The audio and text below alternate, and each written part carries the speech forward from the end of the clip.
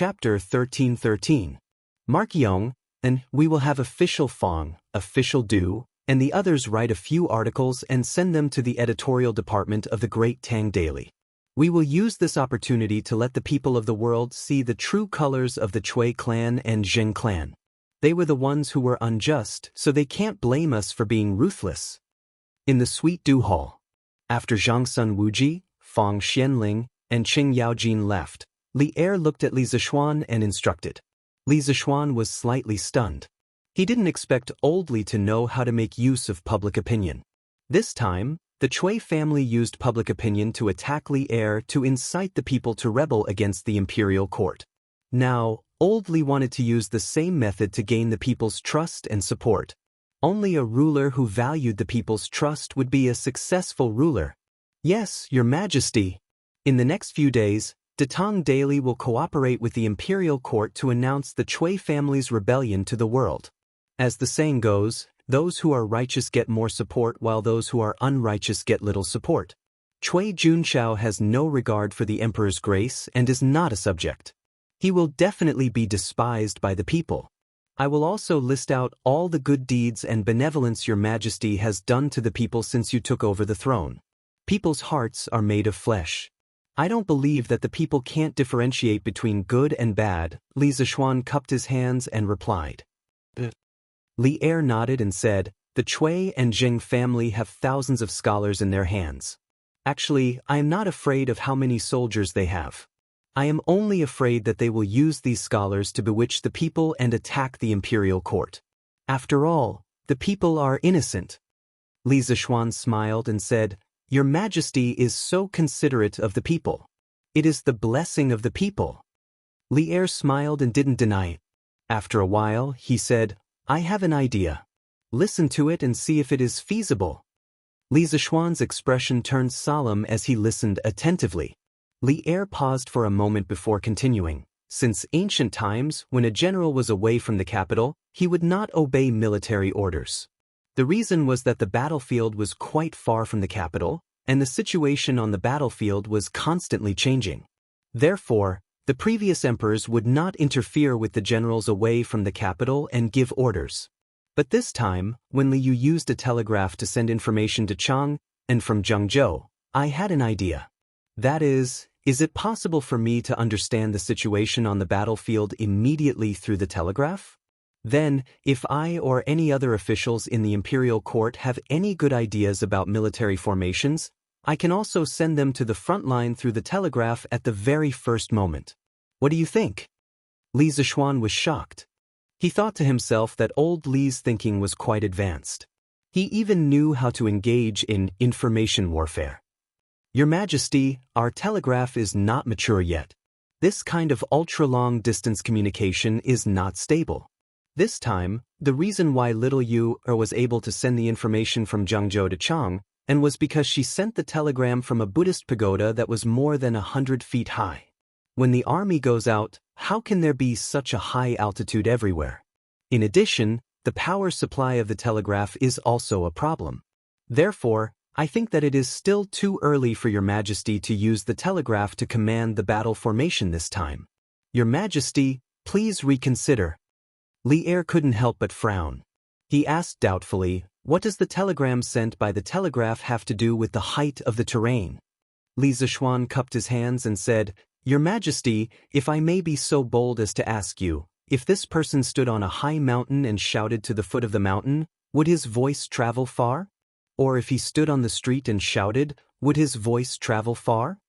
Li Er thought for a moment and replied, Of course, if he stood on a mountain and shouted, his voice would travel far.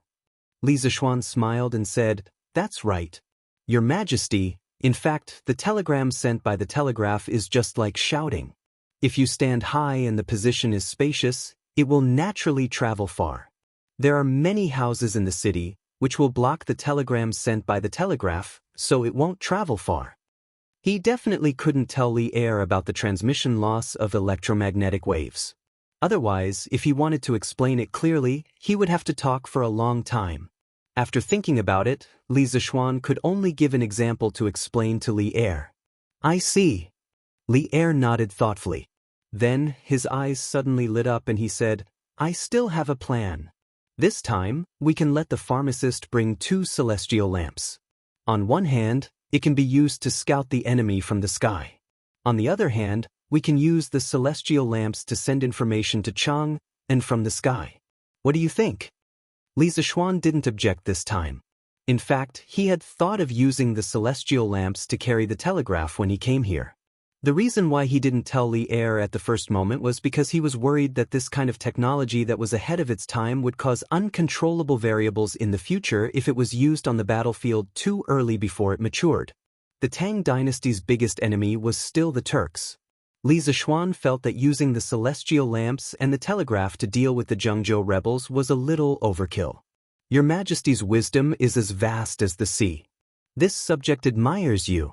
This subject feels that this method is feasible as long as you pay attention to the power supply of the telegraph." Li Zishuan cupped his hands and said.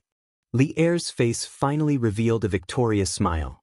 At this time, he looked at Li Zishuan meaningfully and asked, "You must be wondering why I am so insistent on using the telegraph in this rebellion, right?" Li Zishuan was silent. Seeing this, Li Er continued, 5 families and 7 hopes. Just 3 families working together to deal with me? What a joke. I don't put Cui Junchuo in my eyes. However, using the blood of the Cui family and the Zheng family to sharpen the blades of my army seems to be a good choice. I won't hide it from you, I long for war. In the 9th year of Wuda, the Turks attacked the city and I was forced to sign the treaty. This is the greatest shame of my life. At the latest next year, I will send troops to the Turks and fight it out with Xieli. I can't wait to go to the battlefield and kill them with my own hands. However, as the emperor of the Tang dynasty, how can I casually go to the battlefield? And the telegraph that you, Mark Yong, and built just happens to solve this worry of mine. Although I can't go to the battlefield, I can control the situation through the telegraph. And now, the Cui family's rebellion can be used to train my troops. Your telegraph must be used this time. Even if there are problems along the way, I don't care."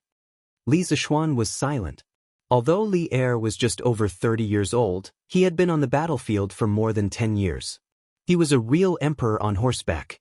Such a strong Li Er was attacked by the Turks back then. How could he not be angry?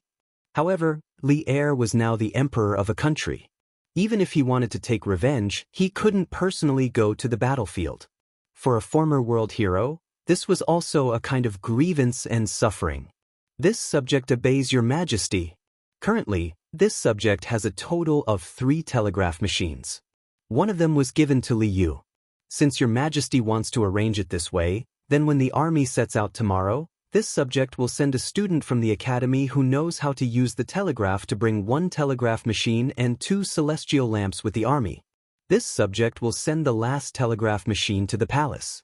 At that time, your majesty can let His Highness, Prince of Wei, teach the people in the palace how to use the telegraph machine. Since Li Er had put it this way, Li Zishuan naturally had no reason to refuse. After thinking for a moment, he cupped his hands and said. Li Er was finally satisfied and said, "So kind. After this rebellion is quelled, I will remember your merit." This subject does not ask for a reward. If there is merit, it should be the contribution of the student from the academy who went to Zhengzhou. In the afternoon, Chang and city suddenly became busy. In the Ministry of War and the Ministry of Revenue, officials went in and out, all of them in a hurry. They were all busy. In the city, teams of soldiers were constantly escorting carts of grain and fodder out of the city. Since ancient times, grain and fodder had always been the first to move. This time, the imperial court's army of more than 60,000 was going to Hunan province. The amount of grain and fodder they needed was not a small amount. However, they would not bring all the grain and fodder at once. They only needed to bring about 10 days' worth of rations. When they arrived at Hunan province, they could either exchange the grain from the local government or transfer it directly from Luoyang. In Chang'an City, the old people who had experienced the great chaos in the early years were all worried when they saw this scene. Where did this war break out? There is going to be a war. The imperial court is going to war. I just don't know where it will be this time. Did the Turks start to harass the border of the Tang Empire again? At present, the imperial court had not officially issued a notice, so even if the people felt that something was wrong, they could only make wild guesses in private. However, those in the officialdom basically knew the cause and effect. The Chui family had rebelled and the world was going to change. Wenhao, Iron Egg, I won't force you. In fact, I don't want you to take risks. So, whether you go or not, it's all up to you. On the way back to Cloud Mountain, Li Zishuan had been considering the candidates from the academy who would go south with the army. First of all, he definitely could not go. It was not that he was afraid of death and did not dare to go on the battlefield. With his current martial arts cultivation, as long as he was not alone on the battlefield and was not surrounded by thousands of people, he would not die. The main reason why he could not go was that the construction of the dam at Ba River had reached the most critical stage.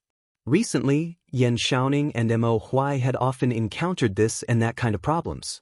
He had to find a way to solve the problems. If he really could not leave, then the dam would really be ruined. He had spent too much money and effort on this dam. He really could not bear to give it up halfway. Moreover, in his eyes, although the Chui family and the Zheng family had a strong foundation and a lot of people, they were still vulnerable in the face of the Tang army.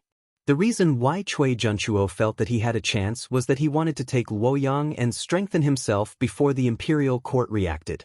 However, the telegram sent by Li Yu had completely destroyed the Chui family's painstaking plan.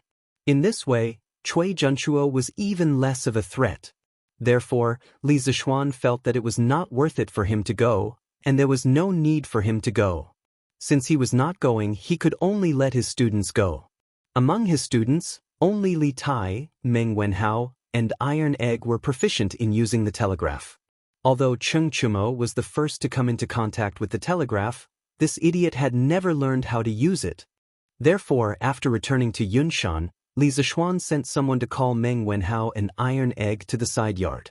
He briefly told them about the imperial court's intention to send an army to Zhengzhou to quell the rebellion, and then began to ask for their opinions. Sir, I'm willing to go. I'm willing to follow the army to Zhengzhou. Meng Wenhao said without hesitation as soon as Li Zishuan finished speaking. Speaking of which, he was still worried about how to help Li Zishuan resolve the crisis.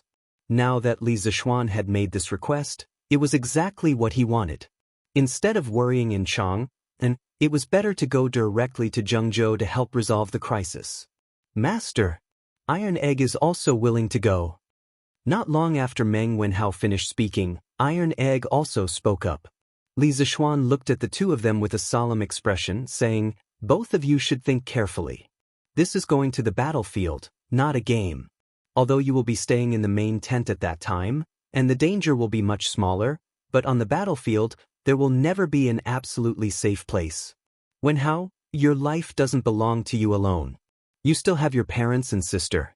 If anything happens to you on the battlefield, what will you do to them? And Iron Egg, you are the only son of the Han family. If your father knew that you are going to the battlefield, what would he think?" To be honest, Li Zishuan was quite conflicted. Strictly speaking, following the army to the south was a good opportunity for the students of the academy to gain experience. There was little danger, and if they won the battle, they might even be able to gain military merits, which would benefit them for life. But he was also worried that something would happen to his students in Zhengzhou. After listening to Li Zishuan's earnest words, Meng Wenhao and Iron Egg both lowered their heads. But after a while, Meng Wenhao raised his head and said, "Yamacho, I have made up my mind.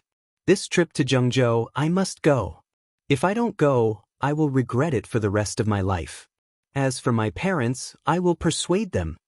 Iron Egg also raised his head and said with red eyes, "Master, Iron Egg also wants to go. My father went to the north to kill the Turks. Iron Egg also wants to become a hero like my father." Iron Egg. Suddenly, a complicated female voice came from the door. It was Han Yushi. Li Zishuan hurriedly got up and greeted her with a guilty conscience.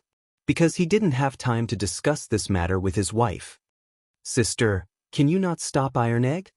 Iron Egg stood up and looked at Han Yushi, his eyes full of persistence. Han Yushi stared at Iron Egg in front of her in a daze, looking at her brother who she had personally raised.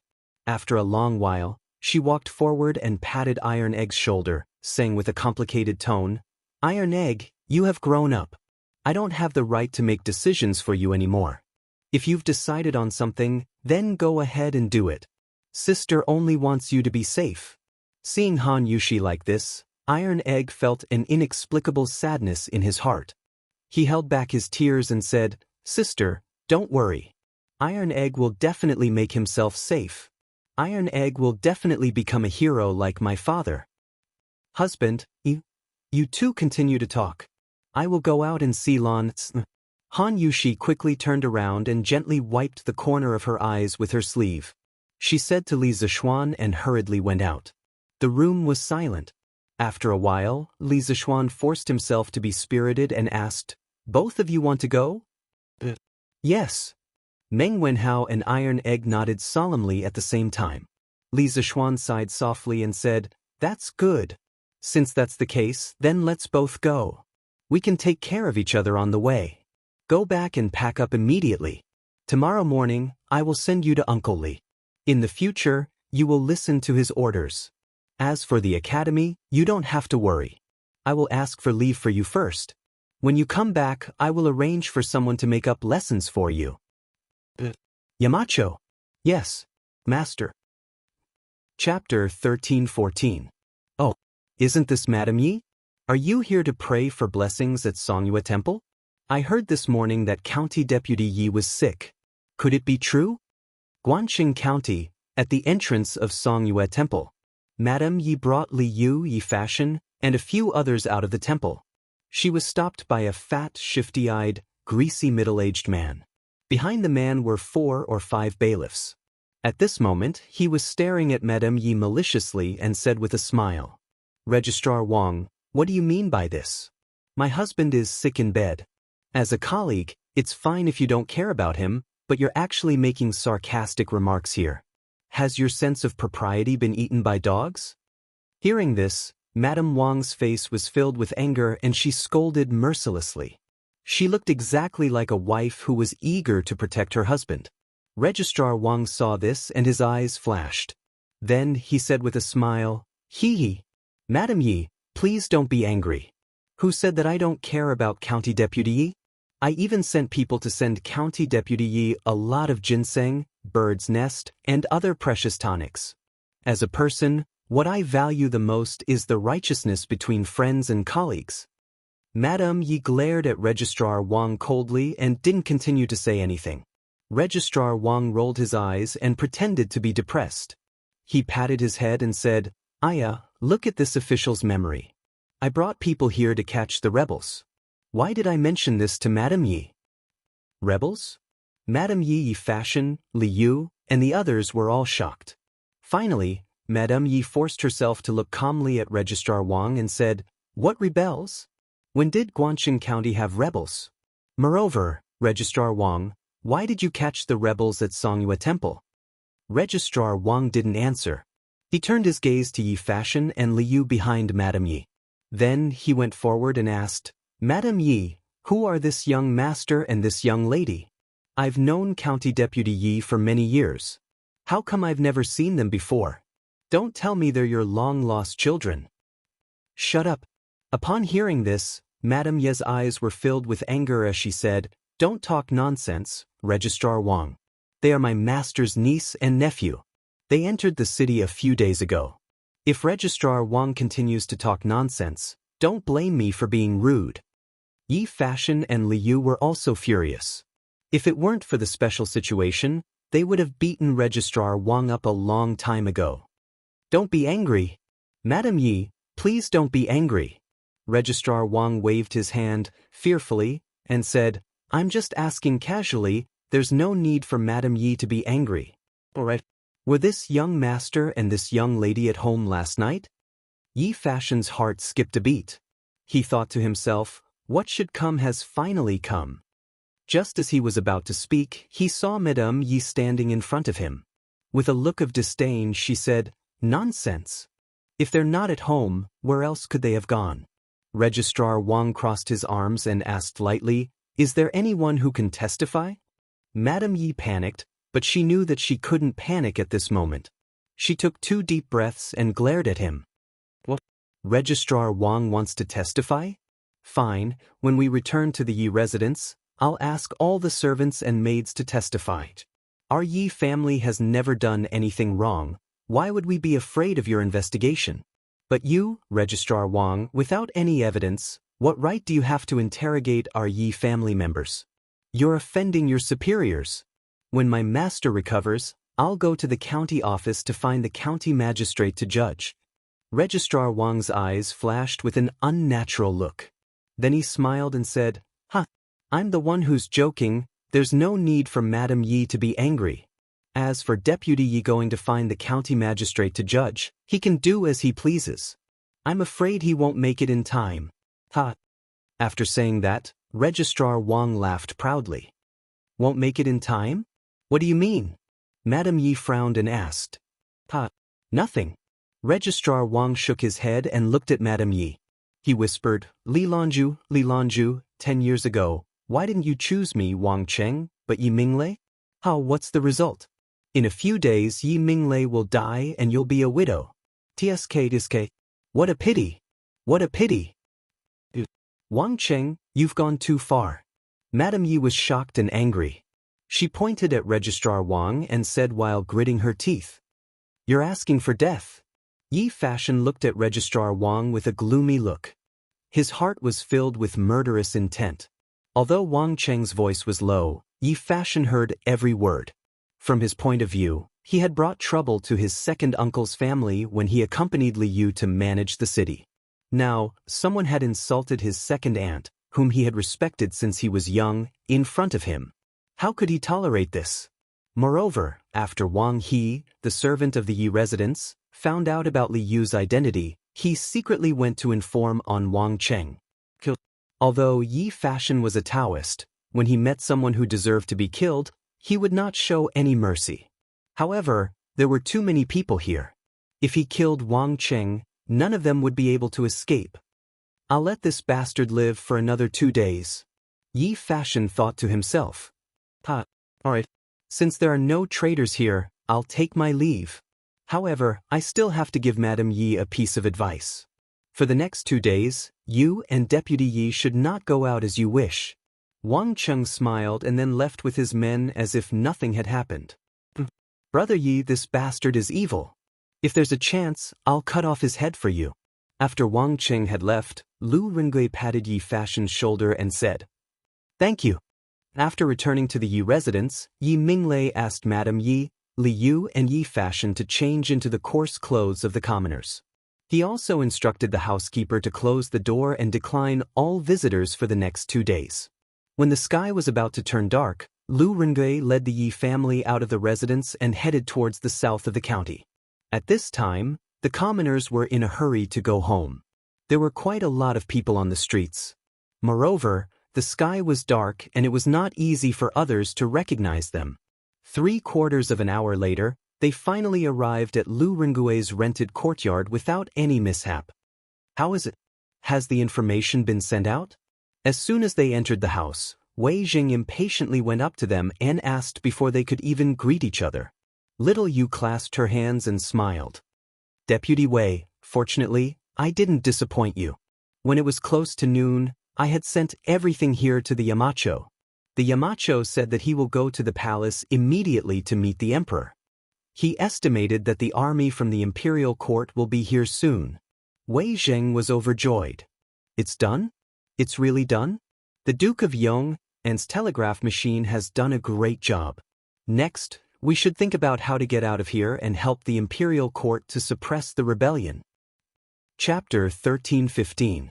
The officials of Chang were busy, and the people panicked at the news of the war. The soldiers of the 3 armies were mobilized to reinforce Luoyang. The war decree, signed by Li Er, the ruler of the Great Tang Empire, had instantly placed Chang in a state of war. Mobilizing 60 to 70,000 soldiers to quell the rebellion in Zhengzhou was no small matter. The mobilization of soldiers, the allocation of weapons, and the allocation of rations were all coordinated by the officials of the various departments of the imperial court. Moreover, the military situation was urgent. The army was about to set out tomorrow, so the officials were even busier. The officials of the 6 ministries of the imperial court all wished they had 8 legs. Those officials who had applied for leave at home were all called back. Unless they were so sick that they couldn't get out of bed, even if the sky fell down, they had to return to their yamen. The last time the 6 ministries of the imperial court were as busy as they were today was back in the 9th year of Wuda, when the Turkic army had besieged the city. This emergency war was an enormous test for all the departments of the Great Tang Imperial Court, and it was also a good opportunity to test the efficiency of the officials of the 6 ministries. Within Ganlu Palace, Li Er was not idle for even a moment. For the entire afternoon, there were constantly courtiers coming in and out of this place, reporting to him on the progress of the various preparations for the army's expedition. At this time, a special person who rarely appeared in the Sweet Nectar Hall. Your Majesty, all the officials in Chang and who are related to the Chui family of Qinghe, the Chui family of Bowling, and the Zheng family of Xingyang have been monitored by the cavalry. Once they act rashly, they will be arrested immediately. This person was Li Junxian, the man who was in charge of 100 cavalry for Li Er. Junxian, you've done well. In addition, you must have people on guard against these officials sending pigeons to Zhengzhou. Li Er's eyes flashed with cold light as he sternly said, the Chui clan of Qinghe, the Zheng clan of Xingyang, and the Zheng clan of Bowling were all 1,000-year-old clans. Many of the officials of the Great Tang Imperial Court had once been scholars from these 3 clans. After all, although the Imperial Court had opened the imperial examinations, scholars relying on the great clans was still the norm. In this situation, Li Er had no choice but to guard against the officials related to the Chui clan and the Zheng clans secretly leaking information. At this time, Li Er had to be grateful to his old man, Li Yuan. Back then, after Li Yuan established the Tang dynasty and pacified the world, he had already begun to intentionally exclude the officials from aristocratic families from the center of power. Although there were still a large number of officials in the court who came from aristocratic families, there were very few who held important positions. At present, the rising nobles of Great Tang were gradually gaining the strength to contend against the established noble clans. This subject obeys the decree. Li Junxian clasped his fist and left. Cloud Mountain Villa. Wife, are you blaming your husband for letting Iron Egg go to Zhengzhou? After finishing all the work in the afternoon, Li Zishuan saw Han Yushi sitting alone in the courtyard in a daze. He walked quietly behind her, bent down, and held Han Yushi's slender waist as he whispered in her ear. Husband. Suddenly being hugged by someone, Han Yushi was startled. When she turned her head and saw that it was Li Zishuan, she leaned her head on Li Zishuan's shoulder and whispered, Husband, this concubine doesn't blame you. This concubine knows that you are doing this for the good of Iron Egg. If he can earn a military merit this time, he will be able to enjoy glory and splendor for the rest of his life. However, this concubine only has this one younger brother. For him to suddenly go to such a faraway place by himself, this concubine is very worried. Seeing his wife frown, Li Zishuan stroked her cheeks with some heartache. Then he said, Wife, there is no need to worry. This trip to Zhengzhou is not for him to charge at the front lines. He should only be managing the intelligence in the central tent. Besides, Iron Egg now also has martial arts. Even if he encounters an accident, he will be able to protect himself. Don't you think so? Han Yushi turned around and pressed her forehead against Li Zishuan's forehead. Her clear eyes looked into Li Zishuan's eyes. After a while, she whispered, This concubine will listen to you, husband. You are our Han family's benefactor and also our Han family's lucky star. If you say that Iron Egg will be fine, then he will definitely be fine. Li Zishuan couldn't help but laugh. I didn't know that your husband had this ability. After making a joke, Li Zishuan's face became serious. He said, All right, wife, don't be unhappy. This husband has to go and see grandfather and grandmother, especially grandmother. After she heard that Fa Shan was trapped in the city, she couldn't even eat lunch. I have to go and see him. Han Yushi nodded and said, "All right. This concubine will go with you, husband." All right. The sky was getting dark, but the city of Chang and did not become quiet because of the curfew. The 6 government offices near the imperial city were still brightly lit. There were still troops and grain carts passing by on the streets. All these signs indicated that a war was about to break out. Correspondingly, the city of Guangqing was not peaceful tonight because the state government's army was catching the thieves. The cause of the incident started when Registrar Wang returned to the county office in the afternoon. County Magistrate Old Master Chui will start a rebellion the day after tomorrow. Before that, we have to get rid of the spies in the county office. Otherwise, if we ruin Old Master Chui's plan, I'm afraid we will lose our lives. Registrar Wang came to the back office and found Chui Yong, the county magistrate of Guangqing County, who was drinking tea and listening to music. He was a distant relative of the Chui family. Hearing this, Chui Yong narrowed his eyes and said, What does Registrar Wang mean? There is a spy in the county office? Who is it? Registrar Wang looked around. Chui Yong waved his hand impatiently and said, all right. You can all leave now." The maids and servants around, as well as the girl who was playing the song, all left as instructed. Registrar Wang then said carefully, "County Magistrate, Deputy Yi is the spy hiding in our county office." Chui Yong was shocked. He stared and swallowed his saliva, saying, "Registrar Wang, you can't say this casually. Do you have any evidence?" "County Magistrate, of course I don't have any evidence. Yi Minglei will be very careful when doing this kind of thing. How can he leave any evidence? But County Magistrate, think about it carefully. Yi Minglei has an inexplicable relationship with the Yi family in Nanyang. And I heard from a friend in Chang, and last month that old Master Yi went to Chang, and last year to recognize his relatives, and he recognized Ma Qiong. Do you think Yi Minglei will help old Master Chui or His Majesty in the future? And several times before, when old Master Chui asked us to recruit people into the army, Deputy Yi has always been a yes man and refused again and again. Do you think he has an ulterior motive? County Magistrate, forgive me for being blunt. At this critical moment, we would rather kill 1,000 by mistake than miss one. Otherwise, you and I will be doomed eternally. Finally, County Magistrate Chui was persuaded by Registrar Wang. He immediately asked the constable of the county office to go to the Yi family and invite Yi Minglei to the county office for a talk. The Yi family was now closed to visitors, so the constable of the county office couldn't enter.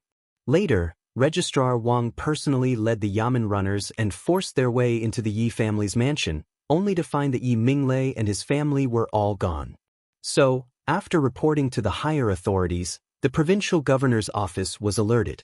The soldiers of the provincial government and the Yamen runners began to search the whole city for Yi Minglei. Chapter 13:16. Brother Dainyu? Are you at home? In front of a house in the south of Guangqing County. Yes. Su Fangjing, why are you here? The door of the house opened and Lu Rengui walked out. Since he sneaked into Guangqing County last month, he even changed his name. Now he was called Ren Dainyu. Alas! Aren't the officers and soldiers of the county government looking for Deputy Yi everywhere? They even said that he is a traitor. But Deputy Yi is so nice to the people.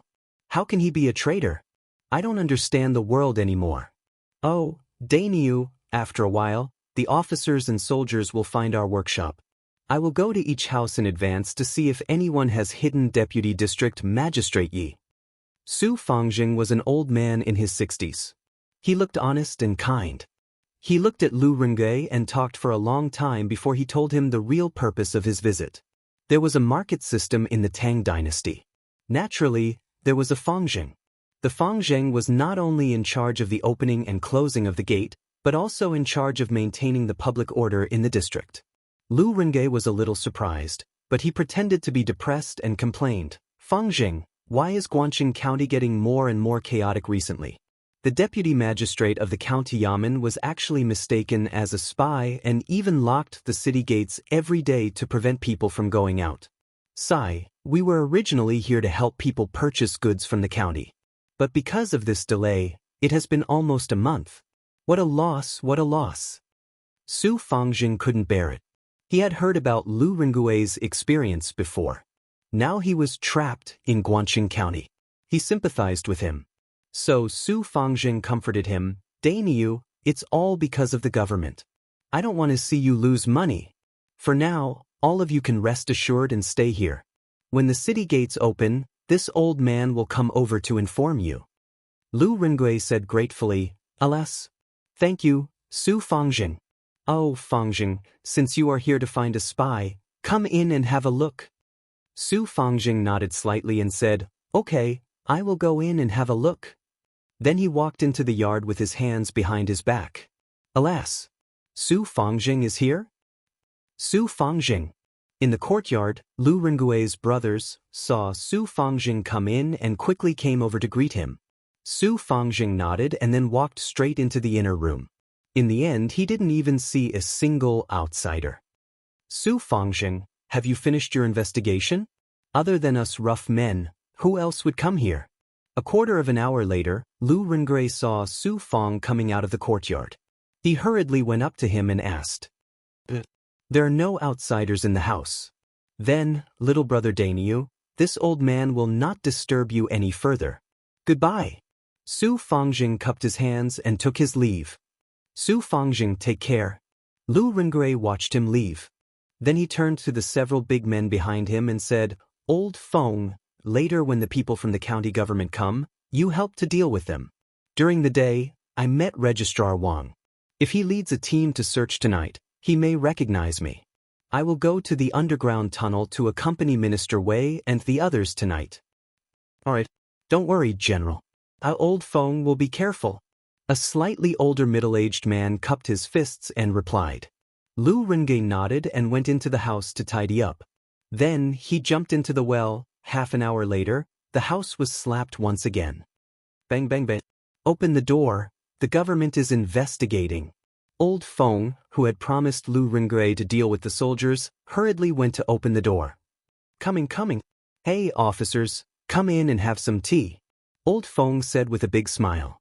Because he saw that among this group of people, there were all constables from the county government. No one was wearing an official's uniform, which meant that Registrar Wang didn't come in person. Since the King of Hell didn't come, these little devils could be dealt with some benefits. "I heard from Su Fangjing that you are not locals. Tell me, where are you from? Are there any other unidentified people staying here today?" The head of the constables said arrogantly. Speaking of which, as low-level officials, if they didn't think of ways to plunder the wealth of the people, how would they live their lives? Old Feng was very perceptive. He stuffed a few notes of Tang Yuan and said, "Officer, we came to Guanxing County to buy goods for a boss in Shuzhou. We didn't expect that Guanxing County didn't allow people to go out of the city. So, we temporarily live here. This house has always belonged to us, and there has never been an outsider coming here." The constable nodded with satisfaction and said, "Well, whether there are outsiders or not, we will know after checking. Go in and search. Be gentle, don't break other people's things. As the saying goes, if you eat someone's food, you have to be soft-hearted." The constable was also a smart person. 5 constables entered the house, and the constable was invited to the front hall to drink tea. Half an hour later, a group of people went out and left. Naturally, they didn't find Yi Minglei inside. It was a close call but not dangerous. Qinghen, Lantian County, Yunshan No. 1 courtyard. It was late at night, but the light in the study was still on. Lu Rengui. I wonder if this Lu Rengui is the same Lu Rengui from history. Li Zixuan leaned on the chair and looked at the information sent by Li Yu in the morning. He was in a daze. During the day, he focused on the Cui family's rebellion and didn't pay attention to the other key person in this matter, Lu Rengui. If he remembered correctly, Lu Rengui was an extremely famous general in Tang Dynasty. In the 3rd year of Gaozong Longshua's reign, when Neon became stronger and stronger. At that time, Emperor Tenzi of Japan wanted to occupy the Korean peninsula and then the mainland. Therefore, he supported Beech to fight against Silla. He sent nearly 50,000 soldiers and thousands of warships to fight against Tang Dynasty. At that time, Lu Ringui of the Tang dynasty only brought 7,000 soldiers and encountered the main force of Wannian at Baijiang. After a big battle, the Wannian army was almost completely wiped out. In the Battle of Baijiangku, the Tang dynasty navy fully utilized their advantage and defeated the Wannian navy, which had several times more soldiers and warships. It could be said to be a classic naval battle where the few won against the many. This battle was also the first battle between China and Japan as national entities. It was also one of the earliest known international battles in Northeast Asia. The final result of the victory of the Tang dynasty and the Xinhua Alliance army basically established the political, economic, and cultural structure of Northeast Asia for more than 1,000 years. At the same time, this battle taught Wannian how to behave and made them realize the huge gap between them and Tang dynasty. Thus, until Toyotomi Hideyoshi invaded Korea in 1592, Japan didn't dare to fight against China for nearly 1,000 years. Feiji, tomorrow you will go with the army to Zhengzhou. After you go, follow Iron Egg or be Uncle Li's personal guard. If you meet someone called Lu Ringui and he's in danger, do your best to help him. After destroying the rebels, bring Lu Ringui back to Cheng. This marquis wants to see him. Li Zishuan came to the door and instructed Pang Feiji, who was outside. He was a nationalistic youth, and Lu Ringui, to a modern person like him, was an out-and-out national hero. Not only did he raise the prestige of the country, but he also ensured that China wouldn't be invaded by Wannian for nearly 1,000 years. He really wanted to see such a person with his own eyes. Marquis, but if I go to Zhengzhou, who will protect you? Pang Feiji said reluctantly. Li Zishuan glared at him and said grumpily, I'm the one protecting you? Or you protect me? Do I need you to protect me? If I tell you to go, then go. This matter is very important to me. Go and peck. After saying that, he went straight to his room to sleep. Yes, Marquis. Pang Feiji scratched his head and could only go back to pack his luggage, pitifully. Chapter 13:17. The next day, the morning court was adjourned. Li Er led the officials out of the imperial city. They passed through the Vermilion Bird Avenue and headed straight for the south gate of Cheng. The citizens who had noticed the chaos in Cheng and yesterday saw Li Er leading the officials out of the city. They were even more certain that the imperial court was preparing for war. The Tang dynasty, which had unified the world and enjoyed peace for many years, finally welcomed another war. However, most of the citizens did not know where the war was going to take place this time. However, they would know everything in an hour. That was because the latest issue of De Tang Daily would be released in an hour. Outside Cheng, in the southern suburbs. At this time, the soldiers of the three armies had already gathered. More than 60,000 soldiers stood neatly on the drill ground with their heads held high and their chests puffed out. They formed a line horizontally, a line vertically, and a line diagonally. Speaking of which, such a neat formation was all thanks to Li Zishuan. Last year, when Yanhuang College held its opening military drill, Li Er led the officials and envoys from various countries to watch it. The neat formation and running movements of the students shocked Li Er, the officials, and the envoys from various countries. After that, Li Er announced that he would patrol the barracks. Hence, the daily training of the various barracks in the capital was more or less influenced by the military drill of Yanhuang College. Therefore, it was not surprising that these 60,000 soldiers were in such a neat formation. Li Er led the officials out of Cheng and Mingde Gate and went straight to the drill ground. The officials stood on the left side of the drill ground while Li Er went up to the stage to call out the generals. In addition, Li Zishuan had also arrived. He had arrived earlier than the others. He had handed Meng Wenhao, Iron Egg, Pang Feiji, a telegraph machine, and 2 fairy lamps to Li Jing and waited there. Now that Li Er had arrived, he slipped into the crowd of the officials. Greetings, Your Majesty. After Li Er ascended the stage, the civil and military officials, as well as the 60,000 soldiers below the stage, bowed and saluted him. Their voices were like a great bell, and their auras were majestic. Rise. Looking at the mighty and majestic army in front of him, Li Er could not help but feel agitated. The battlefield was the place he, Li Shimin, yearned for. After a moment of silence, Li Erhong said, "Ever since I ascended the throne, I have worked hard every day and night. I have only one goal, and that is to let the people of the Tang Empire live and work in peace and contentment. After more than a year of hard work, I have almost achieved it. Especially last winter, no one in Chang and froze to death. I believe all of you know this. However, there are some people who have evil intentions and want to overturn my country. Let the people, let your family, elders, and fellow villagers live a bitter life again, and let the world become chaotic again. I ask you, do you agree or not?" "No, I don't agree." As soon as Li Er's words fell, the 60,000 soldiers on the drill ground all roared at the top of their lungs. Their shouts shook the sky, and the clouds above everyone's heads disappeared at this moment. It was as if they were scattered by this earth-shattering roar. After a few breaths, Li Er pressed his hand down, and the soldiers of the three armies immediately became quiet. Then he said, "Good. Today, Cui Junchuo of the Cui family of Qing had disregarded the emperor's grace and cooperated with the Cui family of Bowling, the Zheng family of Xingyang, and the provincial governor of Zhengzhou to rebel against the emperor, destroy our country, and subvert the country. I order you to go to Zhengzhou immediately to suppress the rebellion. Where is Li Jing, the general officer of the army of Hunan province?" Li Jing, dressed in armor, stepped forward and saluted, "I am here." Li Er raised the long sword in his hand and said, "This is my sword, and also the emperor's sword. When you go to Zhengzhou, the 28 states of Hunan province will be under your control. If anyone dares to disobey, you can directly kill him with this sword. I give you the right to kill first and report later. Come forward and receive the sword." After that, all the officials looked sideways. Li Jing's body and mind were shocked. Li Er gave him such a heavy right in front of everyone's eyes, which all showed Li Er's deep trust in him. This made Li Jing, who had been hiding at home in recent years, very moved in his heart.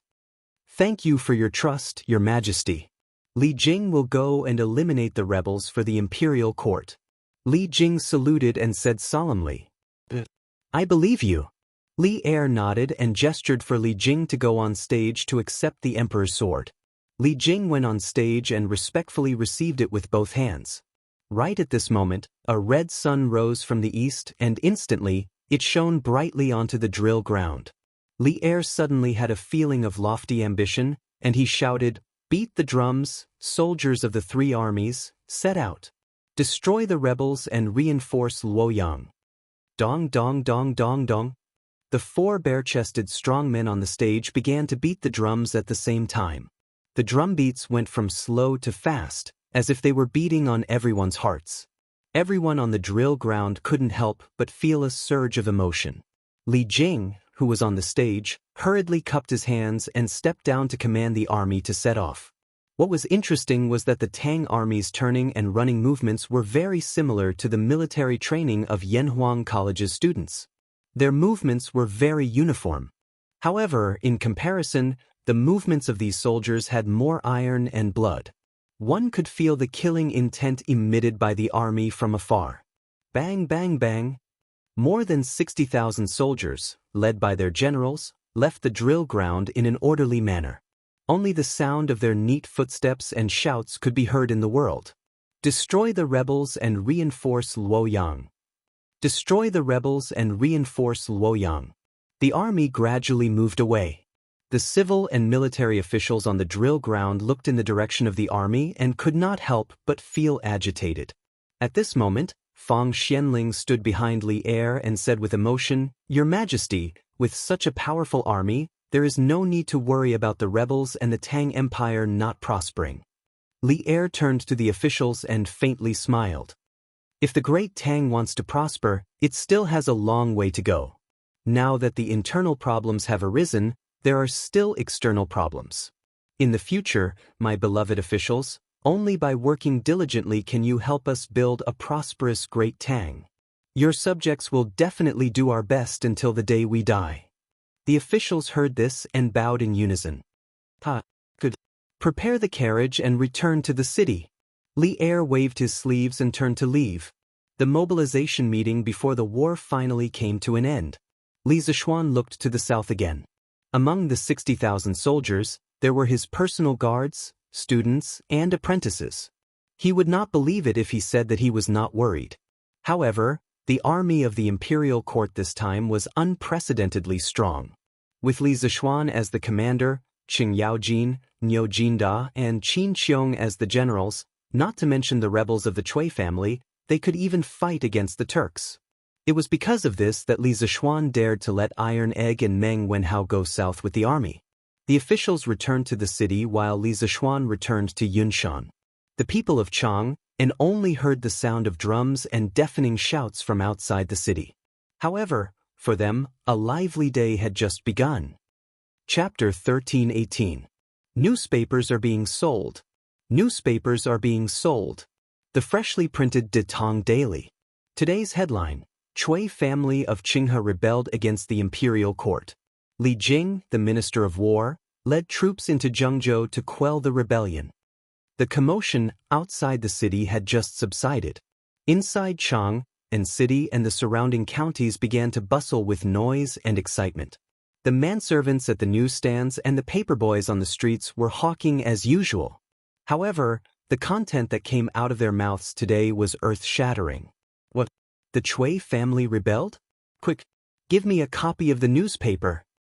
Give me one too. When the people heard this, combined with yesterday's rumors and the commotion outside the city this morning, they instantly believed 90% of it. Everyone rushed to the newsstands or the paperboys, wanting to buy a copy of Detang Daily to find out what was going on.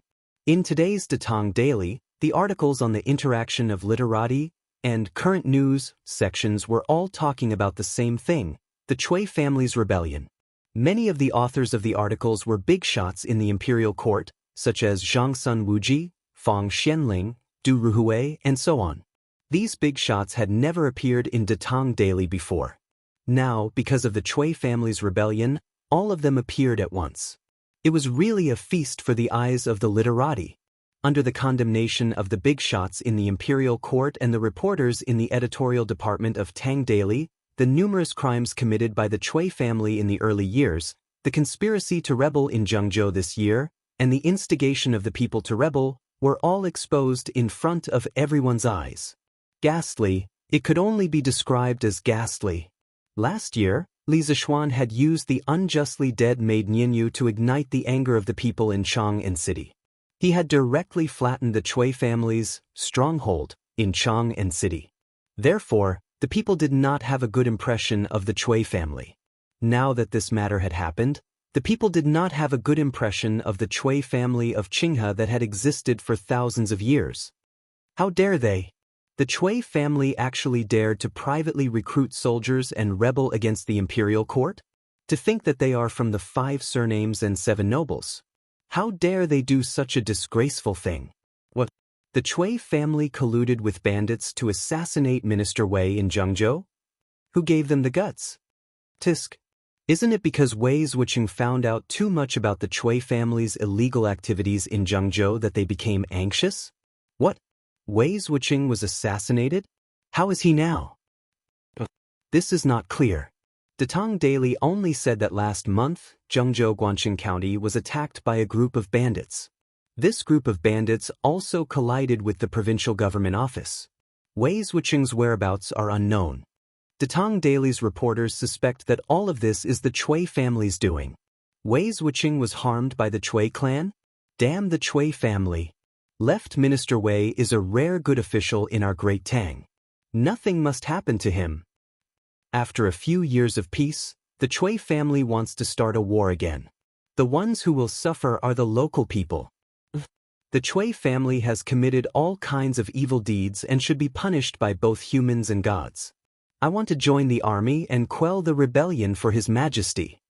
Although the aristocratic families of today had won over many scholars, there was still a considerable number of scholars from humble backgrounds who were biased towards the imperial court.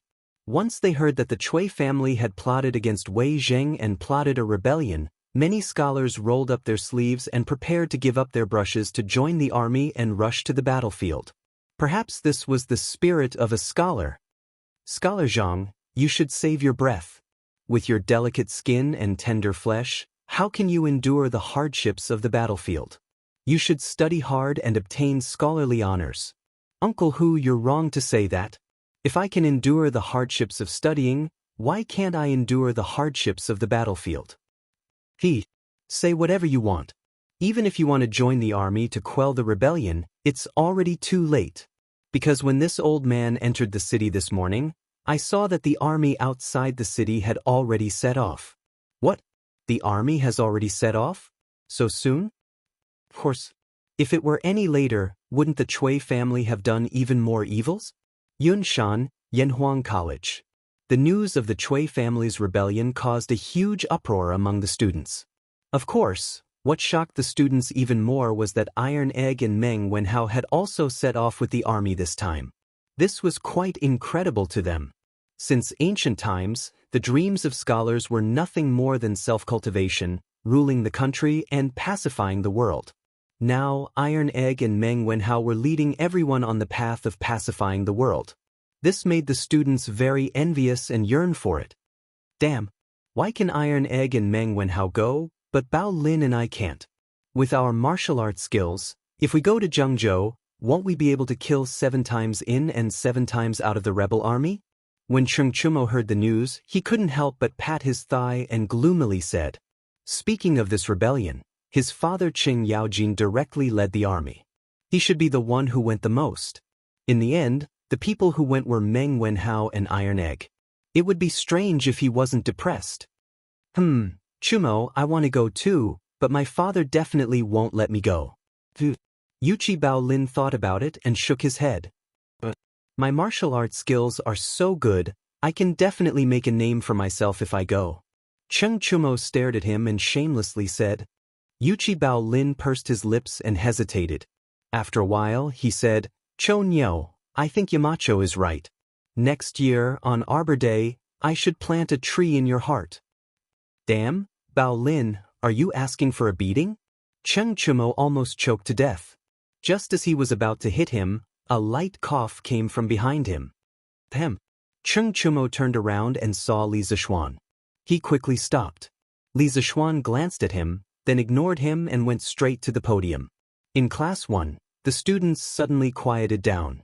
The 2 empty seats were a bit conspicuous at this time. The Cui family is rebelling. Wenhao and Iron Egg are going south with the army. They are both Yanhuang College's heroes. I know that some of you want to be heroes, but before you do, please learn the knowledge that the teachers from the school have taught you. Do you know why I chose them to go to Zhengzhou? It is because they know how to use a telegraph. The transmission of information from Zhengzhou to Chang and requires a telegraph. In the future war, it is not enough to just rely on martial arts. When the time comes, the wisdom of Yanhuang College's students will be used more and more. So, if you want to serve the country, you have to learn well. Do you all understand?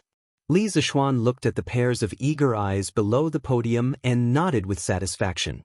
He then spoke to all the students. Understood. After the students heard the reason why Meng Wenhao and Iron Egg joined the army, they felt energized. In the past, they only thought that engineering could allow them to become a small official or a wealthy person. Now, they realized that engineering had a more important role, and that was to protect the country. Chapter 1319. How many soldiers do we have now? Do we have enough provisions? Zhengzhou, Guangxing County, Cui Family Courtyard. Cui Junchuo looked at Pan Jinyue who came to report, and asked. Pan Jinyue cupped his hands and replied, "In the past 2 months, we have secretly and openly recruited a total of 200,000 soldiers. All the youths inside and outside the city have been taken away by us. In addition to the 20,000 soldiers and the 30,000 secret guards of the Cui family, we have a total of 250,000 soldiers. As for the provisions, the Cui family of Bowling and the Zheng family of Xingyang are not willing to provide manpower. They are only willing to provide material and financial resources. Therefore, we have enough provisions to feed the 250,000 soldiers for 3 months. Cui family of Bowling? Zheng family of Xingyang? They are all old foxes. Cui Junchuo heard this and snorted with dissatisfaction. He thought for a while and said, "Let's not care about them for now. They are all people who sail according to the wind. After we take down Luoyang, they will bring their soldiers and deliver themselves to us. Great-grandfather is wise. Pan Zhinyue cupped his hands and agreed. The aristocratic families valued benefits. The Cui family of Bowling and the Zheng family of Xingyang were only tied to the same boat because of benefits. They were far from being able to live and die together. Try to recruit more people for tomorrow's pledge ceremony. As long as they are under 40 years old, you can recruit them. Some of them are weak, so let them charge and break through the enemy lines. Luoyang is big and strong, so it needs to be filled with human lives. Remember, the soldiers of the provincial governor's office and the secret guards of the Cui family must not be used as vanguards. Cui Junchuo's eyes flashed coldly and said coldly. Pan Zhinyue felt a chill in his heart. He quickly cupped his hands and said, "Yes. Great-grandfather." Cui Junchuo nodded and said, "However, the Jianghu experts that the Cui family has raised over the years can be transferred to you. Although these people are strong in martial arts, they are simple-minded and far from being generals. However, if they are used for assassination or as the vanguard to attack the enemy's formation or kill the enemy's generals, they should be competent." Pan Zhinyue was excited. Most of his subordinates were mediocre, so he needed those experts. Therefore, he cupped his hands and said, "Great-grandfather, thank you for your trust. Have you found Yi Minglei and Wei Zheng?" After a moment of silence, Cui Junchuo suddenly asked. Wei Zheng had always been a thorn in his heart, but Yi Minglei, who had mysteriously disappeared yesterday, had planted another thorn in his heart, making him unable to eat or sleep in peace. Pan Zhinyue cupped his hands in embarrassment and replying to Grand Duke, "This student has sent people to search the entire Guangqing County, but we couldn't find Wei Zheng and Yi Minglei." Lost in thought for a long time, Cui Junchuo sighed helplessly and said, "It's fine if we can't find them. They should be hiding in some unknown corner, struggling at death's door. Anyway, it won't affect the overall situation. Let's prepare for tomorrow's morale-raising ceremony." His words sounded like he was comforting others, but only Cui Junchuo knew that he was comforting himself. "Yes. How is it? Are you not used to it?" On the official road from Chang and to Zhengzhou, tens of thousands of soldiers stretched for several li and were advancing rapidly. The soldiers ran for a while and walked for a while without resting in between. This was the rapid march of the ancient times. Because of Li Zishuan, Meng Wenhao and Iron Egg received some preferential treatment. They didn't have to walk, but rode horses instead. Iron Egg was as agile as a monkey, so riding a horse was not a problem for him. However, Meng Wenhao had never ridden a horse before, so he had to ride with Pang Feiji. At this time, Iron Egg looked at Meng Wenhao's pale face and asked worriedly. Riding a horse was not like riding a carriage. Riding a horse would only be more bumpy. The army had only advanced for more than 30 li, but Meng Wenhao was already a little dizzy from the bumpy ride. At this moment, when he heard Iron Egg's concern, he forced a smile on his face and said, "I'm fine." "Iron Egg, how many li have we traveled?" "About 20 or 30 li. Wenhao, if you persist for a while, the army will probably stop to rest and cook in a while." Iron Egg looked at the sun that was about to reach the top of their heads and said, Meng Wenhao heard and secretly breathed a sigh of relief. Then he asked curiously, "Iron Egg, why do I feel that you are very familiar with marching and fighting?" Iron Egg smiled and said, "I heard it from my father. He often told me about his battles in the north a few years ago." "Oh, I see. The Grand General has ordered the 3 armies to rest and reorganize. All the cooks in the barracks will cook. After 2 hours, the army will set off and continue to march. The Grand General has ordered the 3 armies to rest and reorganize. All the cooks in the barracks will cook. After 2 hours, the army will set off and continue to march." Coincidentally, as the two were talking, a messenger came from the front of the army, riding a horse and shouting at the same time. Xinguan's 2nd year, the 30th of March. Hunan Province, Zhengzhou, Guangqing County. Early in the morning, the soldiers of the government office knocked on every door and asked all the people to gather at the drill ground in the east. No matter men or women, old or young, everyone must go. Adjunct Lu, are we really all going? In the south of the city, in the house rented by Lu Rengui and the others, a big man asked Lu Rengui. Just now, Su Fangjing came to tell them that the soldiers were coming to urge them to go to the drill ground. Lu Rengui frowned and hesitated for a moment. Then he gritted his teeth and said, "Go. If we don't go, this place will probably be surrounded by the state capital's troops when the time comes. But Deputy Wei and Deputy Yi can't go. I will talk to them later and ask them to hide in the tunnel." "Oh, old Feng, I heard that you know how to disguise yourself. Can you help me? Registrar Wang of the county government has seen me before. We can't let him see through it." Old Feng's real name was Feng Wu. He used to be a lieutenant in the Bianzhou provincial governor's mansion. He was almost the second in command in this army. Hearing this, he was a little embarrassed and said, "Hey, Adjunct Lu, I used to brag about it to others. To put it nicely, it's called a disguise. In fact, it's just putting a few mustaches on the face and making a few wrinkles. It's not a disguise." Lu Rengui choked. After a while, he said helplessly, "Just put on the mustaches. It's fine as long as Registrar Wang doesn't recognize me." "Old Feng, hurry up." Feng Wu was suddenly energized. He said excitedly, "Okay. Adjunct Lu, just wait and see." A quarter of an hour later, Lu Rengui returned with a basin of water. Looking at the ferocious-looking man with an unshaven beard and a hideous scar on his face reflected in the water, Lu Rengui suddenly had the urge to chop him up with a knife. He used to be a handsome Confucian general, okay? How could he meet people like this? "Adjunct Lu? Adjunct Lu? How's my skill? Look, this scar looks like a real one. I'm sure your mother won't recognize you." Old Feng didn't have good eyesight. He was still complacent. "Get out." Lu Rengui was furious. He suddenly raised his head and roared. Old Feng was so scared that he immediately ran away. This Registrar Wang is really a hindrance. If it wasn't for him, would it be so troublesome? I have to find a chance to get rid of him. Lu Rengui pinched his big beard and muttered softly. East of the city, on a drill ground. Tens of thousands of people came to the drill ground. These people not only included the people in the city, but also many people from the villages outside the city. In the past month, people were only allowed to enter the city, but not allowed to leave the city. Those farmers who didn't know the truth, once they entered the city, they couldn't leave. Today, they were also sent to the drill ground. Stand in line.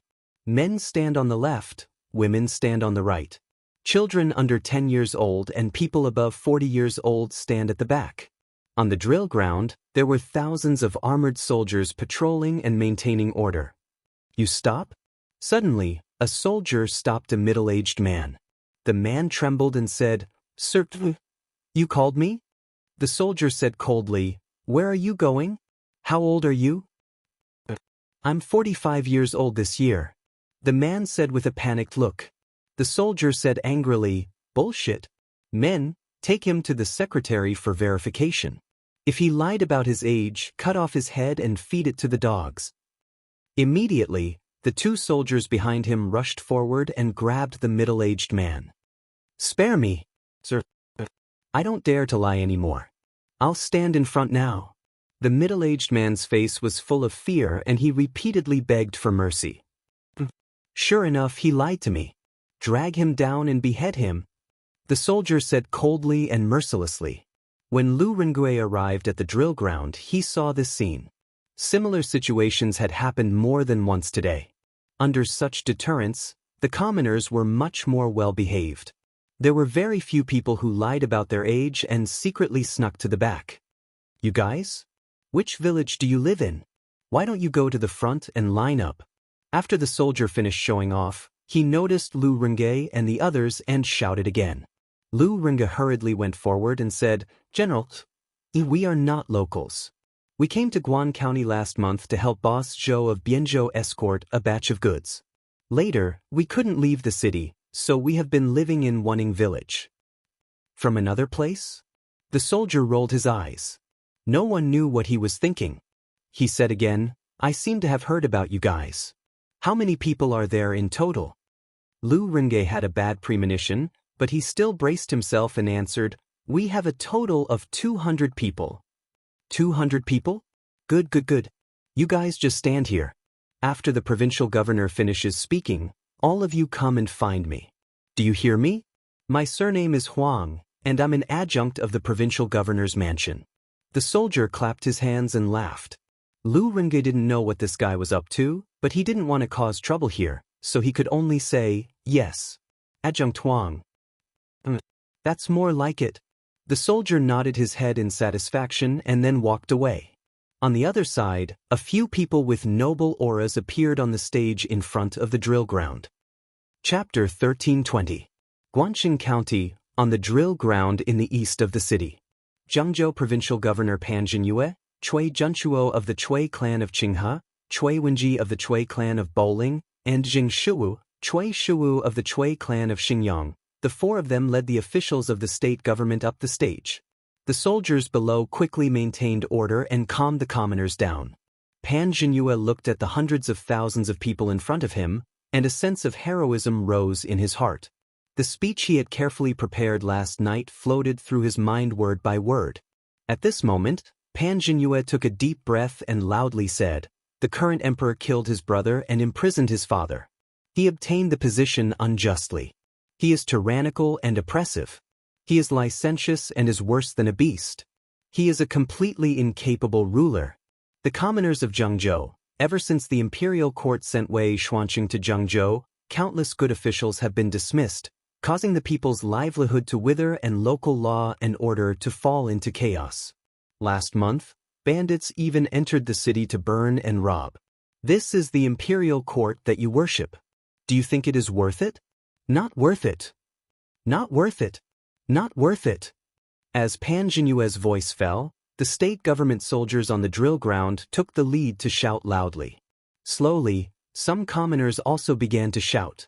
After all, in the past half a month, those reactionary articles in the Zhengzhou Daily had brainwashed many commoners, making them feel that Li Er was an incapable ruler.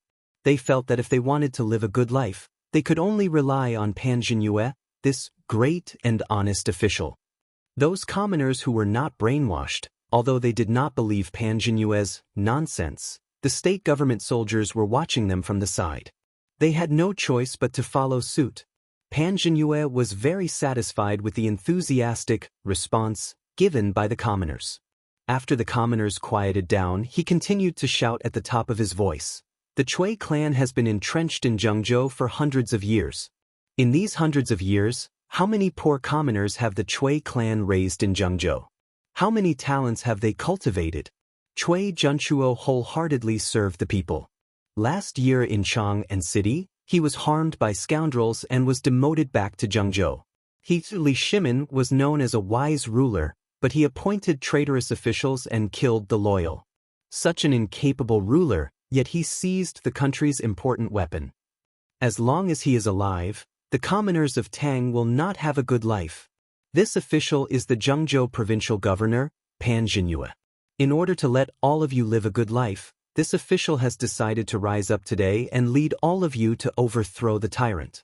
I hereby promise that as long as Li Shimin can be overthrown, all the common people in the world will be given a share of the hereditary Yongye fields, and all the gentry will not have to pay taxes.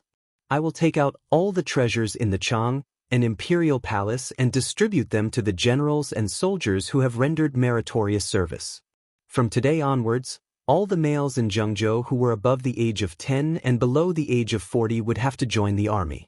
They wouldn't be joining the army for free. Every soldier would receive a monthly salary of 200 copper coins. If they were able to kill the enemy, the reward would be even greater. Other than monetary rewards, they will also be rewarded with official positions. As for the soldiers who have rendered great service, they will be rewarded with official positions according to their discretion. After we overthrow Li Shimin, these people will become the founding ministers of the country. Being conferred the title of Marquis and Prime Minister will not be a problem. Of course, with rewards comes punishment. As for those traitors who fled and secretly colluded with the imperial court, once discovered, they were all killed without mercy. Their family members were also implicated in the crime. Therefore, fellow villagers, if you want to live a good life in the future, then let the men in your family join the army. Together, we will destroy the tyrant and enforce justice on behalf of the heavens. Disgraceful? Pan Jinyue's words could only be described as disgraceful. Lu Rengui frowned as he listened to what Pan Jinyue had said. If there were no guards on the drill ground, he would have rushed up to the stage and killed Pan Jinyue. Destroy the tyrant and enforce justice on behalf of the heavens. Destroy the tyrant and enforce justice on behalf of the heavens. The soldiers on the drill ground were elated. Many common people also followed and shouted crazily. Especially the scholars and gentry who were standing at the front. They shouted the most fiercely because according to what Pan Jinyue had said, if they could overthrow Li Er, then they, the top people in Zhengzhou, would be the biggest beneficiaries. The gentry did not need to pay taxes. The country had just been established, so there would be many vacancies. The scholars and gentry would undoubtedly have the greatest opportunity. After a full quarter of an hour, the drill ground finally quieted down. Pan Jinyue's eyes darkened as he said, "As for the old, weak, women and children, although you cannot participate in the war, the logistics of the army, such as cooking, transporting rations, and tailoring, will be your responsibility in the future." Where is the provincial governor's commandant Cui Quan? A middle-aged soldier stepped out from the crowd and cupped his fists. "This general is here," Pan Jinyue ordered. "These men of suitable age will all be handed over to you. From today onwards, everything will follow the rules of the military camp and manage them. Now, send someone to record their names and addresses and assign them to various camps. Give them half a day to go home and pack up.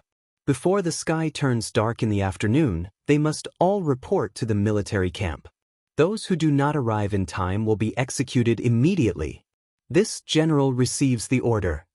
Cui Quan cupped his fists and said loudly, "Buzz." The people below the stage immediately became a little restless. Many of them had their sons conscripted to the state capital to serve as soldiers. The men standing in the front left were usually the pillars of their families. The women all panicked.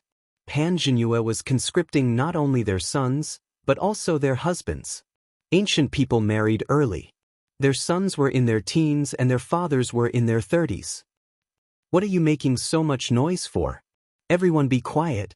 Whoever makes any more noise will be thrown into prison." Cui Quan saw the situation and let out a loud roar. His voice reverberated throughout the drill ground. The thousands of soldiers from the state capital quickly scattered into the crowd of commoners and arrested a few dozen who were the fiercest.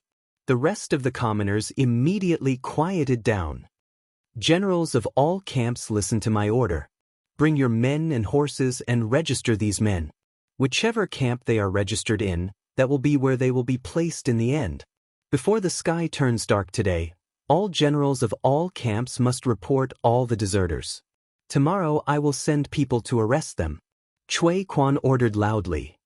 This general receives the order. A few dozen soldiers below the drill ground shouted in unison. *CK. Mother *Ker, the thing that I was most worried about still happened. This is great. I have to serve the rebel army. Lu Rengui felt a little bitter. When he came, he had this worry. After all, according to the information that Yi Fashion received, the Cui family would be holding a pledge ceremony today.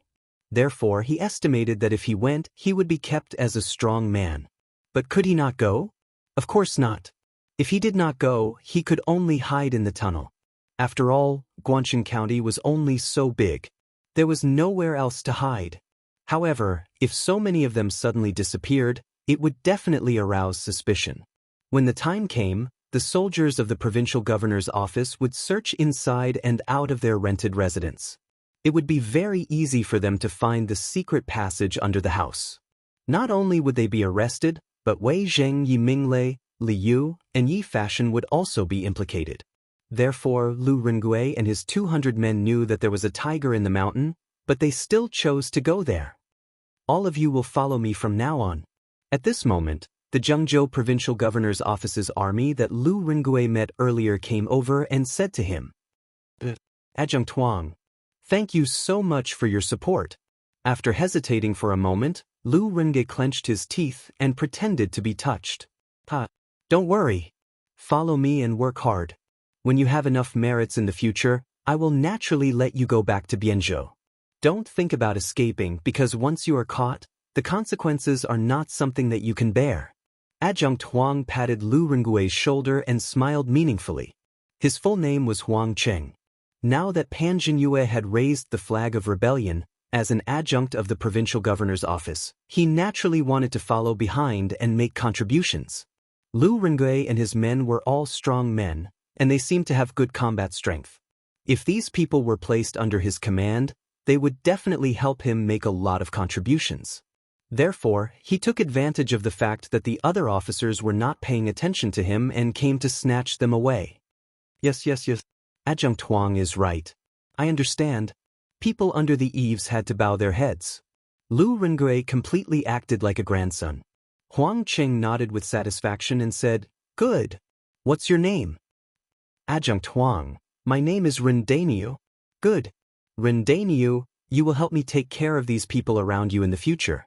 Now, take them to my adjunct officer to register. After registration, go back and pack some luggage and come to the barracks. Don't run away or be late, understand? Huang Cheng said with a serious face. The reason why he chose Lu Rengui to be the small leader of this team was probably because he thought Lu Rengui looked more fierce. When Lu Rengui heard that Huang Cheng did not scatter his men into the barracks, he was immediately happy. As for whether he was the leader or not, he did not care. Yes. Thank you for your guidance, Adjunct Huang. I will kill the enemy well in the future and repay Adjunct Huang. Lu Rengui had turned into a bootlicker at this moment, nodding and bowing with joy. At this time, the joy on his face was somewhat real. Good. Go quickly. Adjunct Lu, this is bad. Are we betraying the country and defecting to the enemy?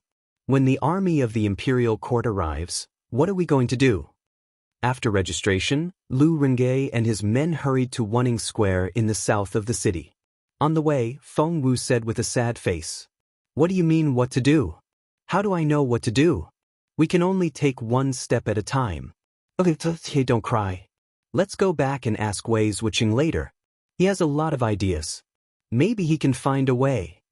Lu Rengui waved his hand impatiently and said gloomily, "Oh, yes. Let's go and ask Wei Zhuqing. Hurry, let's go back." When Feng Wu heard this, his expression immediately changed and he quickened his pace. Squeak! Everyone returned to the rented house. Old Feng took the lead and jumped into the dry well in the courtyard. Wei Zhuqing, this is bad. This is bad. Adjunct Lu and I have joined the enemy. P.S. Recently, the subscriptions and ticket sales have not been very good. It's too bad to look at. I almost don't have the motivation to continue writing. Please support the original version and give the swordsman more motivation to continue writing. The swordsman will definitely update more to repay everyone. Chapter 1321. Speaking of which, Wei Zheng was quite pitiful recently. A while ago, he could still stay in the underground tunnel during the day and return to the surface at night. However, in recent days, the situation in the city had become more and more tense. He had to stay in the underground tunnel 24 hours a day, living a life without seeing the light of day. It was really depressing. What was worse was that Yi Fashion, Li Yu, and Yi Minglei's family also stayed in the underground tunnel yesterday. Wei Zheng suddenly felt that the air down there was more suffocating. At this moment, Wei Zheng felt a little dizzy. This old man was short of oxygen. Suddenly, he heard Feng Wu yelling at the entrance of the underground tunnel, which was the dry well in the yard. Wei Zheng was shocked at first, then he was furious. He walked to the well angrily and said righteously, "How dare you? You are greatly indebted to the country. How can you betray the country and join the enemy?" When he heard that Feng Wu had betrayed the country, the first thing that came to his mind was not to run for his life, but to persuade Feng Wu to change his ways. Lu Rengui, who was still on the surface, couldn't help but cover his face when he heard the terrible conversation. It was really shameful to have such a one-track mind as a subordinate. Helplessly, in order to prevent Feng Wu from making things worse, he had to quickly walk to the well and jump into it. Left Minister Wei, don't misunderstand. Don't listen to Old Feng's nonsense. I will tell you the whole story. Before Feng Wu could continue, Lu Rengui came over and interrupted him. If Old Feng was allowed to continue, wouldn't Wei Jing treat his allies as his enemies? Are you Army Officer Lu? Wei Zheng's face was filled with shock because the person in front of him had a full beard and a hideous scar on his face. It was truly frightening. However, he still recognized Lu Rengui's voice and asked in surprise. Well, yes, I am. I was worried that Registrar Wang would recognize me, so I disguised myself. Only then did Lu Rengui remember that his current face had been processed, so he quickly explained. Xiao Yu walked over and looked at him from head to toe. She couldn't help but laugh. Brother Lu, you don't look like a soldier at all. You look like a bandit. Pa. Old Feng couldn't hold back his laughter and laughed out loud. Lu Rengui turned his head and stared at Old Feng. Old Feng was scared and covered his mouth. Lu Rengui glared at Old Feng and then turned to look at Wei Jing. He told Wei Jing everything that happened in the drill ground and how they were forced to join Huang Cheng's force. Big Brother Lu, wouldn't you all be in danger if your identities are exposed? Yi Fashion, who also lived in the tunnel, asked worriedly after hearing Lu Rengui's explanation. Lu Rengui gave a relaxed smile and said, Brother Yi, don't worry. Although the names we use are fake, the documents we carry are all signed by our provincial governor personally. No one will be able to see any flaws. Ancient travel permits and customs documents were similar to modern travel permits, not tourist visas. In different dynasties, they had different names. In the Han and Tang dynasties, they were called Guisua. In the Yuan dynasty, they were called Wenyin. In the Ming dynasty, they were called Lu. According to the ancient laws, residents who went out for business, travel, or visit relatives needed to check the pass. If they didn't have the pass, they would be arrested and punished. Even travelers who wanted to stay in hotels in other places needed to check the pass. During the Tang dynasty, the application process was very complicated. First of all, the applicant had to find a good guarantor and explain the purpose and time limit of the trip to the county government. After the county government received the application, they had to examine the applicant. Those who had not completed their term of service or had committed a crime were not allowed to apply for a transfer. After the county government checked and approved the application, it would be sent to the prefectural government for approval. After the prefectural government verified the application, the applicant could be granted the pass. Lu Rengui and his men lied that they were helping a boss in Bianzhou transport goods to Guanqing County. Naturally, they had to show their pass. But they were backed by the Bianzhou provincial governor's manor. They had already prepared fake passes and identities before they came. How could the officials in Guanqing County find out? The problem now is, if we work for Pan Jinyue, won't we be helping the evildoer? What's more, Pan Jinyue might lead his troops to attack Luoyang tomorrow. Do we really have to help him attack the city? Lu Rengui looked at Wei Jing worriedly and said, God bless Tang. God bless Tang. To everyone's surprise, Wei Jing suddenly threw his head back and roared with laughter, completely out of character. Wei Zhuqing? Wei Zhuqing? Are you okay? Lu Rengui thought that Wei Jing had lost his mind after hearing the bad news. He quickly shook Wei Jing's arm, trying to wake him up. I'm fine. I'm fine. Wei Jing looked at Lu Rengui with joy and said, Adjunct Lu, now it's time for you to serve the imperial court and Tang. Now that County Deputy Yi is wanted by the entire city, we have one less channel to get information from the county government. But I never thought that you would have such an opportunity. This is a good opportunity, a great opportunity to sneak into the rebel army. Adjunct Lu, you and your men can not only pass on the rebel army's movements to me, but you can also unite the people in the rebel army who don't want to rebel against the imperial court. When the imperial court's army arrives, we can work together from the inside and outside. Even if the rebel army has a lot of people, they can be defeated in an instant. It had to be said that Wei Zheng was indeed a famous official.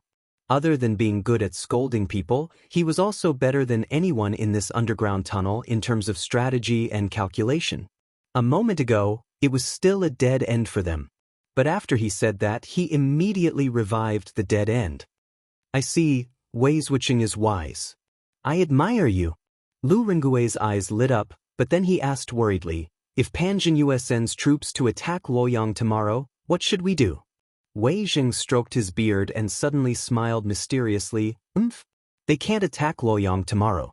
Don't worry, Adjunct Lu. Now you have to hurry up and prepare, and then report to the state capital camp directly. Remember, you must be careful and don't expose yourselves. Lu Rengui was confused. He thought, why can't Pan Jinyue attack Luoyang tomorrow? But seeing that Wei Jing didn't want to talk about it, he didn't ask further.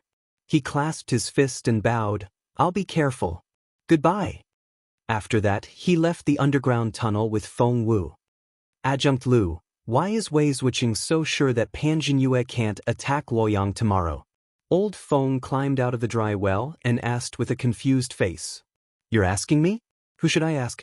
And Old Feng, why were you laughing just now? Lu Rengui turned to look at Feng Wu and said in an unfriendly tone. Well, Adjunct Lu, why don't I go down and stay for a while? It's cooler down there. Feng Wu swallowed his saliva and couldn't help but sneak his feet towards the mouth of the well. Get back here. Go back to your room and pack up. We're going to the camp in a while. Lu Rengui knew that now wasn't the time to make a fuss. He said in a bad mood and then left. Oh. Old Feng was relieved and quickly followed him. We're Adjunct Huang soldiers. We're here to report. Although there was still a long time before the sky turned dark, Lu Rengui had already brought 200 men to report to the camp. The guards at the gate stopped them, and Lu Rengui explained to them. What's your name? A guard asked expressionlessly. Sir, my name is Rendaniu. These people all came with me. Lu Rengui said with a flattering smile. Another guard next to him flipped open a booklet. After searching for a moment, he said, Rendaniu, I've heard Adjunct Huang mention you guys. All of you belong to the 9th camp. Quickly go in and report to Lieutenant Ji of the 9th camp. Thank you. Lu Rengui cupped his fists and thanked him. Then he led Old Feng and the others into the camp. In the early days of the Tang dynasty, the army used the Fu army system. Based on the peasant households who used the equal field system, there were 634 military manors set up in the various Taoists, prefectures, and counties under the heavens, collectively known as the Zhichong manors. According to the size of the organization, they were divided into 3 ranks, upper, middle, and lower. The head of the manors was the Zhichong Duwei, primary 4th rank. The deputy heads were the Zhua and Yu Gui Duwei. Below the Duwei were the Zhangjun. Under the government, there were regiments, also known as battalions, with officers and captains. Under the regiments, there were squads with captains. Under the squads, there were squads with captains. Each battalion had 5 squads, and each squad led 3 groups. Cui Quan, who was at the pledging ceremony, was the commandant of the Zhichong house in Zhengzhou. He was the highest military officer in this camp. Greetings, Officer Ji. After coming to the 9th camp, Lu Rengui finally saw the captain of the 9th camp, Ji Zhongxing, a middle-aged man with a small mustache and a cunning look. Oh, you are Rendaniu? Not bad. Looks like you guys can fight. Not bad. In the future, you guys will be the 5th group of the 9th camp. You will be the commander of the 5th group. When you fight in the future, be brave. That will be good for you and good for me. Do you understand? Ji Zhongxing stood up and walked in front of Lu Rengui.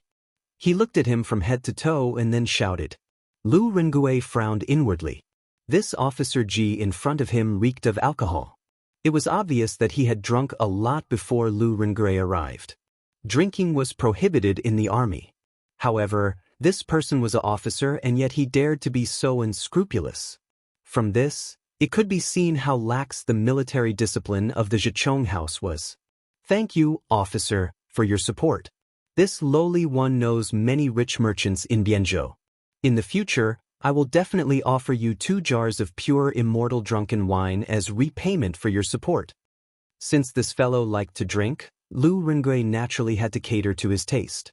As for whether the military discipline was lax or not, what did it have to do with him? He couldn't wait for the entire camp to be lax and unorganized.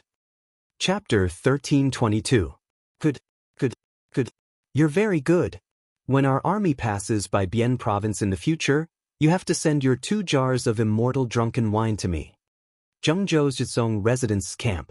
Lieutenant Ji of the 9th Camp was immediately energized when he heard Lu Renge mention immortal drunken wine. His eyes lit up as he looked at Lu Renge with admiration. Although the immortal drunken wine was commonly seen in Chang and City, it was priceless in the local counties. Generally, only high-ranking officials and wealthy families had the right to enjoy it. Therefore, Officer Ji couldn't help but be tempted by it. Of course. I only hope that Lieutenant Ji can let us take a look at it when the time comes. I'm not afraid that you'll laugh at me, but I haven't seen my wife for almost 2 months after the curfew in Guan County. Lu Rengui said with a hoarse voice. This was where he was smart. If he blindly flattered Ji Zhongxing without asking for anything, it would be easy for Ji Zhongxing to feel that he had a bigger scheme in mind. Now that he made such a reasonable request, Ji Zhongxing felt that he could only flatter Ji Zhongxing because of Gun Yanji's family, but it wouldn't make things too difficult for Ji Zhongxing. Small matter, small matter. Rin Dainyu, I've heard about your matter from the military governor. As long as the army passes by Bian province in the future, I'll give you half a day off to visit your family. Once you've made enough contributions, the military governor will let you go back. Ji Zhongxing patted Lu Rengui's shoulder and laughed. Lu Rengui cupped his hands and said, Hee hee. Thank you, Lieutenant Ji. However, my brothers and I have changed our minds. We won't leave even if we make great contributions. We want to follow behind the provincial governor to make contributions and be conferred the title of Marquis. We hope that Lieutenant Ji can guide us in the future. Ji Zhongxing burped and then gave a thumbs up. Good job. You have the same thoughts as me. Why can't we be conferred the title of Marquis and enter the imperial court?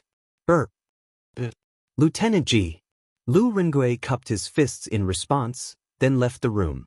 Just like that, they settled down in the camp of the House of Subjugation. But when he thought of Ji Zhongxing's words, we should be leaving the city tomorrow morning, Lu Rengui couldn't help but worry. Leaving the city meant going to war, and war meant going to war with allies. This was something he didn't want to see. After all, he was only pretending to surrender, not really. Dong dong dong. The next morning, at the first glimmer of dawn, the sound of drums could be heard in the camp of the House of Surrender. Then, the soldiers of the various camps began to shout, All soldiers, get up immediately and gather at the drill ground. Those who are not there in 15 minutes will be flogged 30 times. All soldiers, get up immediately and gather at the drill ground. Those who don't arrive within a quarter of an hour will be flogged 30 times.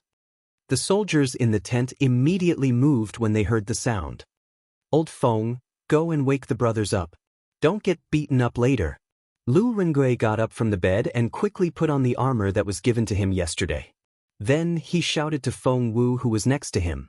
This was the quality of a soldier.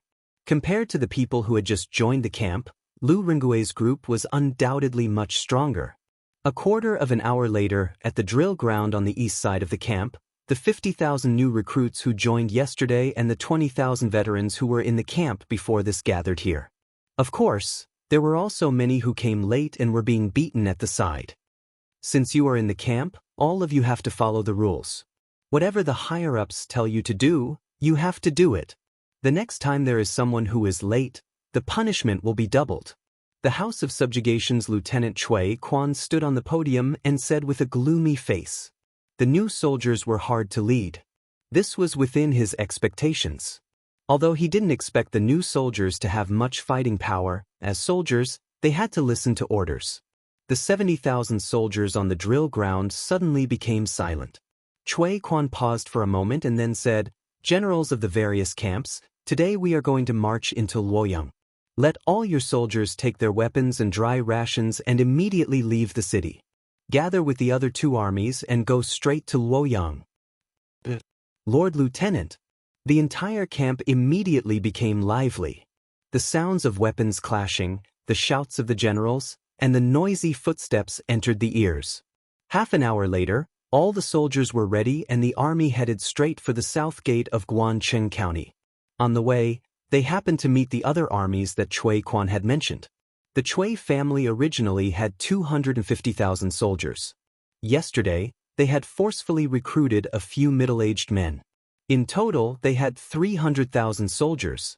Lu Renge, who was advancing with the army, was secretly complaining. He thought to himself, didn't Wei Jing say that the battle wouldn't start yesterday? Why is the army leaving the city now? The city gates opened and the 300,000 soldiers left the city in succession. The villagers outside the city all made way when they saw them. But at this moment, the ground began to tremble. Outside the city, on both sides of the official road, countless black-armored cavalry suddenly rushed out. All of them were covered in thick armor, even their heads were covered, only revealing pairs of cold eyes. They were like killing gods from the abyss of hell, holding Modeo in their hands as they rushed towards the army that had just left the city. The leading cavalry raised the Modeo in his hand and roared. Immediately, the cavalry rushed over at an even faster speed. It's the Imperial Court's army. The Imperial Court's army is here. Quickly run. The Imperial Court's army is here. Quickly run. This cavalry formation was too powerful. Even from afar, one could feel the murderous aura emitted from their bodies. As for Zhengzhou's Zhichong residence's troops, the ones who were walking in front as cannon fodder were all new recruits. When had they ever seen such a terrifying cavalry in their lives? Their survival instinct did not allow them to have the courage to raise their swords to fight. Instead, they directly ran away. Initially, Cui Junchuo's original intention was to use these new recruits who had no combat power as cannon fodder. After all, since ancient times, attacking a city required the sacrifice of human lives. However, Cui Junchuo did not expect that once the battle went south, the first to collapse and flee would be these new recruits with weak willpower and low military literacy.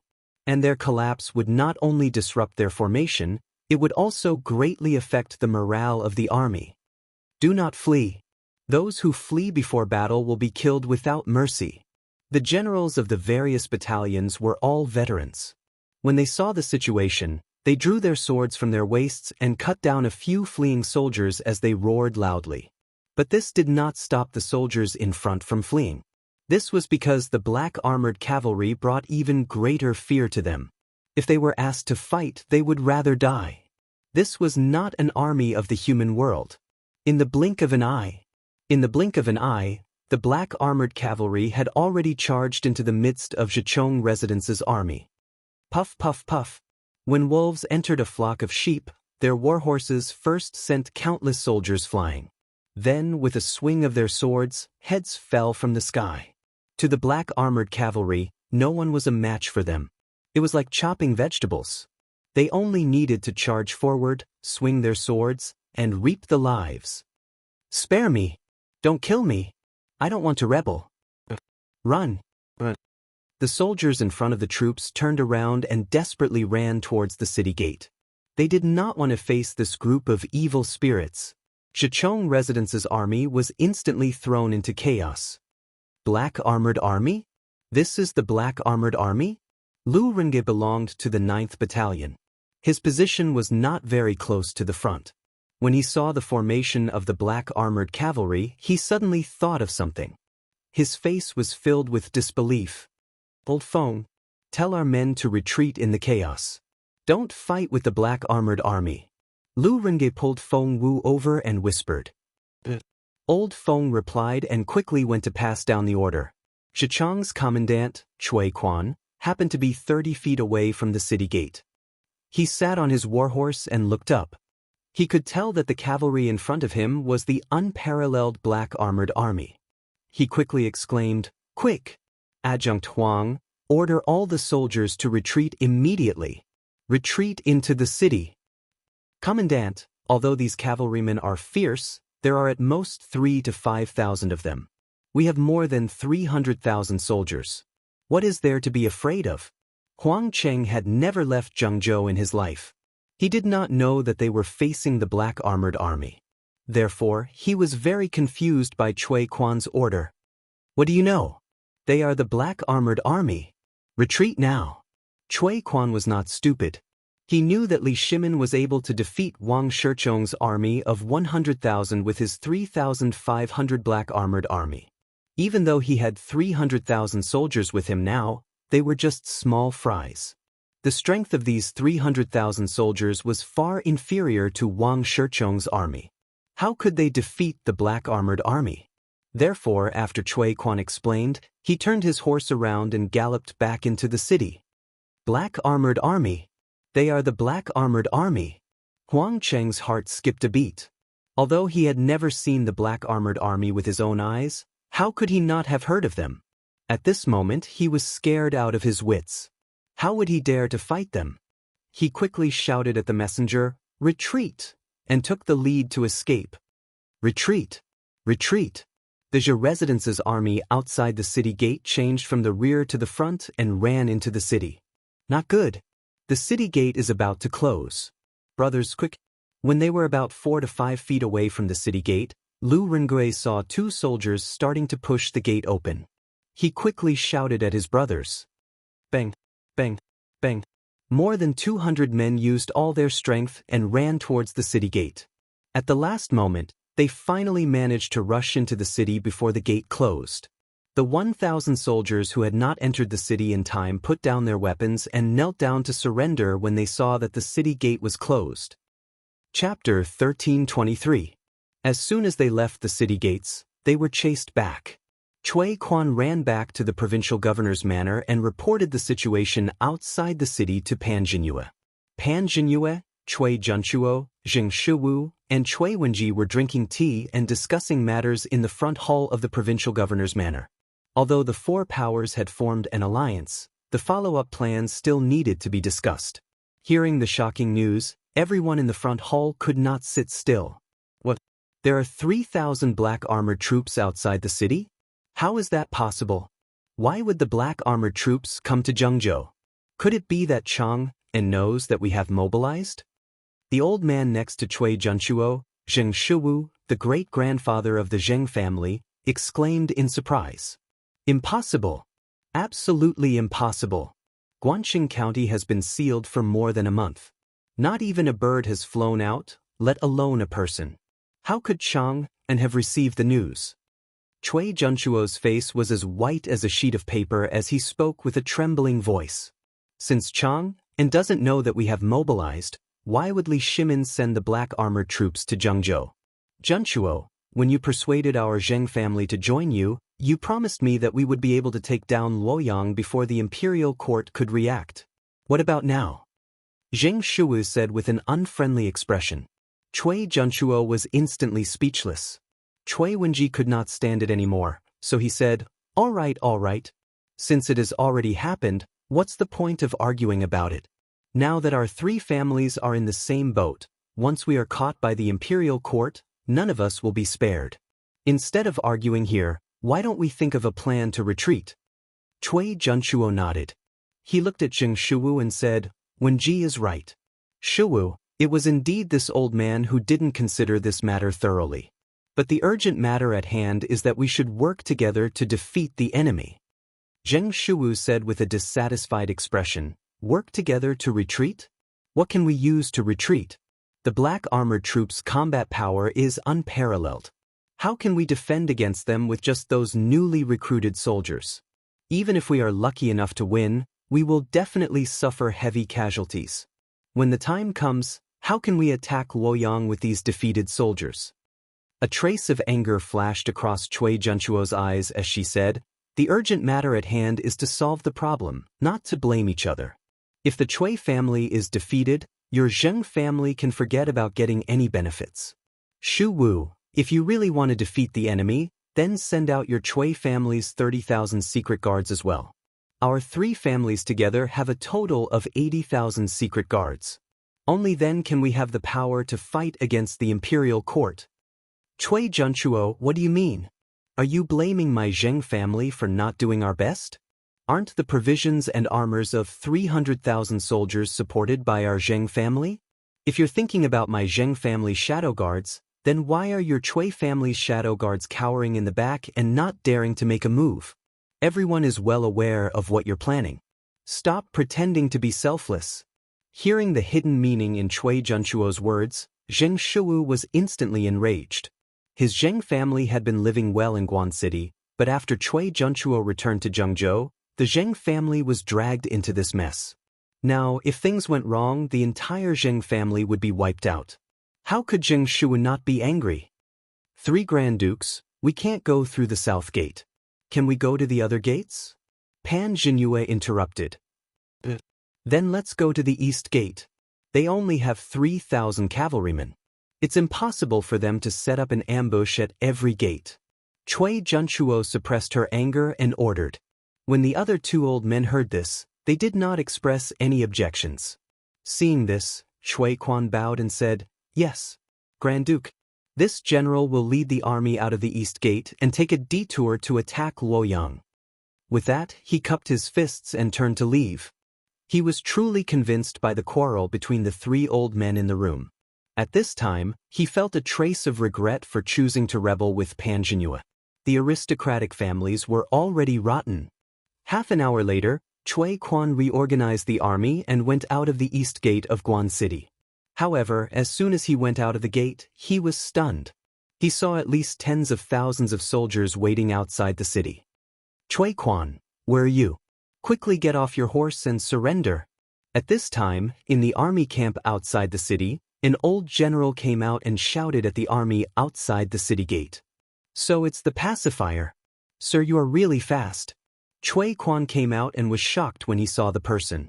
The person opposite him was the pacifier of Hunan province. Renkan. Cui Quan's heart sank. Renkan laughed and said, Cui Quan, His Majesty already knows that you want to rebel." He ordered this old man to lead the troops of 10 provinces to encircle and suppress you. Now that things have come to this, if you can put down your weapons and turn to the light, perhaps His Majesty will spare your lives. If you continue to follow behind the Cui family and do treacherous things, only death will await you. This official hopes that you will think carefully. As soon as these words were spoken, the soldiers in Zhengzhou were immediately thrown into chaos. The soldiers all panicked. Since ancient times, the common people had a natural fear of the imperial court. Now that they heard that the imperial court already knew that they were going to rebel and even sent a large army to encircle them, these people, especially the new recruits, immediately wanted to kneel down and surrender. Silence. Cui Quan saw that the morale of the army was in chaos and quickly shouted, "Since you have joined the camp of the House of Subjugation, you have already betrayed the imperial court. If you fall into the hands of the imperial court, only death will await you. What you can do now is to resist with the Cui family to the end." After that, he looked at Ren Kan and said angrily, "The pacifier really has a good tongue. With just a few words, you have disturbed the morale of my army. If you have the guts, let's fight face to face." Ren Kan waved his hand and said, This official is old and not good at fighting and killing. If Commandant Cui wants to lead the army into battle, this official's 100,000 soldiers are more than welcome to join." Kill. As soon as he finished speaking, the 100,000 soldiers behind Ren Kan shouted, "Kill!" in unison. Their voices shook the sky and their momentum was like a rainbow. Cui Quan's expression changed. After a long silence, he waved his hand and said, "Retreat! Return to the city. Adjunct Huang, lead 50,000 soldiers and guard the east gate." Cui Quan did not dare to take the risk. The soldiers led by Ren Kan were all seasoned soldiers. If they fought face to face, his 300,000 soldiers might not be able to win. He decided to send someone to the provincial governor's office to report the situation here. At the same time, he planned to lead the army to the west gate. There were people at the south and east gates, but there should not be anyone at the west gate, right? The gate opened and Cui Quan led the army out. However, the black mass of the army that greeted him made him feel a sense of despair. "Where's Cui Quan? Come out and answer me." An old general shouted at Cui Quan. "Who are you?" Cui Quan said coldly as he rode out. "I am the provincial governor of Sui province, Wang Yu. I am here under the imperial order to encircle you rebels. Cui Quan, you are greatly favored by the emperor. You are the commandant of a province, but instead of serving the imperial court, you have joined the rebels. I advise you to abandon the darkness and join the light before it is too late to regret." Wang Yu shouted. Wang Yu. Cui Quan's heart sank. Sui province was not far from Zhengzhou, but it was definitely not close. It would take at least 4 to 5 days to rush the army. However, Wang Yu was able to lead the army here. This meant that the imperial court had long been on guard against the Cui family's rebellion. At this moment, Cui Quan's heart sank completely. Wang Yu, does your Wang family of Taiyuan really want to go against the three of us? Cui Quan said unwillingly. He could not understand why the Wang family would be willing to be a dog of the imperial court when they were all from the same family. Wang Yu said indifferently, "Go against?" This official's honor and disgrace were all bestowed by His Majesty. Since you want to rebel, you are going against me, Wang Yu. There's nothing to say. Cui Quan said in exasperation, "Do you really think that you can stop me with just your army of tens of thousands? Then you can try, Commandant Cui." Wang Yui waved the sword in his hand and said with a murderous aura. Although he looked calm, he was actually panicking. He only had 20,000 some soldiers behind him. If they really fought, they were no match for Cui Quan's group. Cui Quan frowned, unable to understand where Wang Yu's confidence came from. He stretched out his hand and said, "All troops attack. Every person killed will be rewarded with 5 strings of cash. Those who refuse to fight will be killed without mercy. Charge." At the eastern gate, Cui Quan had left 50,000 new soldiers behind to defend the city. Now, he had 250,000 soldiers under his command. Most of them were veterans, and their military training was quite good. The moment Cui Quan gave the order, the 3 armies charged at Wang Yu's army. The rebels might have the advantage in numbers, but our reinforcements will be here soon. Wang Yu braced himself and roared. The 2 armies quickly clashed. As the provincial governor of a province and the current head of the Wang family of Taiyuan, Wang Yu naturally would not personally charge into the fray. He was at the rear holding the fort. After seeing the situation on the battlefield, his face immediately darkened. In this situation, if reinforcements didn't arrive in half an hour, the 20,000-man army he brought with him would soon be wiped out. Bang, bang, bang. "Provincial Governor Wang, I'm here to help you." Just as Wang Yu was feeling anxious, a cloud of dust suddenly rose from the south. Following that, a black mass of soldiers charged out of the dust. The old general in the lead roared. "Provincial Governor Zhao?" Wang Yu looked over and was instantly overjoyed. He hurriedly roared, "The provincial governor of Bianzhou has led his army to reinforce us. All soldiers, listen up. Attack Guangxing County and capture the rebels." Wang Yu's army's morale was high, but Cui Quan's army was panicking. "Retreat! Retreat into the city and defend the city gate." Cui Quan looked toward the east and estimated that there were at least 70,000–80,000 reinforcements. At this point, the only 3 city gates of Guangxing County were blocked by the imperial court army. Cui Junchuo's plan to attack Luoyang was officially declared a failure. Chapter 1324. Guangxing County was surrounded on 3 sides, and Cui Quan's army had lost 2 battles, losing over 6,000 soldiers. Cui Quan left behind 150,000 soldiers to guard the 3 city gates, while the rest stayed within the city to maintain order. Arriving at the provincial governor's manor, Cui Quan told Cui Junchuo and the rest about the situation outside the city. The few of them were shocked, and Cui Junchuo's face was as white as paper. "How is that possible? According to what you said, there are over 100,000 soldiers outside the city, and there are even soldiers that Wang Yu brought from Sui province. Doesn't that mean that the imperial court already knew that we were going to attack? But Guangxing County had sealed the city gates for over a month, so how did the news get out?" Zheng Shua's face was dejected as he muttered, "It's over. It's all over. If I knew this would happen, I wouldn't have listened to your slanderous words. Now that Guangxing County is surrounded by the army, what should we do?" Cui Junchuo looked at Zheng Shua coldly and opened his mouth, but he did not say anything. At this time, he did not have the mood to argue. Cui Wenji was the oldest out of the 3, but because he took good care of himself, his body was the best. He stroked his beard and pondered for a moment before saying, "Now is not the time of life and death. There are only 100,000 soldiers outside the city, and we have 300,000. Furthermore, our Cui family and Xingyang family have not gone all out, and we can still mobilize 50,000 hidden guards and thousands of death warriors.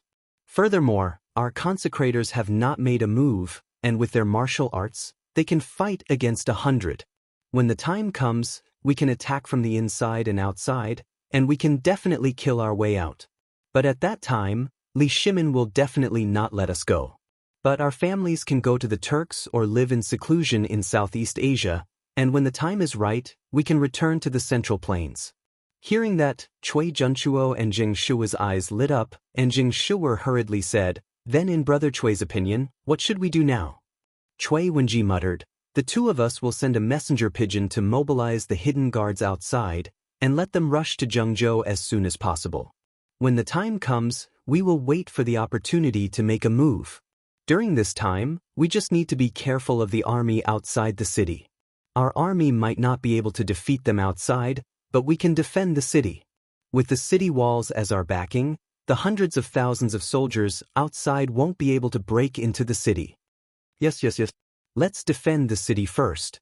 When the reinforcements arrive, we'll launch a pincer attack and kill our way out. Didn't they recruit a bunch of new soldiers? Let them guard the city gates. Even if the Imperial Court's army attacks the city, the casualties won't be our people. In the future, with the strength of our clans, where can't we dominate?" Zheng Shu nodded as he listened. Cui Junchuo also felt that it was reasonable. He turned to look at Pan Jinyue and ordered, "Jinyue, send the new army to defend the city. The old soldiers will supervise from the side and enforce martial law in the city. Strictly forbid the citizens from gathering and causing trouble. Let all the retainers of the Cui residents come to the various commoners' square regularly to give lectures to pacify the citizens and encourage them to help us defend the city. Increase the patrols and prevent anyone from inciting the people to defect to the Imperial Court." "I'll make the arrangements right away." Pan Jinyue cupped his hands and left with Cui Quan. "Hey, join the army." As expected, the army didn't attack Luoyang today. Wei Wuxing is really good at foresight. Tell me, how did he know that the black armored army and the pacifier would lead the army here today? Does Wei Wuxing, that old man, know how to calculate? Guanqing County, East City Gate. Lu Rengui and his group were standing on top of the city walls to defend the city. Seeing that there were no outsiders around, Old Feng whispered excitedly. Lu Rengui faintly said, "Miss Li, you must have used the telegraph to send a message to Chang and that day. The Black Armored Army's combat power is unparalleled, and their speed is astonishing. From Chang and to Zhengzhou, they can reach there in less than 2 days. Minister Wei must have calculated the time in private. As for the pacifier, it shouldn't be hard for him to gather 100,000 soldiers in 2 days. I thought Wei Wuxing was an old immortal who could foresee things." Feng Wu scratched his head and muttered, "Sigh, join the army. I just heard that Cui Quan's army met Wang Yu, the provincial governor of Suizhou, and our provincial governor's army at the West City Gate. After a bloody battle, Cui Quan left behind 6,000 corpses and fled back into the city. Wang Yu? Suizhou is more than 400 miles away from Zhengzhou. Why would he appear in Zhengzhou now?" Lu Rengui was puzzled. After a moment of silence, he said, "Guanqing County is surrounded by Guanqing County. The Cui family can either go out of the city and fight a bloody way out, or stay in the city and wait for the reinforcements of the Cui family of Bowling and the Zheng family of Xingyang. But in my opinion, the possibility of them choosing the latter is higher. So before their reinforcements arrive, we must find a way to get in touch with the army outside the city. Otherwise, the Cui family may really escape this time. I'll find a way to go back tonight and discuss with Wei Wuxing. You help me cover it up." Feng Wu nodded and said, "Don't worry, join the army. It's cold at night. I don't think anyone will come to patrol. Just go." Outside the city, the black armored troops and the provincial government's army had already set up their tents and started cooking. Apparently, they were planning to set up camp outside the city. South of the city, in the central tent. "General Duan, now that Guanqing County is surrounded by us from 3 sides, the rebels will not be able to escape even if they have wings. When do you plan to attack the city?" Ren Can also came to the central tent of the black armored troops. At this time, he looked at Duan Zhishuan and asked. Even though he was a pacifying ambassador, he did not dare to be negligent in front of Duan Zhishuan.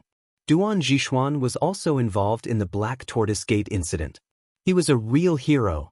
Duan Zhishuan picked up the teacup and took a sip. He then pondered for a moment and said, "We only have 150,000 soldiers. Although we are not afraid of the Cui family's army in the open, if we want to attack the city with this small number of people, it is no different from wishful thinking. Moreover, the black armored troops are only good at fighting in the open. They are not good at attacking the city. So, let's just surround the city first. In 2 days, General Li's army will arrive. At that time, we will discuss attacking the city." That's the best. Ren Kan and Wang Yu both nodded. It was a moonless night. On the other hand, Guangxin County's Chung Tower was filled with torches. Although under normal circumstances, no one would attack the city at night, there were still many soldiers guarding the tower. Lu Rengui used the excuse of going to the toilet to sneak away. Along the way, he avoided the patrolling soldiers and finally came to the house in Wanning Lane. Is Lu Rengui back? At this time, Wei Zheng and the others were still awake. Wei Zheng asked softly when he heard some movement from the well. "It's me. It's me." Lu Rengui answered and quickly walked over. At this time, a weak candlelight was lit in the tunnel. Lu Rengui looked at everyone excitedly and said, "Good news. Good news. In a few more days, you won't have to hide in this tunnel anymore." Li Yu's eyes lit up when she heard that. She asked, "Brother Lu, are the reinforcements here?" Girls love to be clean. Ever since she moved into this tunnel, she had not taken a bath for a few days. She was very uncomfortable. Moreover, the tunnel was not very ventilated. With so many people living here, the smell was naturally unpleasant. She had had enough of this place. Lu Rengui looked at little Yu with admiration and said, "Miss Li Yu is right. The reinforcements sent by the imperial court have arrived. 3,000 black armored troops, 130,000 soldiers from the Hunan province pacifier, and 20,000 soldiers from the provincial governor of Sui province, Wang Yu, have surrounded Guangxin County. When the army outside the city breaks into the city, you will be saved." That's great. That's great. Finally, the army is here. We can finally see the light of day again. Little Yu cheered when she heard that. Wei Zheng shook his head and said, "It's too early to say that. The army outside the city will not be able to break into the city. We have to wait for the reinforcements to arrive." Reinforcements? How can Wei Zhuqing be so sure that there will be reinforcements? Lu Rengui was puzzled. They had returned after sending the information to the imperial court at Songyue Temple. As for how the imperial court had arranged it, they had no idea. Wei Zheng smiled and said, "Duan Zhishuan's black armored troops are very mobile and fast. They are very suitable to be the vanguard. Since His Majesty has sent the black armored troops to be the vanguard, he will definitely send reinforcements. Let's wait." Wang Yu's appearance means that His Majesty has already taken precautions against the Cui family. In this battle, the army sent by the imperial court cannot be underestimated. The Cui family cannot win. Wei Zhuqing is right. Lu Rengui nodded thoughtfully. Little Yu said, "Wei Zhuqing, since we have reinforcements behind us, do you think the Cui family will have reinforcements outside the city?" Wei Zheng's eyes darkened when he heard that. After a while, he looked at Lu Rengui and said, "You have to ask Lu Rengui this question." Lu Rengui quickly cupped his hands and said, "I think the Cui family will definitely have reinforcements." "Why do you say so?" Wei Zhuqing, as far as I know, the 300,000 soldiers in the city, other than the young men recruited in the past few months, the rest are the state soldiers and the secret guards raised by the Cui family. The Cui family of Bowling and the Zheng family of Xingyang did not send out a single soldier. Therefore, I guess that they must have some forces outside the city that they can mobilize. And today, they chose to guard the city instead of going out to fight. This confirms my guess. Lu Rengui cupped his hands and replied. The atmosphere in the tunnel became solemn again. Wei Zheng stroked his beard and said in a deep voice, "Now, it depends on which side's reinforcements arrive first. If the Chui family's reinforcements arrive first, they will definitely go out to patrol the city. The situation will not be good if they are attacked from both sides. Chapter 1325.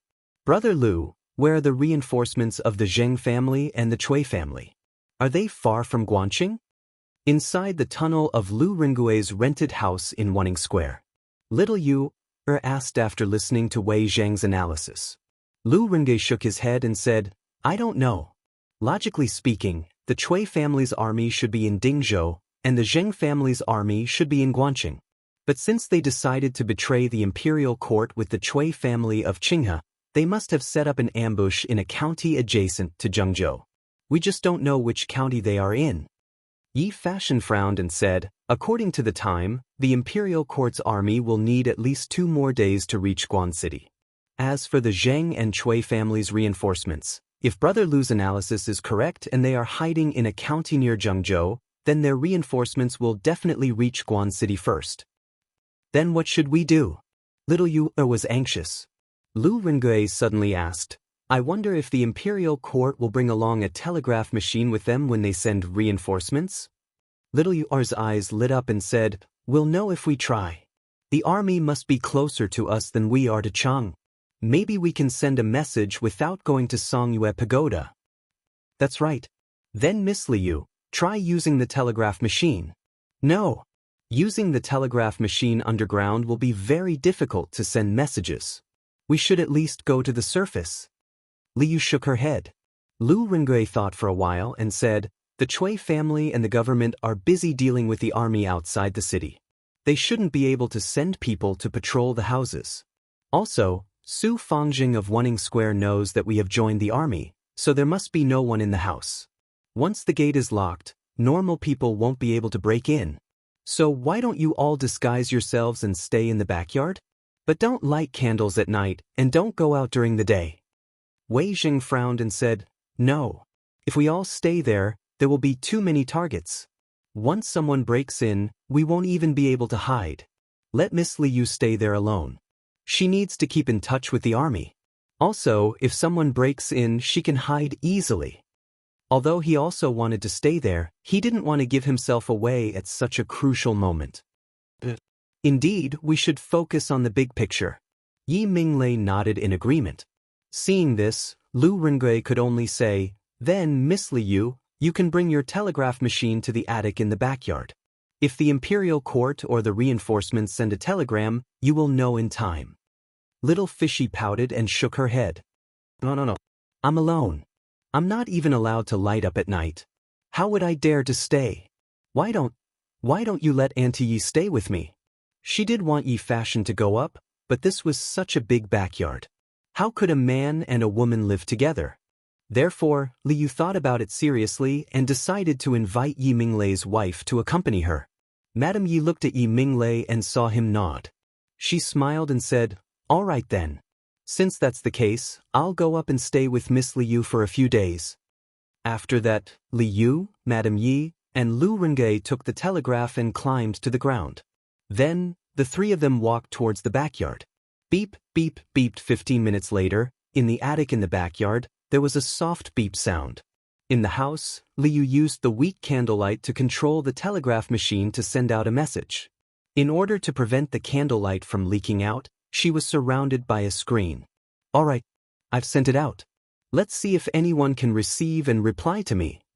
After a while, Liu clapped her hands and said. Lu Rengui nodded and said, then we'll wait. Liu took the opportunity to ask, Brother Lu, how are you doing in the military camp? Did anyone from the higher-ups make things difficult for you? Lu Rengui shook his head and smiled. No. The lieutenant in our camp is a drunkard. I promised him 2 jars of immortal drunken wine.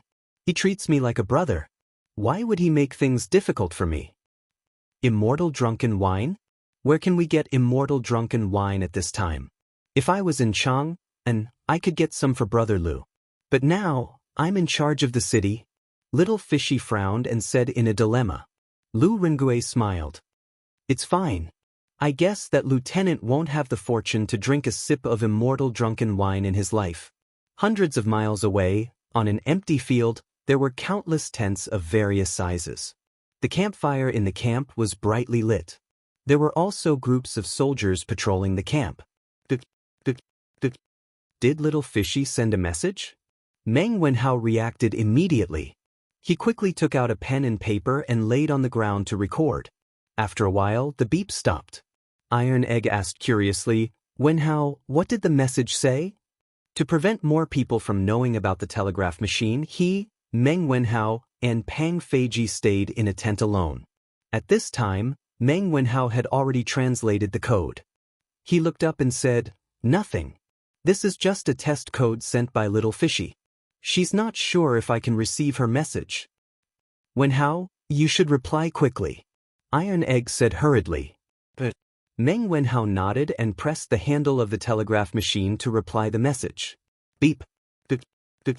On the other side, Little Fishy was chatting with Lu Rengui about the battle during the day. Suddenly, the telegraph machine rang.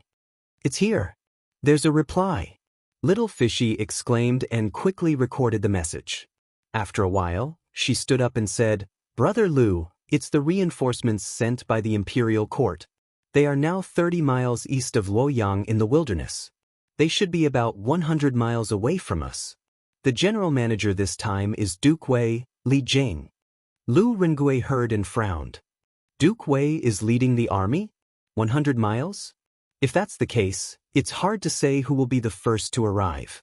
How about this, Miss Liu, you send the situation of Guangxing County and the deployment of the troops.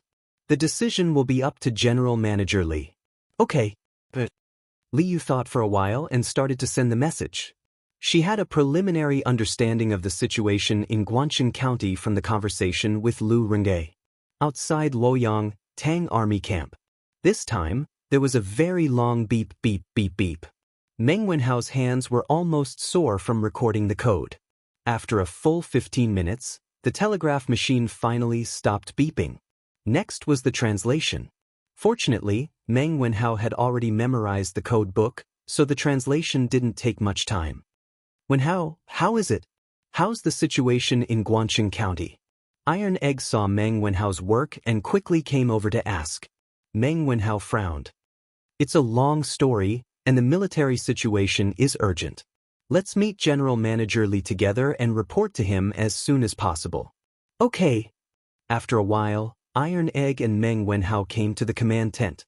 After reporting, they met Li Jing. Qin Xiong, Qing Yaojin, and Niu Jinda were also in the tent. They were probably having a meeting. "Greetings, General Manager Li and the generals." Iron Egg and Meng Wenhao bowed. Li Jing nodded and said, "There's no need to be polite.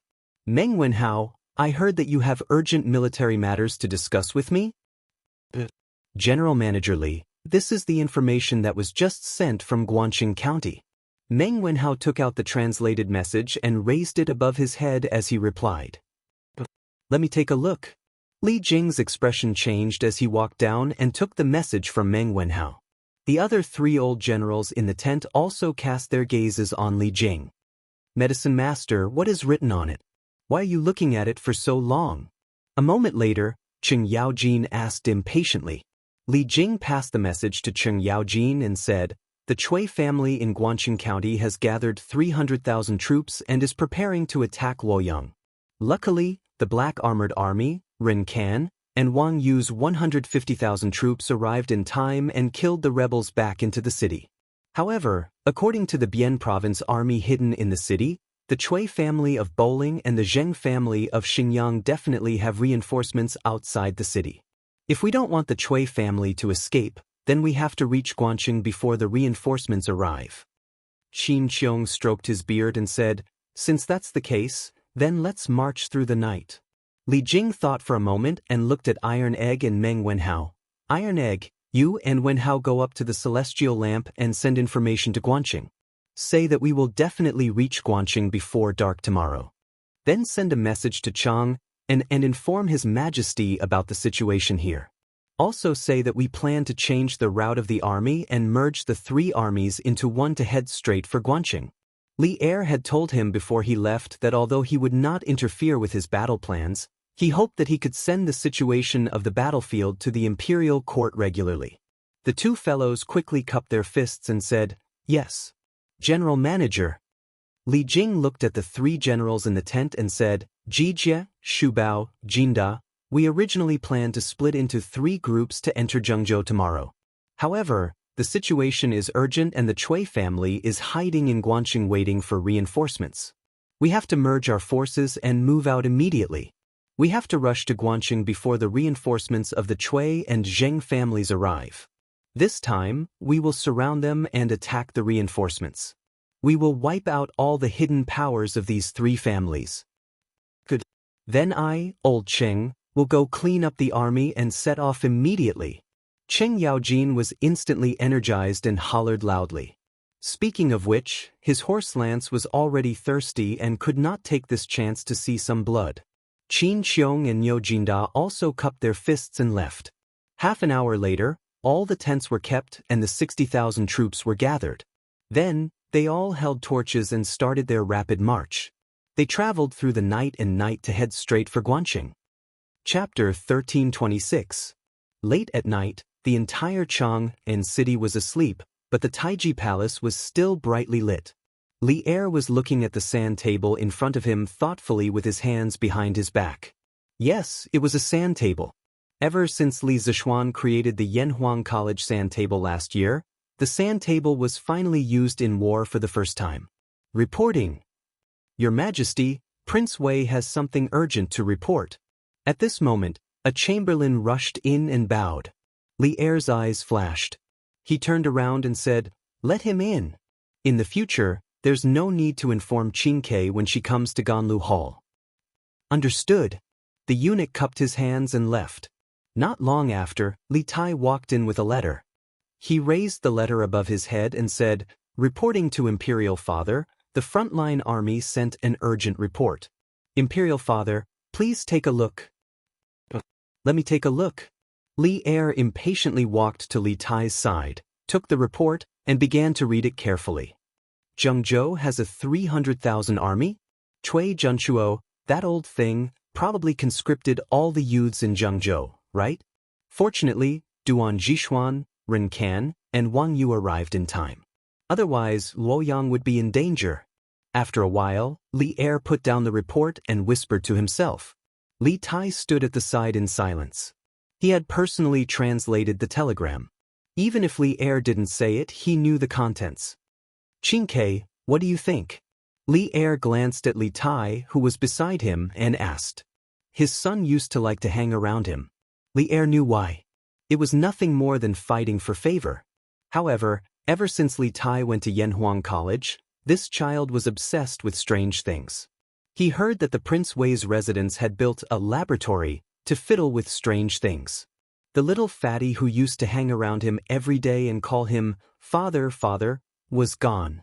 Every time he thought of this, Li Er felt gratified, but he couldn't help but feel a little lonely. Imperial Father, this son doesn't dare to have any opinions on the matters of the country. This son believes that with Imperial Father's wisdom and martial prowess, a mere rebel army is like a grasshopper after autumn. They won't be able to survive for more than a few days. If Imperial Father has nothing else, then this subject will take his leave first. If there are any urgent reports from the front lines, this subject will report to Imperial Father again. Li Tai cupped his hands and said, "From the day the army left the capital, he was asked for leave. He was asked by Li Er from Yanhuang College back to Chang and to be in charge of communications with the front line. He was quite interested in this, so he came back half-heartedly. However, what he was interested in was the first practical use of a new technology like the telegraph, not the situation at the front line. To put it bluntly, he was now a technical geek. All right then. Qin Ke, you've worked hard these days." Li Er saw that Li Tai's mind was not here, so he could only helplessly say, "This son is not tired. Father, please rest early. This son will take his leave." Li Tai cupped his hands and took his leave. The 3 armies combined into one army, besieging the enemy and attacking reinforcements. The medicine master's actions are very much to my liking. I'd like to see how much power is hidden behind the 3 of you.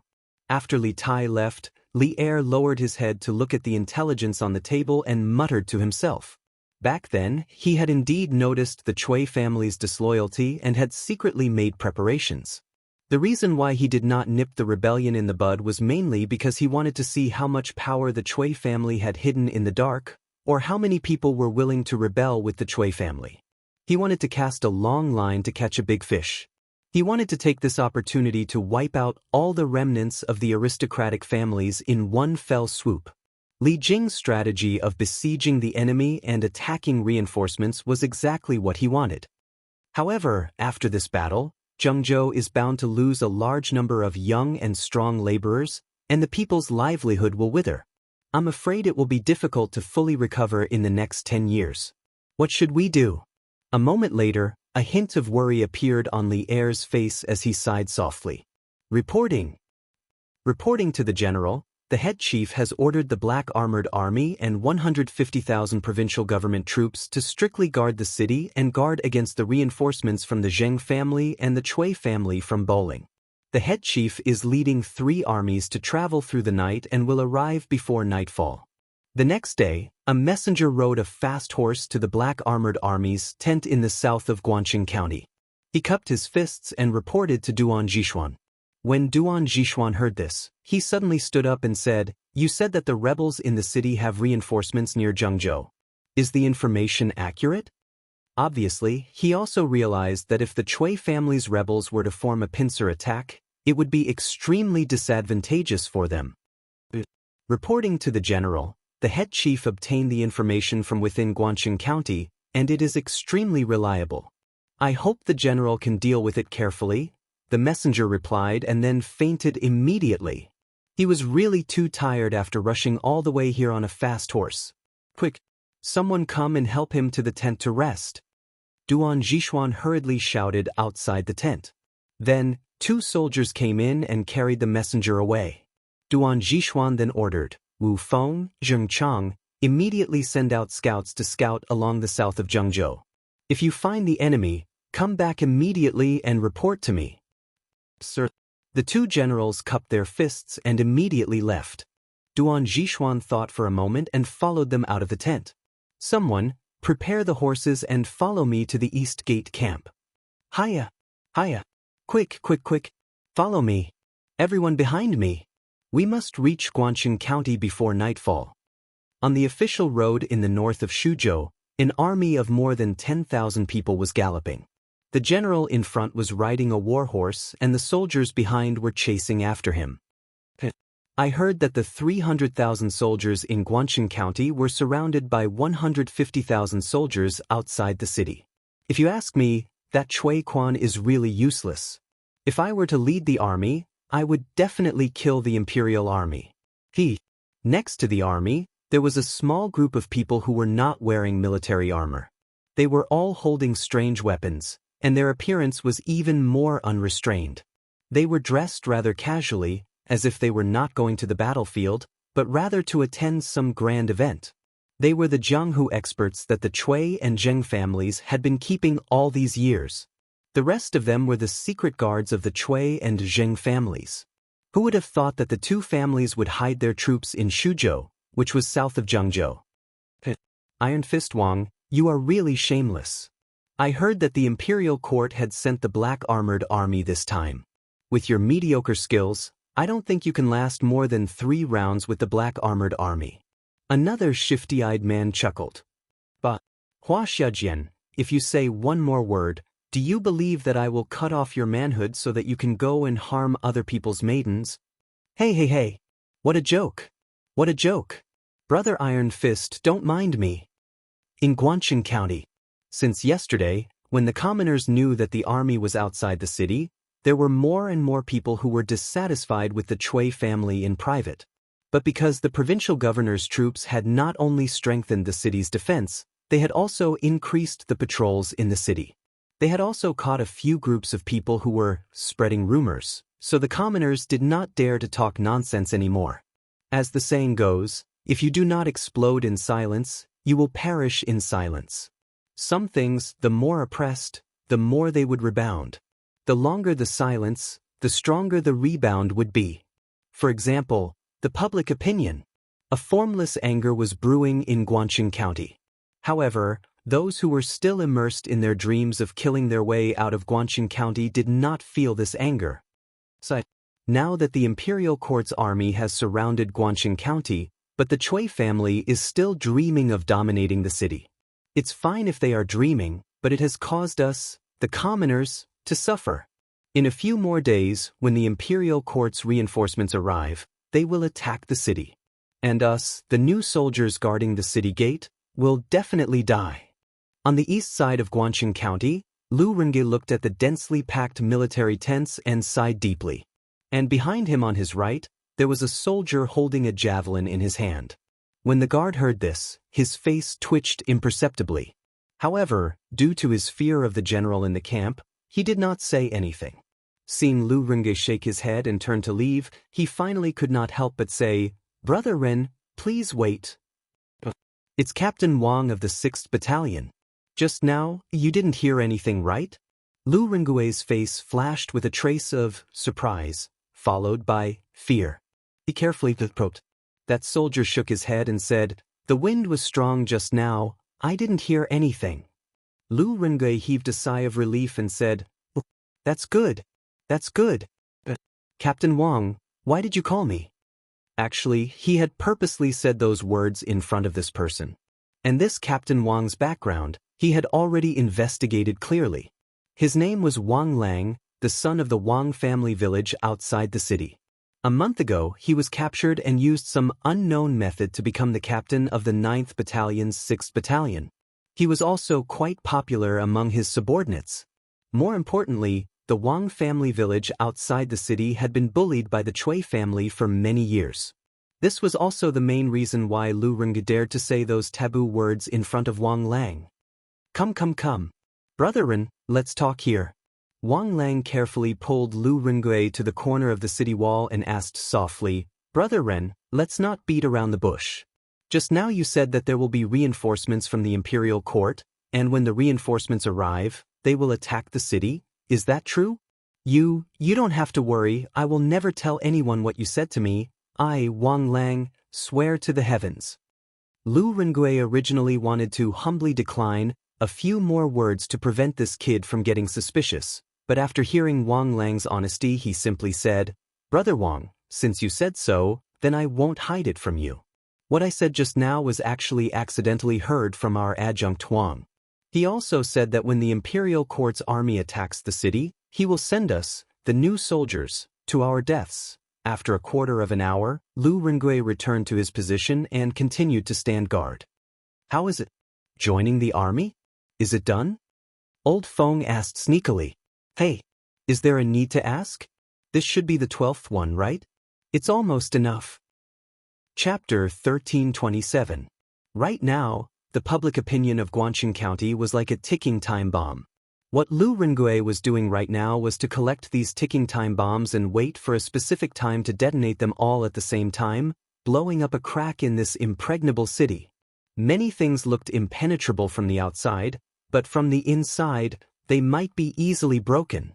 Reporting to the Grand General, the scouts at the front discovered a large number of troops and a group of unidentified Jianghu people at the junction of Zhengzhou and Shuzhou. They are rushing towards us. At 5 past noon, a soldier rushed in from the Black Armored Army's tent in the south of the city and reported to Duan Jishuan.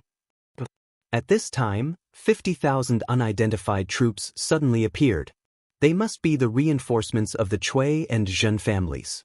As for those Jianghu people, they might be the retainers of these two families in recent years. Did you see how many of them there are? How long will it take to reach Guangxing County? Duan Jishuan's expression changed as he stood up.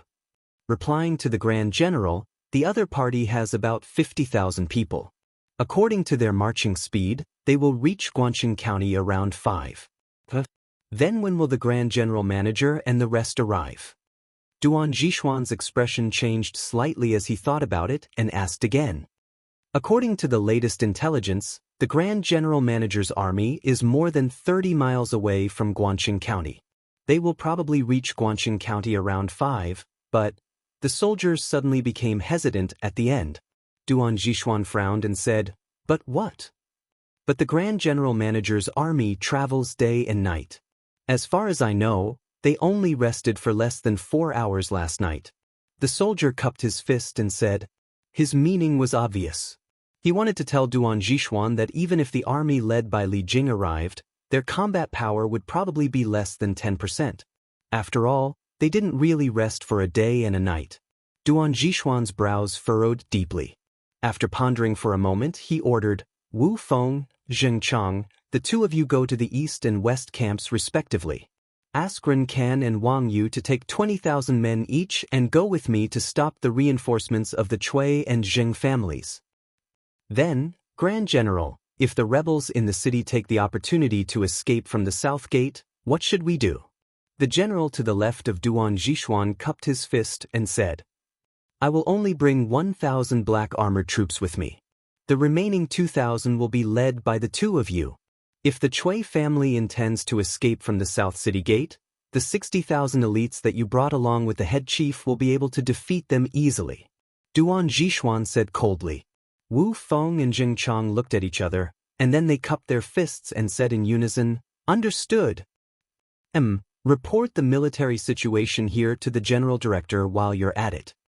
In the end, Duan Zhixuan instructed. Here. Reporting.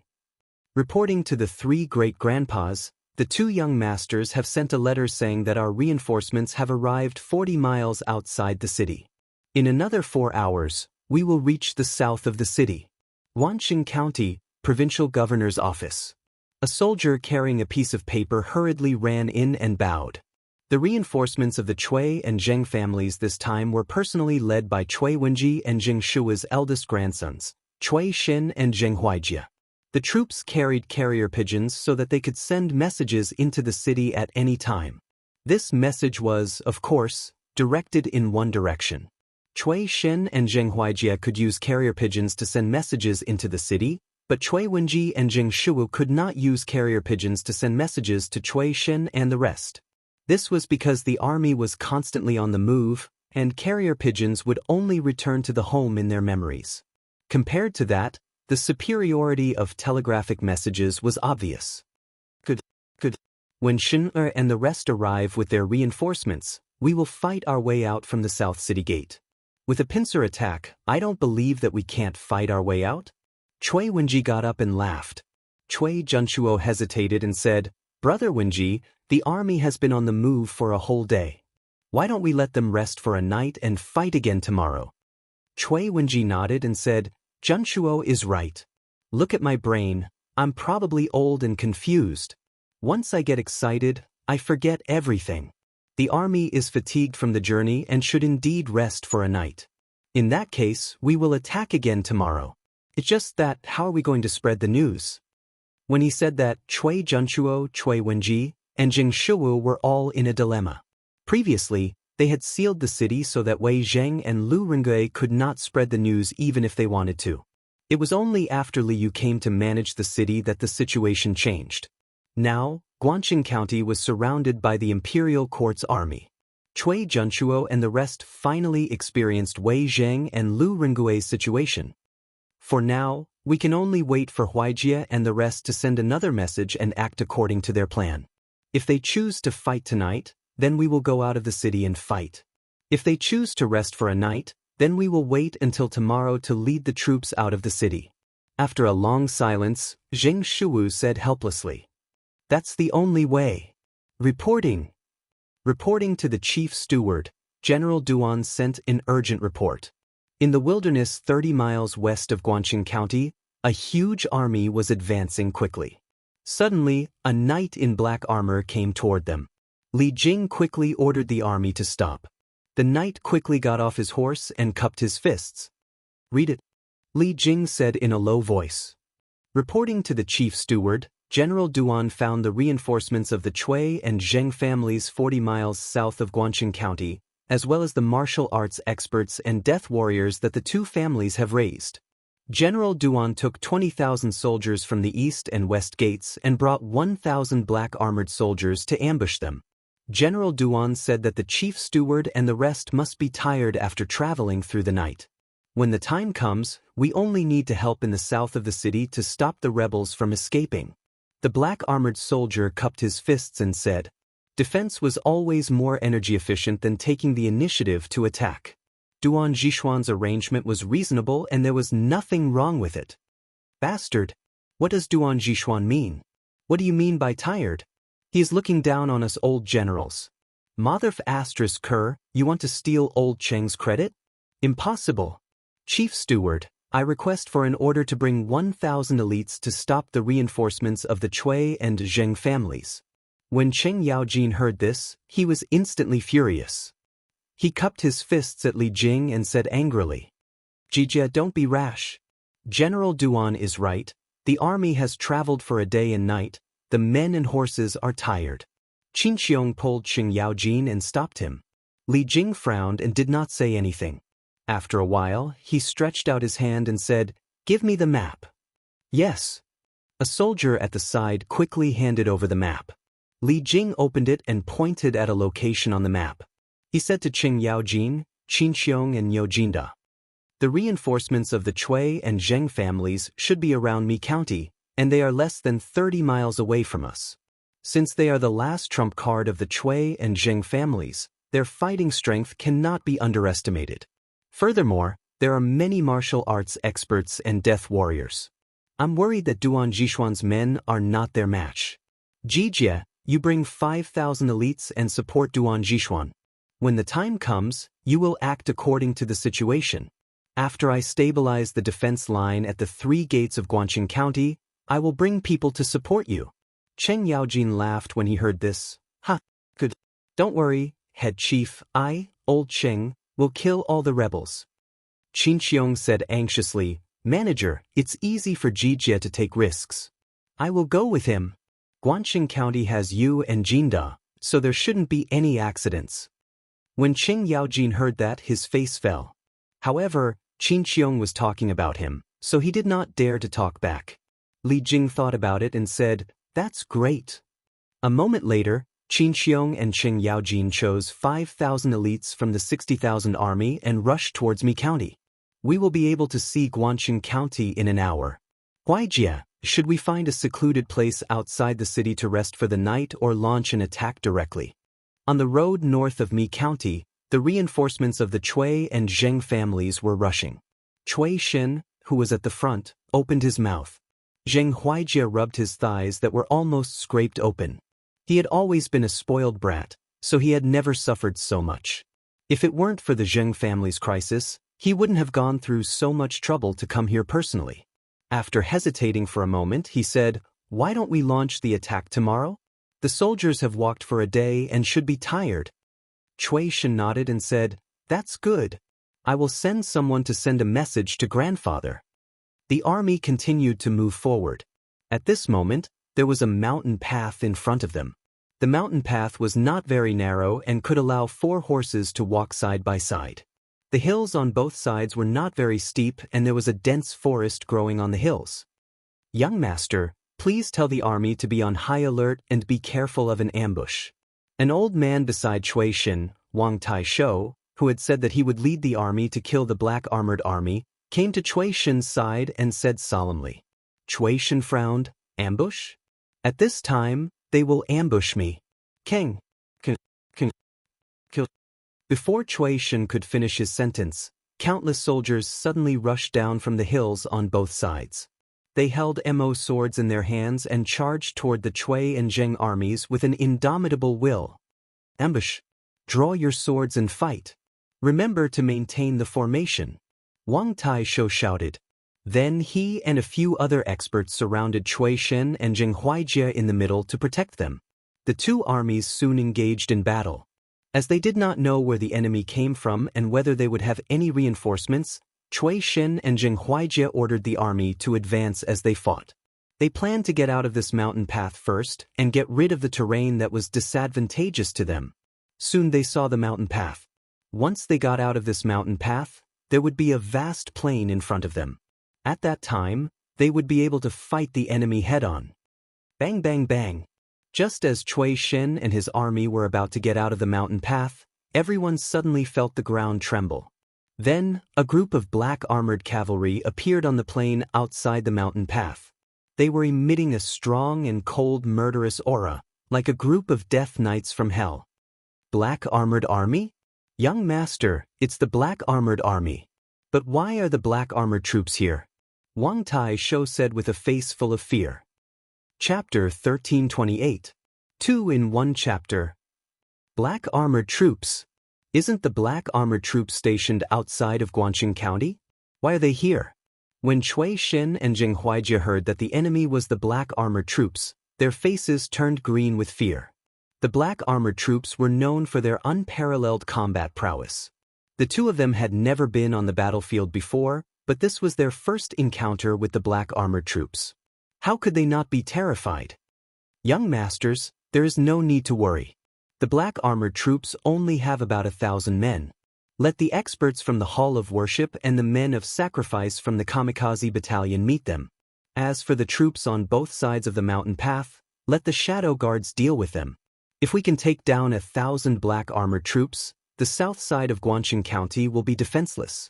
At that time, we will have a better chance of rescuing old grandfather and the rest.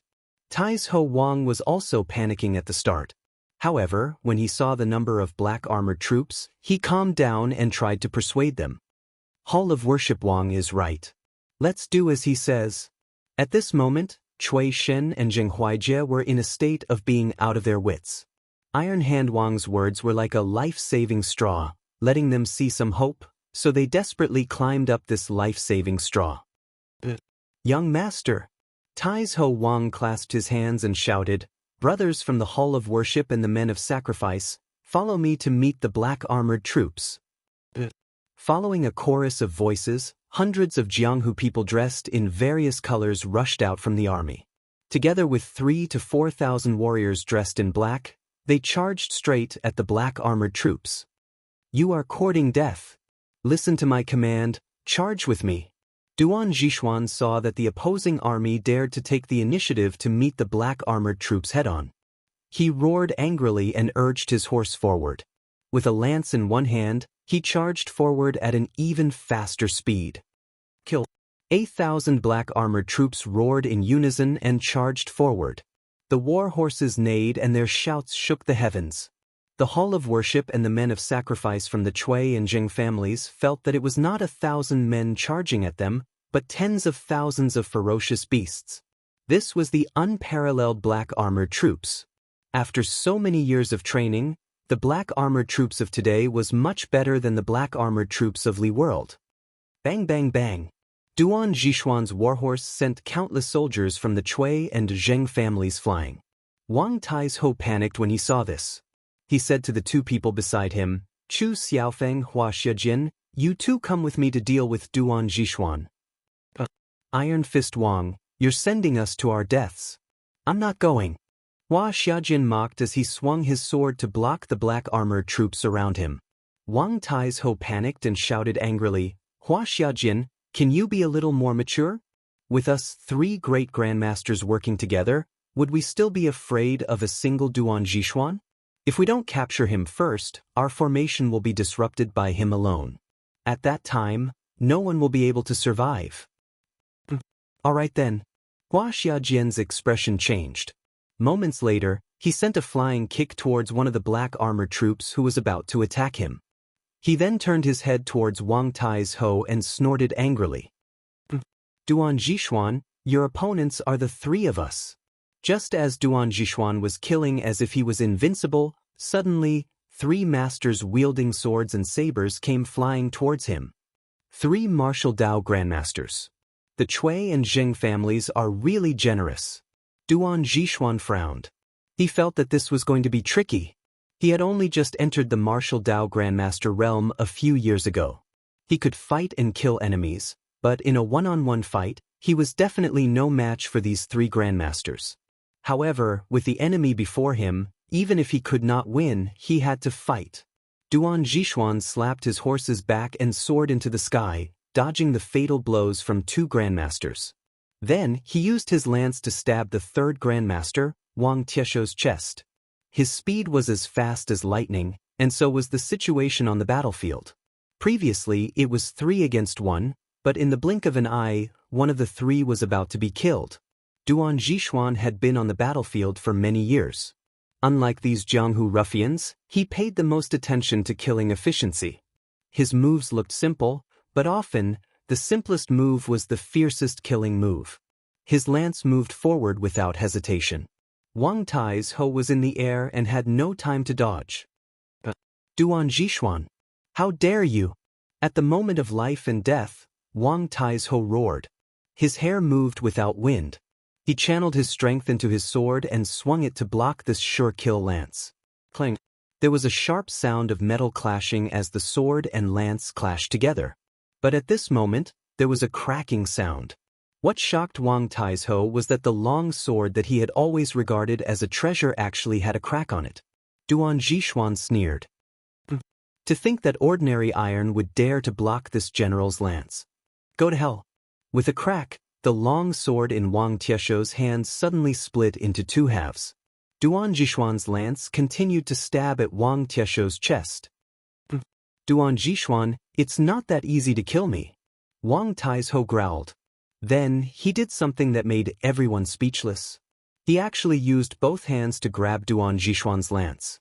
Clang! Just when the onlookers thought that there would be the sound of a sharp blade piercing into flesh, there was a sound of metal clashing on the horse lance. Duan Jishuan's horse lance was actually blocked by Iron Hand Wang with his bare hands. Duan Jishuan, now you know why the Jianghu people call me Tai's Ho, right? What are you two still standing there for? Hurry up and attack. Wang Tai's Ho sneered and shouted at Hua Xiajin and Chu Xiaofeng. Master Wang, we're here to help you. As long as we kill Duan Jishuan today, the three of us will be famous all over the world. Ha! Chu Xiaofeng laughed and slashed with his sword. Hua Xiajian was not willing to be left behind. He also hurried over to help. Duan Jishuan frowned. He wanted to injure one of the grandmasters when they were not prepared. Then he would go and stall for time with the other two grandmasters. After all, the grandmasters were too powerful. If he did not hold them back and let them kill him, the black armored army might lose a few hundred men. But now that his sneak attack did not work, the enemy must be prepared. He would have to face the pressure of the three grandmasters head-on. It was no different from suicide. Half an hour ago. Guangxing County, Provincial Governor's Mansion. Reporting to the two grandmasters, a portion of the soldiers from the three directions outside the city have been transferred to the south of Guangxing County. A provincial government soldier hurriedly ran into the main hall of the provincial governor's office and reported. What? To the south of Guangxing County? Isn't that where our reinforcements are? Cui Wenji stood up and said. Pan Jinyue thought for a while and said, Grandmasters, could it be that they have discovered the traces of our reinforcements and sent their soldiers to stop them from reaching Guangxing County? Zheng Shu nodded and said, Yes, it's very likely. Duan Jishuan's scouts are the best in the world. It shouldn't be difficult for them to discover that our reinforcements are from Shuzhou. Cui Junchuo looked at the soldier and asked, Let me ask you, how many soldiers have been transferred to the east, west, and south gates? The messenger cupped his fists and replied, In reply to Taigong, I can't see the exact number. However, about 20 to 30,000 soldiers have been deployed from the east and west gates. As for the south gate, it seems that more than 1,000 black armored soldiers have been deployed there. Cui Junchuo's eyes lit up and said, More than 1,000? That means there are only about 2,000 black armored army left at the south gate? Wenji, Shu, the east and west gates are still there. But there are only about 2,000 black armored army left at the south gate. Although the black armored army's combat power is unparalleled, they won't be able to withstand the combined attack of 300,000 soldiers. We will concentrate on breaking through the south gate and then rendezvous with the reinforcements brought by Shen and Huaijia. Cui Wenji thought for a while and saw Zheng Shu nodding. He replied, All right. We will transfer most of the soldiers and break through the south gate. If the other two gates send reinforcements to the south gate, we will lead the rest of the soldiers to escape from the east and west gates. He was indeed an old fox. This was what it meant to attack in the east and attack in the west. Cui Junchuo nodded and said, That's the best. Then, Shui Quan, go and make the arrangements quickly. Half an hour later, the south gate of Guangxing County opened. Cui Quan led 150,000 soldiers and the guards stationed at the south gate and charged towards the 2,000 black armored army outside the city. Soldiers, we are the black armored army. We will win. Kill! Duan Zhishuan's lieutenant, Wu Feng, roared and led the black armored army to charge forward. Pay attention to the formation, don't fall behind. Duan Zhishuan's other lieutenant, Zheng Chang, shouted from behind. Reporting. Lord Pacifier, the rebel army has found out that the south gate is empty. Cui Quan led 100,000 soldiers and charged out from the south gate. I don't think the black armored army can hold on for much longer. East City Gate, Central Army Tent. The messenger hurriedly ran in and bowed to Renken. What? The rebel army has left the city? Renken was shocked and immediately became anxious. He said, there are only 2,000 black armored troops at the south gate. Although the black armored troops have unparalleled battle prowess, how can they fight against the hundreds of thousands of rebels in the city? Men quickly, gather the soldiers and reinforce the black armored army. Lord Pacifier, you can't do that. You can't do that. A middle-aged officer to the left of Renken hurriedly stood up to stop him. Cui Junchuo has only mobilized a few 100,000 soldiers this time. The other few 100,000 soldiers are obviously still waiting for an opportunity to make their move. Once we send too many people to the south gate, the main force of the rebels will definitely escape from the east gate. At that time, the ones who let Cui Junchuo and Pan Jinyue go will be us. Lord Pacifier, please think twice before you act. Renken frowned and said coldly, Captain Meng, in your opinion, should we stay put and watch as the black armored army is annihilated and the Cui family escapes from the south gate? You must know that the black armored army is the army that His Majesty values the most. If His Majesty finds out that we watched the black armored army being destroyed without doing anything, then our sins will be even greater. Captain Meng was speechless. He clasped his fist and said, Lord Pacifier, Lord Pacifier. Pacifier, there are currently 55,000 soldiers guarding the east and west city gates. We can only deploy 5,000 soldiers each to reinforce the black armored troops. This way, we won't weaken the defense of the east and west city gates by much. Moreover, with 2,000 black armored troops and 10,000 prefecture soldiers, even if we lose, we won't lose so quickly. Now, we just have to see if Butler Lee's army can arrive before the 2,000 black armored army is completely defeated. Other than that, we have no other choice. Renken's brows furrowed. He lowered his head and fell into deep thought. After a while, he raised his head and said, Captain Meng, immediately take 5,000 elite soldiers and go to the south gate to support the black armored troops. Also, send someone to the west gate to inform Wang Yu. Yes, Lord. The middle-aged general replied loudly and left the tent. At the south gate, the two armies were engaged in a fierce battle. The black armored army lived up to their reputation as the heavy armored cavalry. Even in the face of hundreds of thousands of enemy soldiers, they were not completely defeated. The 2,000 black armored army formed a long snake formation. With their strong charging force and armor, they charged through the rebel army several times. Cui Quan's army of hundreds of thousands had already lost at least 20,000 soldiers. Most of them were killed by the fully armored horses. However, the black armored army had also paid a heavy price. After a few charges, they had lost more than 300 soldiers. This made Wu Feng and Zheng Chang's hearts ache. Those who were able to join the black armored army were all elite soldiers who could fight against 100 soldiers. Set up your formation and surround the black armored army.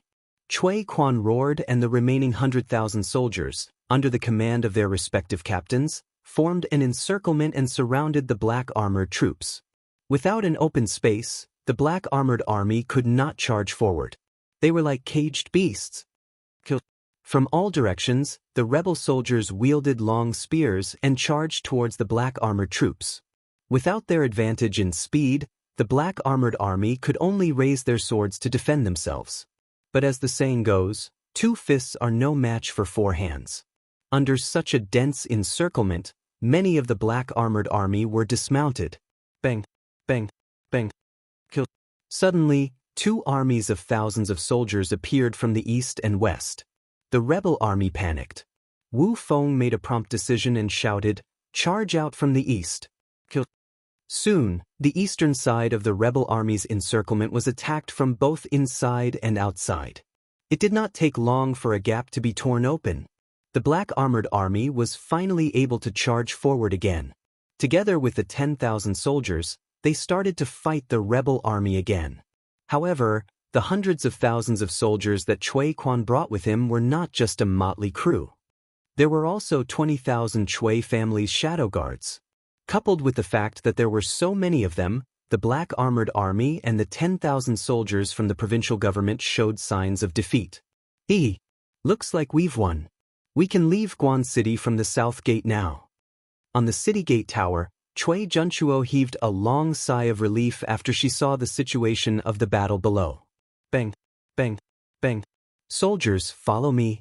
We're going to save the black armored army. Just when Cui Junchuo thought that the situation was settled, a black mass of soldiers suddenly rushed out from the wilderness to the west. The leader was a large number of people holding long lances, riding horses and galloping towards them. Niu Jinda? Li Jing? How is that possible? Chapter 1329. Cui Junchuo, Cui Wenji, Zheng Shuwu, Pan Jinyue, and the rest were devastated when they saw Li Jing and Niu Jinda leading at least 60,000 soldiers to the south gate. Just a moment ago, they were still overjoyed that they had won the battle and could finally break out of the encirclement. However, the army led by Li Jing and Niu Jinda had extinguished the flames of hope in their hearts. The 2,000 black armored troops and 10,000 prefecture soldiers had already caused them such heavy losses. Now that the Tang military god was leading 60,000 soldiers, how were they supposed to fight back? In terms of reputation, Li Jing was much more powerful than the black armored troops. The Tang military god had never lost a single battle since his debut. Cui Quan was also a little dumbfounded at this moment. He looked at the tanned and thin veteran who called himself Old Niu and was shocked. Could this be Langyi County's Old Niu Jinda? Then, wouldn't the army he brought be the elites from the capital? Who would be able to withstand this? Reinforcements are here. Generals, listen up. Follow me and kill. Kill every last one of them. Wu Feng was overjoyed when he saw the army coming from the west. He shouted loudly, "Kill, kill, kill." Hearing that the reinforcements were here, the black armored troops' morale was boosted, and they charged even more fiercely at the rebels. At this moment, Niu Jinda had already led his soldiers over. As soon as they came into contact, 4 to 5 rebels were sent flying by him. Then he swung his sword left and right, and more than a dozen soldiers were killed by his sword in an instant. He was unparalleled in bravery. Roar! Kill! Kill! Kill! Although the army behind Niu Jinda had been traveling for a day and a night, and their bodies were extremely tired, they still couldn't help but feel their blood boil when they saw this scene. Their bodies were instantly filled with a primordial energy, and they forgot all their fatigue and launched a fearless charge. To Cui Quan, the current situation on the battlefield could be said to have taken a sudden turn for the worse. Very soon, his army of over 100,000 was scattered and utterly defeated. Beat the gongs to retreat. Quick! Beat the gongs to retreat. Order everyone to return to the city immediately. Cui Junchuo, who was watching the battle from the city gate tower, hurriedly ordered.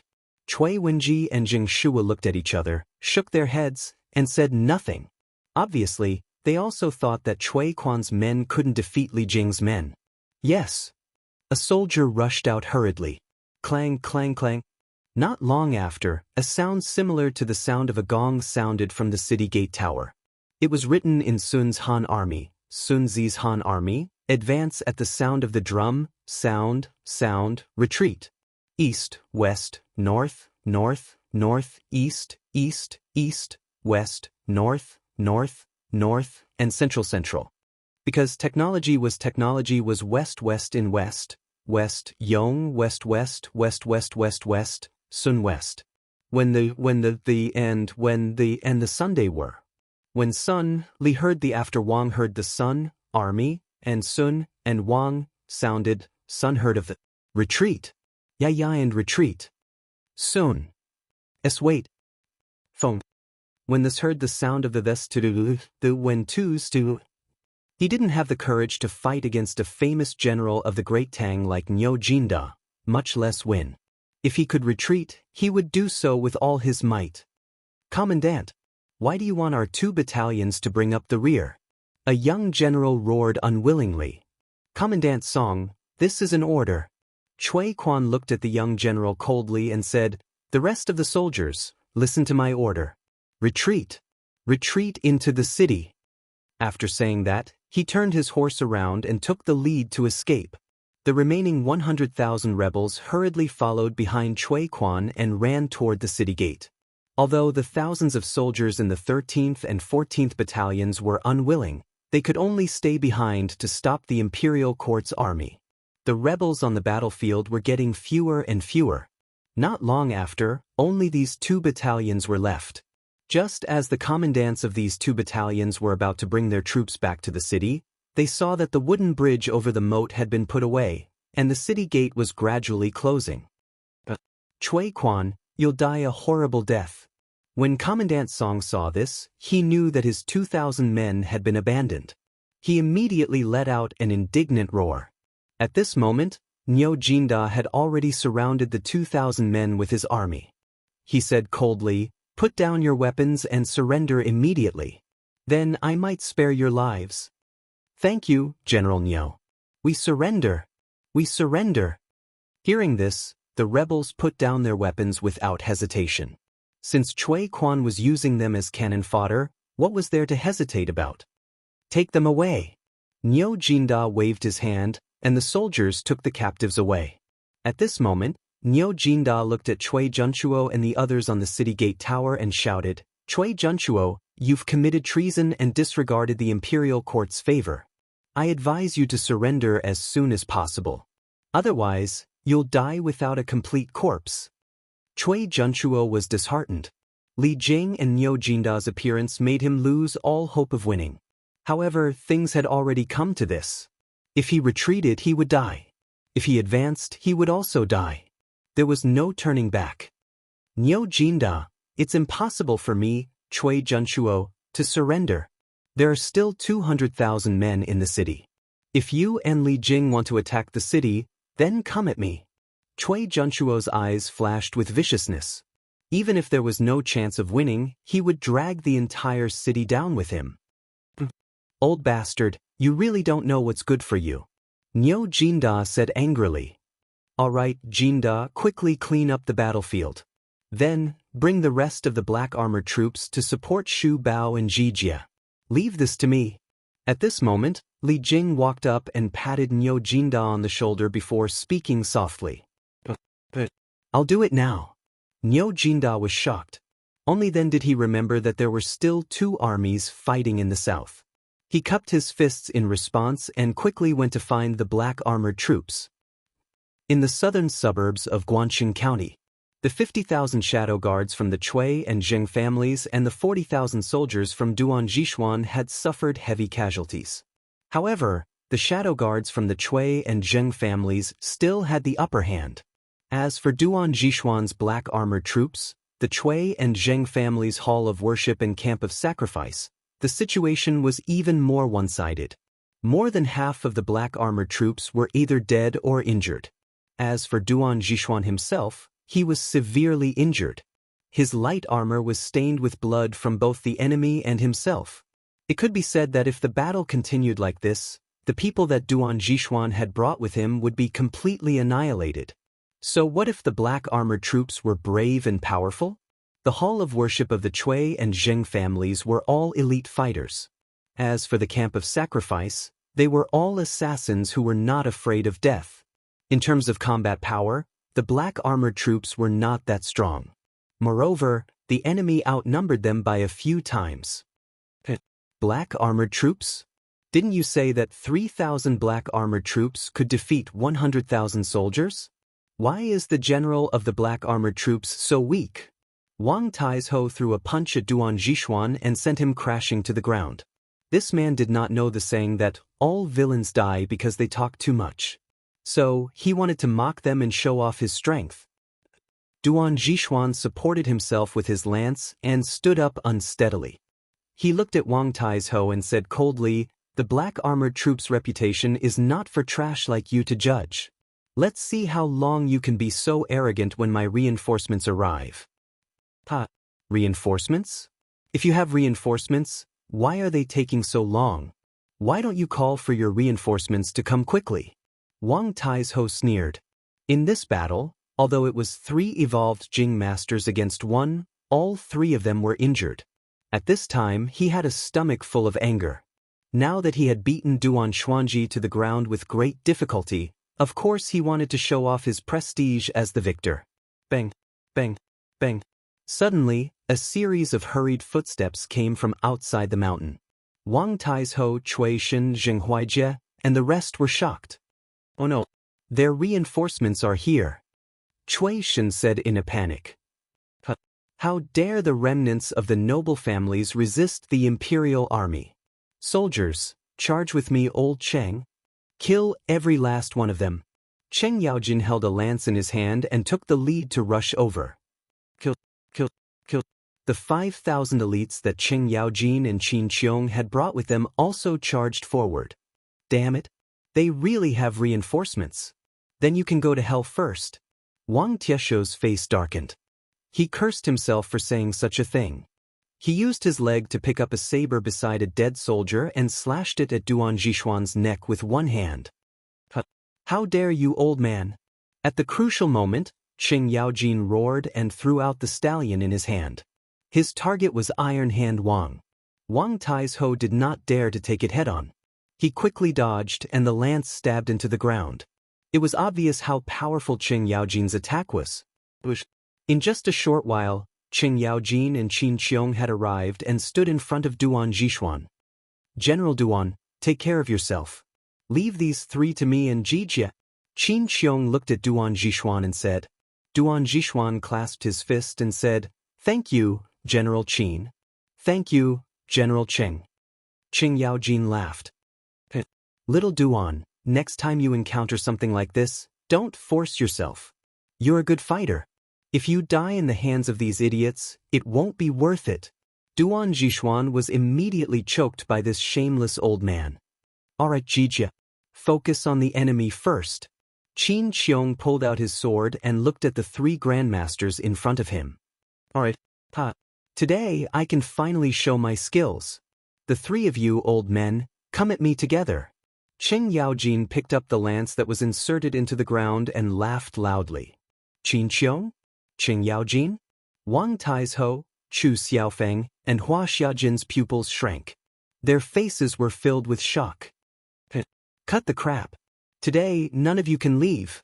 Cheng Yaojin did not waste any more time. He shouted and charged forward with his lance. Chapter 1330. Clang, clang, clang. On the mountain path, Cheng Yaojin and Qin Qiong fought the 3 grandmasters from the Cui and Zheng families together. The sound of weapons clashing echoed throughout the valley.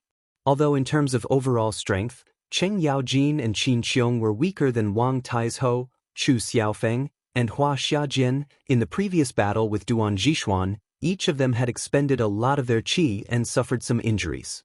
Although those injuries were not fatal, they were unable to maintain their peak condition. It was because of these reasons that Cheng Yaojin and Qin Qiong could fight the 3 grandmasters without losing. On the other side, with the addition of the 5,000 elites brought by Cheng Yaojin, the shadow guards of the Cui and Zheng families were gradually losing. The scales of victory were slowly tilting towards the imperial court. The sun was setting in the west, and the sky was gradually turning dark. Of the 3 grandmasters from the Cui and Zheng families, 1 was dead and 2 were injured. Chu Xiaofeng was dead, and only Wang Taizhou and Hua Xiajin were left struggling to hold on. The 2 of them could not hold on for much longer. On the other hand, less than 10,000 of the Cui family's 50,000 shadow guards were left. All of them were injured, and the battle was coming to an end. Cui Shen and Zheng Huaijie were watching from the side. They were anxious, but there was nothing they could do. "Huaijie, our shadow guards can't hold on for much longer. Why don't we run?" Cui Shen said with a pale face. He was afraid of death. He had not lived long enough. Gulp. Zheng Huijie swallowed and hesitated. But let's run now and hide in the forest on both sides of the mountain path. Even if they find out that we have escaped, it won't be easy for them to find us. After that, the two young masters of the aristocratic families led a few guards and began to sneak toward the side of the mountain. Dong dong dong. Just then, the sound of horses galloping came from outside the mountain path. A moment later, the clan people saw a group of black-armored knights galloping toward them. Shubao Jijia, Jinda is here to help. Niu Jinda urged the warhorse beneath him to gallop over at a high speed. Black-armored troops. Black-armored troops again. The Cui and Jing families are done for. When Wang Taizhou saw Lai Jun clearly, he suddenly felt a wave of despair and said with a painful expression. At this time, he was truly in despair. He even wanted to give up resisting. Quick! Another group of black-armored troops is here. Cui Shen heard the commotion at the entrance of the mountain path. When he took a closer look, he was scared out of his wits. He hurriedly urged Zheng Huijie and the guards around him to speed up. Jinda, don't worry about us for now. Those two should be the young masters of the Cui family and the Zheng family. Capture them. Don't let them escape. Qin Xiong had already noticed Cui Shen and Zheng Huijie, who were surrounded by a group of people trying to escape. He hurriedly said to Niu Jinda, who was running over. Good. I'll go and capture those two kids right now. Niu Jinda looked in the direction Qin Xiong was pointing at, and then he shouted and urged his warhorse to gallop towards Cui Shen and Zheng Huijie. Young master, hurry up and leave. Someone was chasing after them. I'll help you block them for a while. One of the guards beside Cui Shen saw Niu Jinda galloping over and said. Then he turned around with a solemn expression and went to meet the enemy with his weapon. Go. All of you, go and block that person. The Cui family will help you take care of your family. Cui Shen panicked and hurriedly shouted at the rest of the guards beside him. Yes, young master. The guards looked at each other, and a trace of despair flashed in their eyes. They cupped their hands and turned to rush out. Hey, you think you can stop me with just the few of you?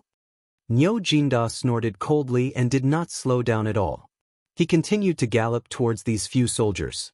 These few soldiers did not see Niu Jinda move, but their weapons were already sent flying by the lance in Niu Jinda's hand. And they were also pushed back by this huge force. Niu Jinda did not kill them. Instead, he went straight for Cui Shen and Zheng Huijie, who were running up the hill. In the blink of an eye, he had already caught up with them. He jumped down from his horse and knocked the two unconscious without any effort.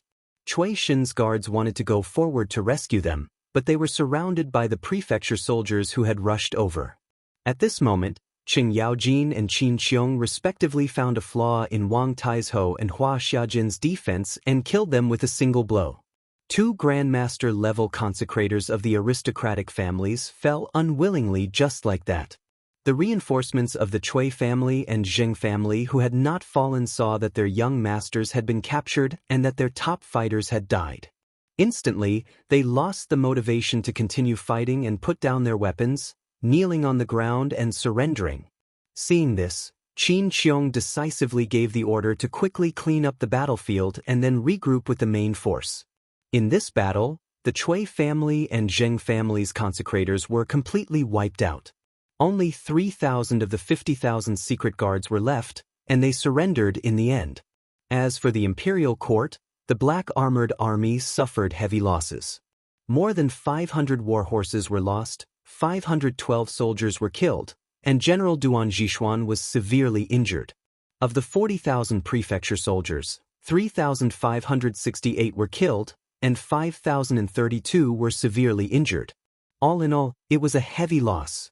If Qin Xiong and Qing Yaojin had not arrived in time, the losses would have been even worse, or even completely wiped out. Zhixuan, you are recovering from your injuries. The military situation is urgent. You made the right choice. The black-armored army suffered heavy losses mainly because we underestimated the hidden power of these aristocratic families. After returning to the central tent in the south of Guangqing County, Qin Qiong reported the situation to Li Jing. Duan Zhixuan bowed to Li Jing and asked for forgiveness. Li Jing shook his head and comforted him gently. 3 grandmasters, hundreds of Qi transformation realm martial artists, and thousands of fearless men of sacrifice. With such a lineup, perhaps only the black armored army led by Duan Zhishuan had the ability to fight against them. Although the black armored army suffered heavy losses in the end, Li Jing understood that it was not easy for them to fight to this extent with the military strength at that time. In the end, they had underestimated the strength and foundation of these millennium-old aristocratic families. "Thank you, General Manager, for your mercy." Duan Zhishuan saluted and then turned to leave with a sad face. In this battle, he won, but he also lost. "General Manager, the identity of these 2 boys has been verified.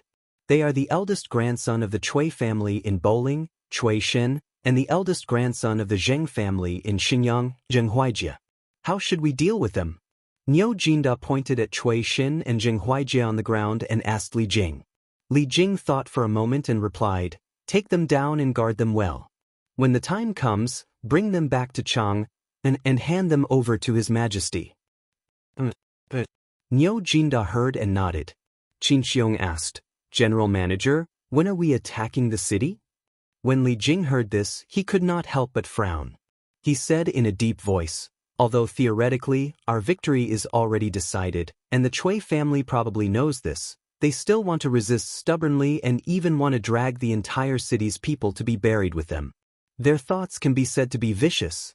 If we rashly attack the city, they will probably let the newly recruited young men and even some old and weak women and children go up to the city tower to defend the city.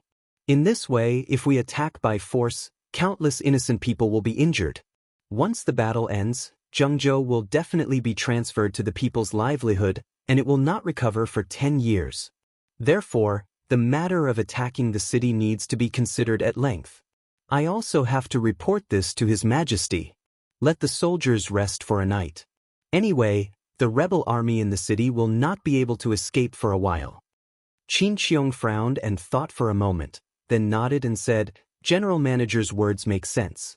Then let's rest for a night." Li Jing's prediction was right. Cui Junchuo had the intention of dragging the entire city to be buried with him.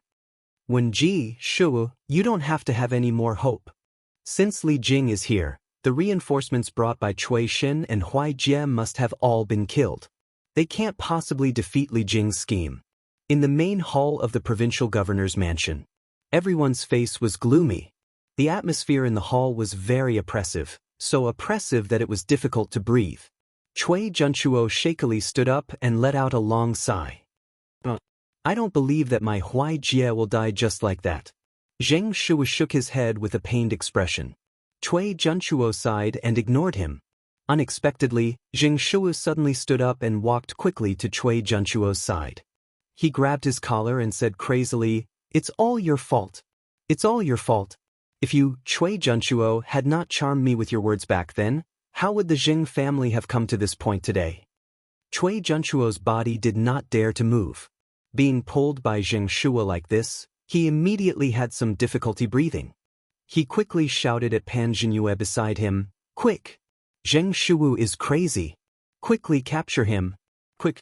What are you still standing there for?" Pan Jingyue was originally hesitant, but seeing that Cui Junchuo was almost out of breath, he quickly waved his hand and ordered, "Men!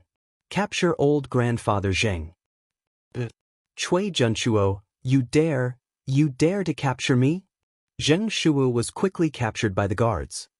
He looked at Cui Junchuo in disbelief and asked, "Why wouldn't I dare? Quick, take him away." Cui Junchuo said angrily. Now that the Cui and Zheng families' reinforcements had been annihilated by Li Jing's men, he no longer needed to rely on the Zheng family, so he naturally did not need to spoil Zheng Shu anymore. Because the entire army in Guanqing County was his Cui family's people. "Cui Junchuo, you're ungrateful, you'll die a horrible death." Cui Junchuo was quickly taken away, leaving behind a wave of vicious curses. Cui Wenji just watched and did not say a word from the beginning to the end because he could see the situation clearly. "Jingyue, if Li Jing attacks the city later, let the new soldiers go up to defend the city. After the new soldiers are all dead, let the people in the city to defend the city. Even if the Cui family cannot win, I will make Li Jing lose a few teeth in Guangxing County. I will let the entire Guangxing County be buried with the Cui family." After a moment of silence, Cui Junchuo looked at Pan Zhenyue and said word by word fiercely. After everyone in the hall heard this, they could not help but feel a chill in their hearts. Chapter 1331. 2 in 1 chapter. After cleaning up the soldiers and counting the casualties, there were many more tents of various sizes in the open space in the south of Guangxing County. Li Jing's 60,000 elites from the capital were able to set up camp. The generals of the army in the east and west naturally came to visit Li Jing, the general manager of the Hunan Province Army, and report the situation of the war in the past 2 days. After receiving the generals, Tai Dan walked in and bowed. "Chief Steward, I was on the celestial lamp just now. I used the binoculars to observe the situation in the city and found that the 3 city gates were heavily guarded. There were also some elderly and children among the guards in the south of the city. They were all captured by the Cui family to guard the city." Li Jing frowned and said angrily, "Cui Junchuo, that old bastard. Does he want all the people in the city to die with his Cui family? That's outrageous." At this time, he couldn't help but recall what Cui Junchuo said to Niu Jinda in the afternoon on the city gate tower. "Niu Jinda, it's impossible for me, Cui Junchuo, to surrender. There are more than 200,000 soldiers in the city now. If you and General Manager Li want to attack the city, then come." Now it seemed that Cui Junchuo not only wanted to bury these 100,000 new soldiers with him, but also wanted all the people in the city to be his cannon fodder. That was simply insane. "Yes, I know all of this. Iron Egg, you've been traveling day and night. Have an early rest." Iron Egg's grandfather and Li Jing were cousins, so strictly speaking, Iron Egg also had to call Li Jing granduncle. With this relationship, Li Jing was quite close to Iron Egg. "Yes." Bruiser clasped his fists and left. In the tent, Li Jing closed his eyes and concentrated. After a while, he opened his eyes and wrote the situation here into a memorial. Then he asked someone to call Meng Wenhao and said, "Meng Wenhao, send this letter to Chang and City by telegram." Right now, Meng Wenhao and Iron Egg had become the core members of the entire army. They were in charge of the army's communication with the outside world. The rescue of Guangxing relied on the unparalleled transmission speed of the telegraph machine. Li Jing had fought in wars all his life, but he had never been so comfortable as this time. Grasping first-hand information at the first moment allowed him to calmly make various tactical arrangements to deal with the changes in the situation on the battlefield. This was more efficient and useful than strategizing. He had already secretly made up his mind. After returning to the imperial court, he would definitely suggest to Li Heir to build a telegraph machine. With this thing, it would be extremely convenient to fight in the future. Think about it. If an army had a telegraph machine in every camp, it could send their location and the deployment of the enemy's forces to the central tent in a timely manner. Then, he would be able to receive the news as soon as possible, formulate a strategy, and send the battle orders to the front line. Li Jing felt that it was impossible to lose such a war. Information was crucial to the direction of the war. Thus, Chief Steward. Meng Wenhao clasped his fists and was about to turn and leave when Li Jing called out to him again. "Wenhao, contact little Yu, and ask her how the situation in the city is." Beep. A series of long codes were sent to Chang'an City. Little fatty Li Tai was busy recording the codes. He was extremely busy. Similar to him, there was another person busy collecting the codes outside Chang'an City. It was Li Zishuan from Yunshan Residence. Since the day the army set off, Li Zishuan had handed over the 2 remaining telegraph machines. He had made a few more telegraph machines. Because he knew all the codes and passwords used by the imperial court, Li Zishuan had also received a copy of all the telegrams that Meng Wenhao sent to the imperial court. Because of this, although Li Zishuan had never left Yunshan Residence, he knew the situation at the front line like the back of his hand. However, only God knew if what he did was considered as stealing the imperial court's military secrets. "Wife, go and tell grandmother and grandfather that the imperial court has won a great victory in Guan City. The Cui family is at the end of their rope. The monk is not in any danger for the time being. Tell them not to worry. After copying the codes, Li Zishuan quickly translated them. After reading the information, he found Han Yushi and said softly, "Yes, yes." Han Yushi nodded. Then she hesitated for a moment and asked, "Husband, Iron Egg, is Iron Egg doing well over there?" Li Zishuan smiled and said, "Wife, don't worry. Iron Egg is with Uncle Li. He is safe. This time, he and Meng Wenhao have made a lot of contributions. When they return, His Majesty will reward them." Han Yushi heaved a sigh of relief and said, "That's good. Husband, I will go and find grandfather and grandmother." "Yes, go." After watching Han Yushi leave, the smile on Li Zishuan's face disappeared. A trace of coldness flashed in his eyes. He muttered to himself, "Cui Junchuo, I didn't expect you to be so vicious. You know that you will lose, but you still use the lives of hundreds of thousands of young people in Zhengzhou to buy time for yourself. It's a pity that this time, it may not be as you wish." Imperial Palace. Li Tai sent the information he received to Li Er. After reading it, Li Er frowned and said coldly, "What a vicious old man from the Cui family." The thing that worried him the most had happened. When he first learned that the Cui family had 300,000 soldiers, he was worried that after this battle, Zhengzhou would lose a large number of young people and their livelihood would wither. Now, he didn't expect that the Cui family would be even more vicious. They even wanted the old, weak, women, and children in the city to help defend the city. After taking 2 deep breaths, Li Er suppressed the anger in his heart. He looked at Li Tai and said, "Qingye, send a telegram to inform Li Jing. Ask him to send 2 groups of troops directly to Xingyang and Bowling. Capture all the clansmen of the Zheng family in Xingyang and the Cui family in Bowling. The collateral descendants will be directly exiled to Cheongzhou, and the direct descendants will be escorted back to Cheng. In addition, let him handle all the military affairs in the county as he sees fit. Under the premise of eliminating the rebels, try to reduce the casualties of the people in the city as much as possible." As Li Tai spoke, he asked the servants for a pen and paper to record at the side. In the end, Li Tai cupped his hands and said, "Yes, sir.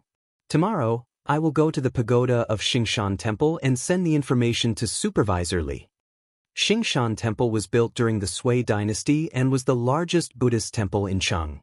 Although it wasn't as tall as Songyue Temple, it was still one of the taller buildings in Cheng. In any case, it was already late at night and there was no need to rush to send out the information. Li Er nodded and said, "Good. Then, Qingye, go back and rest early. Your son will take his leave."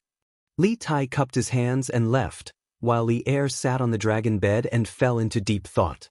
Although the outcome of the Battle of Zhengzhou was already decided, Cui Junchuo's final counterattack made old Li very uncomfortable. "Your Majesty, Li Junxian requests an audience." After an unknown period of time, an attendant walked in and carefully reported, "Let him in." Li Er came back to his senses and hurriedly said.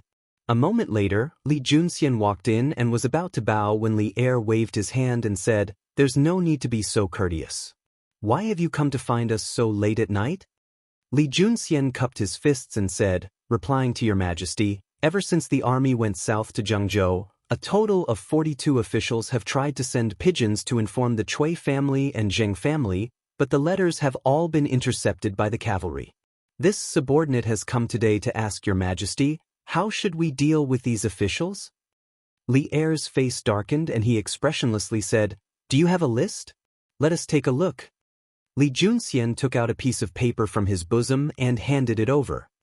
"Your Majesty, please take a look.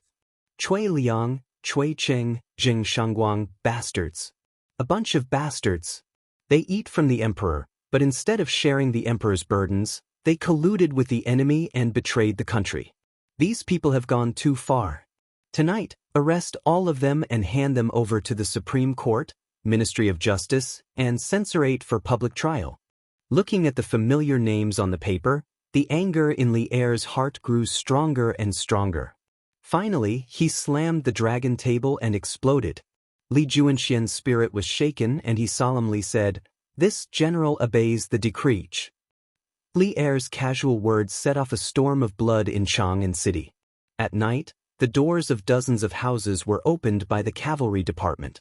The owners of 42 mansions were arrested almost at the same time.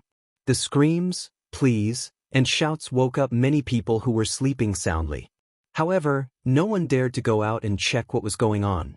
Because at this time, there were only two possibilities for such a huge commotion. One was that they were attacked by bandits, and the other was that the imperial court was arresting criminals.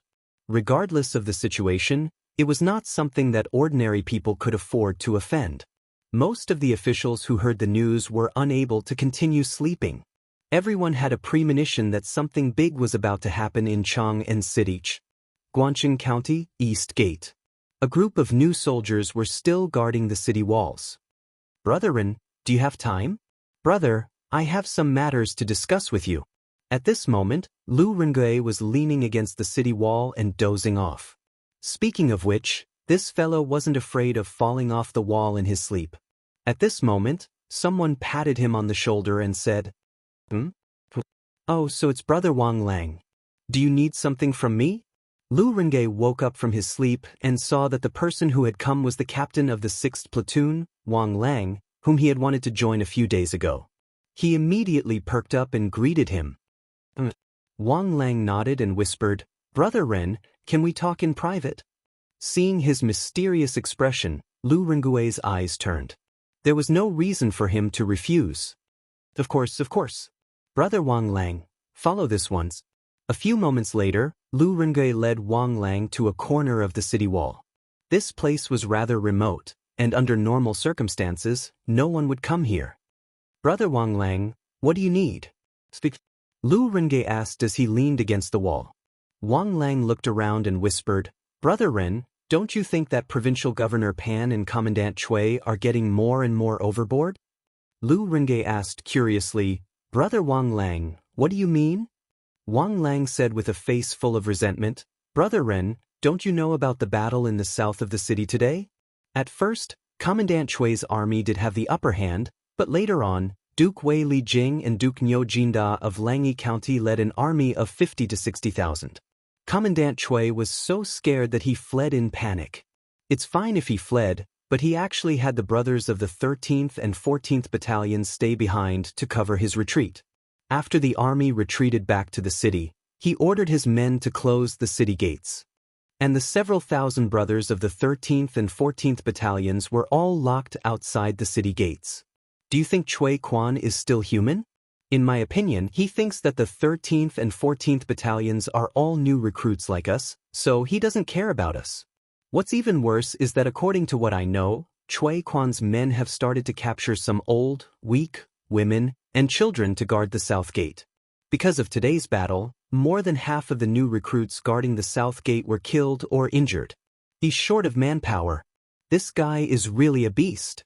In my opinion, if the army outside the city attacks later on, us new recruits will definitely be the first to die. If we're all dead, Chui Quan will definitely capture the citizens in the city and put them on the city walls. But this son of a bitch is really a good for nothing. Hey. Brother Wang Lang, keep your voice down. If someone hears you, then we'll be in big trouble. Lu Rengui was overjoyed when he heard this, but he tried to persuade him out of good intentions. After talking for a long time, Wang Lang's heart was already burning with anger. He wanted to smash the pot to smithereens. So what if they hear me? At worst, I'll die. If this continues, I'll die sooner or later. Although my family doesn't live in the city, I have many relatives in the city. If Chui Quan captures my relatives and puts them on the city walls to guard the city one day, how do you think I should face them? How much do they hate me? Lu Rengui looked at him sympathetically and said, "Brother Wang Lang, calm down first. Being angry won't solve the problem. Actually, Chui Quan is just a lackey of the Chui family. The reason why he did so is because the Chui family ordered him to do so. The Chui family is now able to cover the sky with one hand in Guangqing County. Although they can't defeat the army outside the city, but dealing with the citizens below is still easy." Wang Lang said angrily, When I was young, my father told me to study hard. If I can become a hanger-on of the Chui family in the future, then I'll bring glory to my ancestors. Now it seems that I'm lucky that I didn't study hard at that time. Otherwise, if I rely on the Chui family, such a dirty place, I might as well cut my own throat. When Lu Rengue heard this, he didn't know whether to laugh or cry. He thought to himself, the Chui family is dirty. Is that the reason why you didn't study hard? Brother Wang Lang, now we're all chess pieces under the Chui family. If they want us dead, what can we do? Lu Rengue pretended to sigh helplessly and said, Bullshit. Brother Denyo, I, Wang Lang, respect you as a man. Today, I'll tell you something from the bottom of my heart. If you want to report me after hearing it, then I'll accept it. We're going to die anyway. Instead of dying in the hands of the Imperial Army without knowing why, and ending up with the title of traitor, making our descendants unable to raise their heads, why don't we rebel against the Chui family together? Even if we die, we'll die like a real man. How about it? Brother Denyo, do you dare to rebel with me? Chapter 1332. Shoo. Brother Wang Lang, lower your voice. Even if you want to rebel against the Chui family, you don't have to be so loud. On the East Gate Tower of Guangxin County, Lu Rengue had a thought and secretly thought that the time was ripe. He first calmed Wang Lang's emotions and then whispered, Brother Wang Lang, I won't hide it from you. I, Lu Rengue, am also hot-blooded and have long disliked the Chui family. But so what? The Chui family is powerful and they have countless soldiers under their command. With just the two of us, I'm afraid we can't even get close to Chui Quan, Pan Jinyue, Chui Junchuo and the others. We will be killed immediately. Wang Lang's face lit up. He quickly said, Brother Dainiu, who said it's just the two of us? Actually, the brothers in the 6th squad all want to rebel against the Chui family just like me. There are many people like us in other camps. As long as there is a hero who can take the lead, I, Wang Lang, can guarantee that there will be thousands of brothers who will be willing to follow him to destroy the Chui family. Lu Rengue was shocked and said, Oh, Brother Wang Lang, are you serious? Of course. Brother Dainiu, you can ask around in other brigades and you will know. Brother Wang Lang, how many people on your side are willing to rebel against the Chui family? Lu Rengue suddenly asked tentatively. Wang Lang said confidently, Brother Dainiu, I don't dare to say about other brigades, but as long as someone takes the lead to rebel against the Chui family, the 200 brothers in the 6th squad will definitely follow. According to the military system of the Tang dynasty, there were 5 brigades under each battalion. Each brigade led 3 groups. Each group led 5 10-man leaders and each group led 10 men. In other words, a brigade was only allowed to have 150 soldiers, and a battalion had 750 soldiers. But the Chui family had recruited too many new soldiers this time, and there were not many officers who could lead soldiers. So, every battalion and every brigade was overstaffed. For example, the 9th Battalion had 9 brigades, and each brigade had 200 soldiers. Lu Rengue laughed and said, Good. Brother Wang Lang, since you trust me so much, then I'll tell you the truth today. Actually, I've always been planning to rebel against the Chui family because I can't just watch my subordinates die with that old fart Chui Junchuo. I have a plan that can topple the Chui family. Before this, I have contacted the other recruits. Including you, there are a total of 8 teams on our side. I want to wait until there are more people before activating this plan. At that time, we will have the opportunity to completely push the Chui family into the abyss. Wang Lang was excited when he heard this. He said, That's great. That's great. I, Wang Lang, did not misjudge you. Brother Dainiu, what's your plan? Can you tell me about it? Lu Rengue shook his head and said, Brother Wang Lang, it's not that I don't trust you. It's just that we don't have enough manpower. When there are more people, Dainiu will tell you everything. Then we will send the Chui family to hell. Wang Lang nodded and said, Good. Brother Dainiu, don't worry. I have 2 good friends who are brigades in other battalions. They are also farmers outside the city like me. They have long disliked the Chui family. I will help you contact them. They will definitely be willing to rebel against the Chui family with us. Lu Rengue said happily, That's great. Brother Wang Lang, after you convince them, let me know. With these 2 brigades, we should have enough people. When we get together, I will tell you the plan. We can definitely overthrow the Chui family in one fell swoop. Brother Dainyu, then it's settled. As for my two friends, I promise to convince them before noon tomorrow. I will bring them to meet you.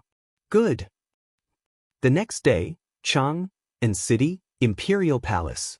Under Taiji Palace, hundreds of officials were in the morning court. What was different from the past was that there were many officials who came to the morning court with an uneasy heart. This was because they had received news early in the morning that 42 officials had been sent to prison last night. They were from all departments, ranging from the third-ranked officials to the ninth-ranked officials. Since the establishment of the Tang Empire, there had never been a situation where more than 40 officials were arrested at the same time. This meant that there would be a huge earthquake in the Tang Empire's officialdom. However, only those who had a guilty conscience would feel guilty. In the early Tang dynasty, there were many people in the imperial court who did not have a guilty conscience. Thus, Xiao Yu was speaking frankly in the main hall, reporting to Li Er the expenditure of the imperial court's treasury in the first 3 months of this year. In general, compared to last year, the expenditure of the treasury has increased slightly in the first 3 months of this year. The reason is that His Majesty has rebuilt Shanyu and built the Yellow River Forest Belt. However, these expenses are completely within the range of the imperial court's ability to bear. Li Er listened to Xiao Yu's Tang Empire treasury report expressionlessly. It was as if the arrest of a large number of officials yesterday had nothing to do with him. After waiting for a long time, Xiao Yu finally finished. Li Er saw that no one came forward to report, so he said, "Last night, I received news that Li Jing and Duan Jixuan defeated the rebel army in Zhengzhou. The Chui clan of Bowling and the Zheng clan of Xingyang had hidden 50,000 secret guards, hundreds of Jianghu experts, and 3,000 men of sacrifice. They fought with Duan Jixuan's Black Armor army in the wilderness. In the end, except for a few who surrendered, the rest were all annihilated. Li Jing led the 3 armies and fought with the 150,000 soldiers of the Chui clan outside Guangxing County at dusk yesterday. He killed 45,000 soldiers and forced the Chui clan's army into the city. Now Chui Junchuo is like a turtle in a jar. He can't make any waves anymore." The officials were slightly shocked in their hearts. Firstly, they were surprised that the Chui clan of Qinghe that was said to possess an army of 300,000 was actually so weak. Secondly, most of the officials were unable to figure out why Li Er was able to receive news of victory last night when it was clearly yesterday afternoon. How did he send the news? Even a messenger pigeon would not be so fast. However, core officials like Zhang Sun Wuji and Fang Xianling knew that when Li Jing led the army to Zhengzhou, he brought along a telegraph. Therefore, they definitely wouldn't have such doubts. "Congratulations, Your Majesty." Although they were confused, they still had to congratulate Li Er for winning the battle. Does our Emperor Li Er not care about his face? The civil and military officials cupped their hands and said in unison. However, Li Er's face did not have a trace of joy from winning the battle. He just kept a cold face and did not say a word. This made the officials feel very strange. "Congratulate? You should indeed congratulate us, because over the past few days, we have discovered 42 officials who have colluded with the enemy and betrayed their country. They are eating the salary given by the imperial court, but they are doing the shady business of colluding with the enemy and betraying their country. If not for Baichi intercepting their carrier pigeons flying to Zhengzhou, you would have heard the grievous news of Luoyang being surrounded and about to be captured." Li Er suddenly slammed the table and shouted angrily. The entire hall was echoing with his angry roar. The civil and military officials immediately kept quiet out of fear. None of them dared to breathe loudly. "Lu Dui." After a moment of silence in Taiji Palace, Li Er's cold voice came from above. "This old official is here." Lu Dui, the Chancellor of the Supreme Court, hurried forward and cupped his hands. Li Er coldly swept his gaze over all the officials in the court. Then he looked at Lu Dui and said, "In a moment, I will hand over all these officials and the intercepted letters to you. I give you 7 days to investigate these officials together with the Ministry of Justice and the Censorate. Find out if they have any accomplices. After 7 days, report to me the results of your investigation. At that time, those who should be killed will be killed and those who should be exiled will be exiled. Lu Dui's heart trembled. He cupped his hands and said solemnly, "This official obeys the decree." The officials in the court felt a chill in their hearts. They knew that Li Er was going to start a massacre. I would like to remind some people that you are officials of the Tang Empire first and then people of the aristocratic families. Without the Tang Empire, you are nothing. Court is dismissed. After Li Er said this coldly, he got up and left in a huff. Now that he had almost wiped out 3 of the 5 families, he had the confidence to say these words. The officials looked at each other and sighed. Then, they left the hall and went about their own business. Little fishy. At noon, in a private house in Wuning Square in the south of Guangxing County, a fierce-looking man took advantage of the fact that no one was around to jump over the wall and come to the backyard. "Big Brother Lu? Why you back?" Little Fishy, who was taking an afternoon nap in the attic, hurried downstairs to welcome him when she heard the shouts below. "Shh, lower your voice. I snuck out during lunchtime. Let's talk inside." Lu Rengui hurriedly whispered. "Oh, Little Fishy replied and led Lu Rengui into the house. Then she said, "Big Brother Lu, you must have not eaten lunch, right? I still have some steamed buns left. Why don't you eat some to fill your stomach?" Lu Rengui waved his hand and said, "There's no time. I can't stay any longer. I came back to look for you today because of an urgent matter. I'll make it short and leave after I'm done." Little Fishy hurriedly sat up straight and said, "Okay, Big Brother Lu, go ahead. I'm listening." Lu Rengui said, "Little Fishy, I've already convinced the captains of 10 teams. They are all willing to join me in the rebellion against Chui. I can mobilize 2,000 troops. I plan to bring these people to kill the soldiers guarding the gate at midnight tonight. Then, I'll open the city gates and release the drawbridge to let the army outside the city in. So, you have to inform Duke Wei outside the city in advance and let them prepare. Once midnight arrives, we'll work together and take down Guangxing City in one fell swoop. Understand?" Little Fishy said in surprise, "Wow. Big Brother Chui, you're amazing. You can actually gather 2,000 troops from the rebel army." Lu Rengui waved his hand and said, "Okay, let's not talk about this first. Send out what I just said and see if Duke Wei agrees. I'll wait here. Hurry." But even if they receive the news, it will probably take a while before they reply. "Big Brother Lu, take advantage of this time to eat something. I'll go up and send the telegram now." Little Fishy said and then went upstairs excitedly. If this plan succeeded, she would be able to escape Guangxing City and return to Chang. Lu Rengui sat alone downstairs, thinking about what to do at night. It would take a lot of effort, so he picked up the steamed bun on the table and started eating. Chapter 1333. 2 in 1 chapter. South of Guangxing County, Middle Army Tent. After lunch, Li Jing gathered all the generals together to discuss the plan to break the city. "Everyone, His Majesty sent us a letter this morning. First, he asked us to capture all the disciples of Chui family in Bowling and Zheng family in Xinjiang. Second, he asked us to solve the problem of Chui family in Qinghe. Although Chui Junchuo's power is gone, he obviously wants to hide in the city and drag everyone in Guangxing County to die with him. Now, many of the guards on the south gate are the old, weak, women, and children they captured. If we want to attack the city, on one hand, we have to consider the casualties on our side. On the other hand, it's inevitable that we have to kill those innocent people. His Majesty asked us to reduce the casualties of the people as much as possible under the premise of eliminating the rebels." Li Jing, as the general manager of the army, naturally sat on the highest seat. Qin Shubao, Qing Yaojin, Niu Jinda, Duan Jishuan, Sui Provincial Governor Wang Yu, Bian Provincial Governor Zhao Kai, and Hunan Provincial Governor Ren Ken were kneeling on the left and right. Cheng Yaojin was furious. "Humph! This Chui Junchuo is really a bastard.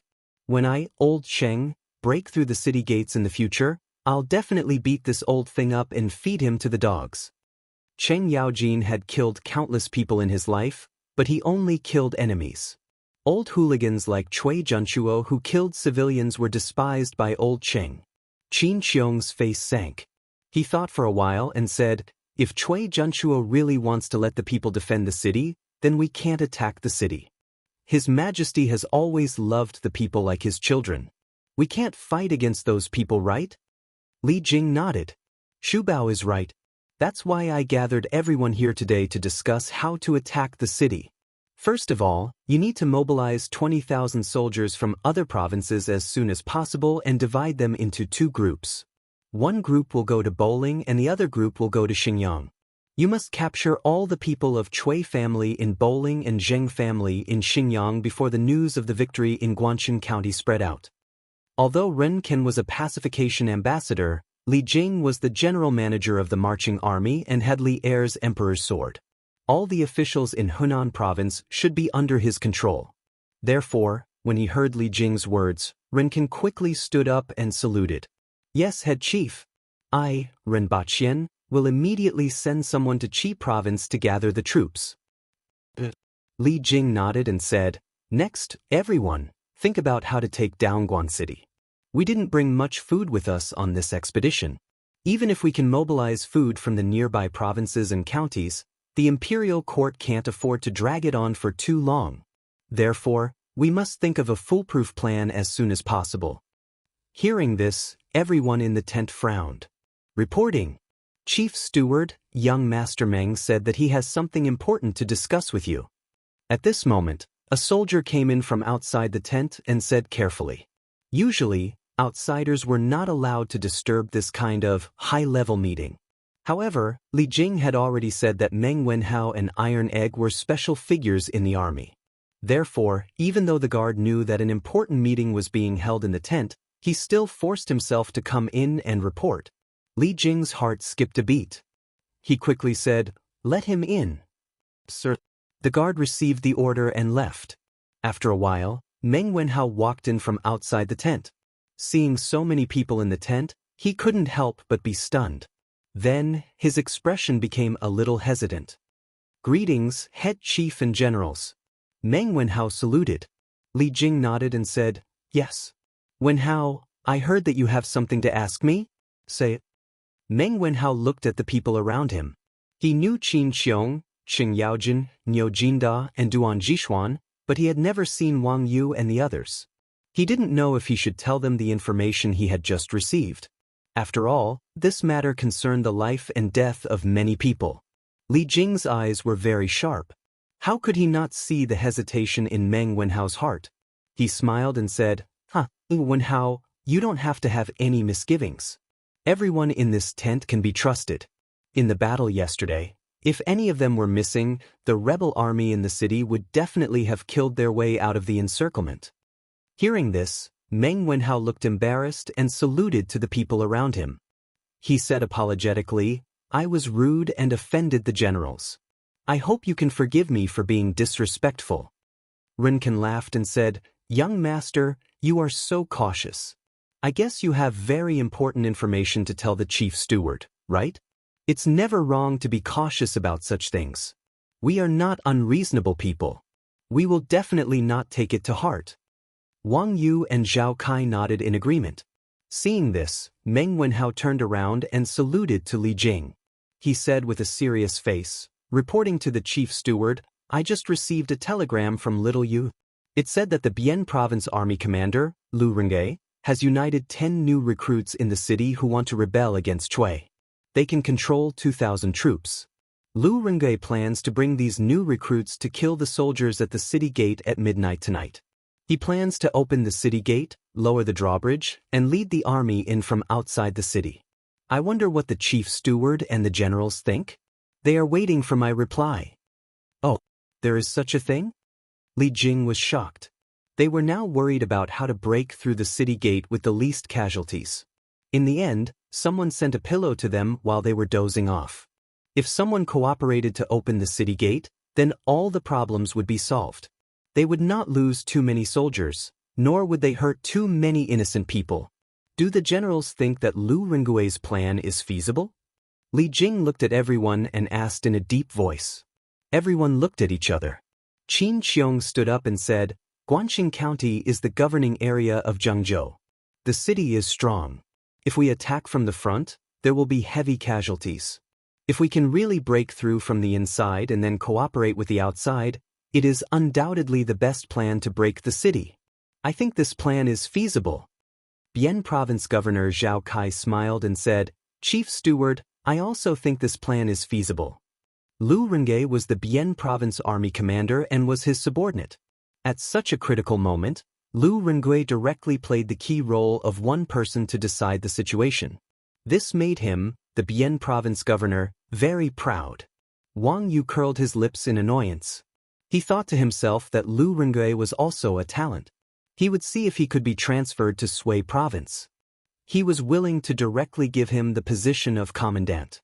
Qing Yaojin, Niu Jinda, and the others did not have any objections. Seeing this, Li Jing said to Meng Wenhao, immediately reply to Lu Rengui. Tell him to open the city gate at midnight tonight and lower the drawbridge.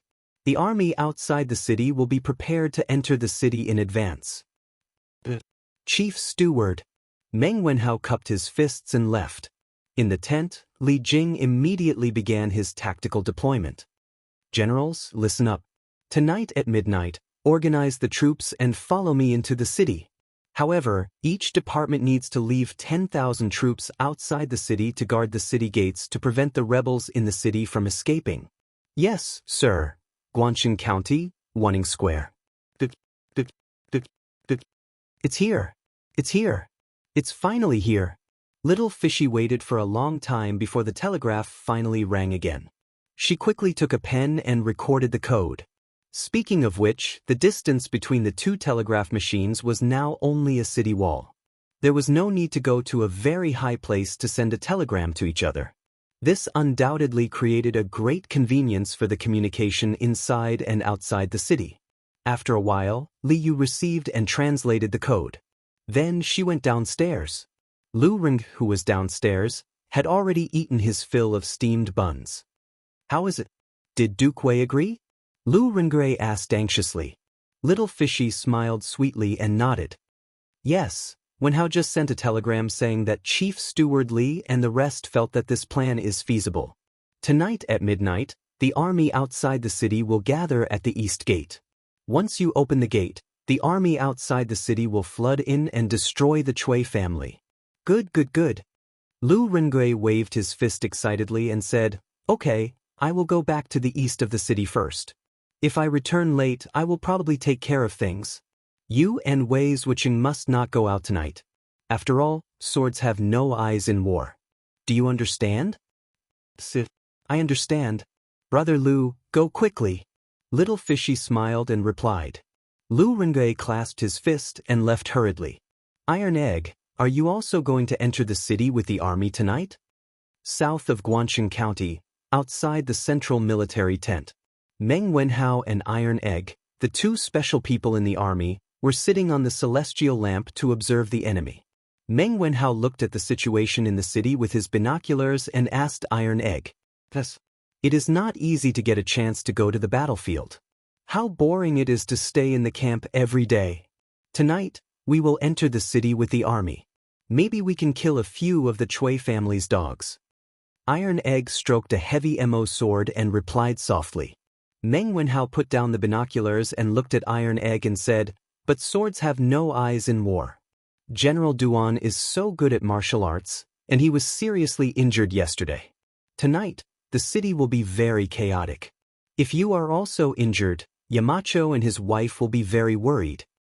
Iron Egg shook his head and said, Master said that it is difficult to make progress by practicing martial arts on a daily basis.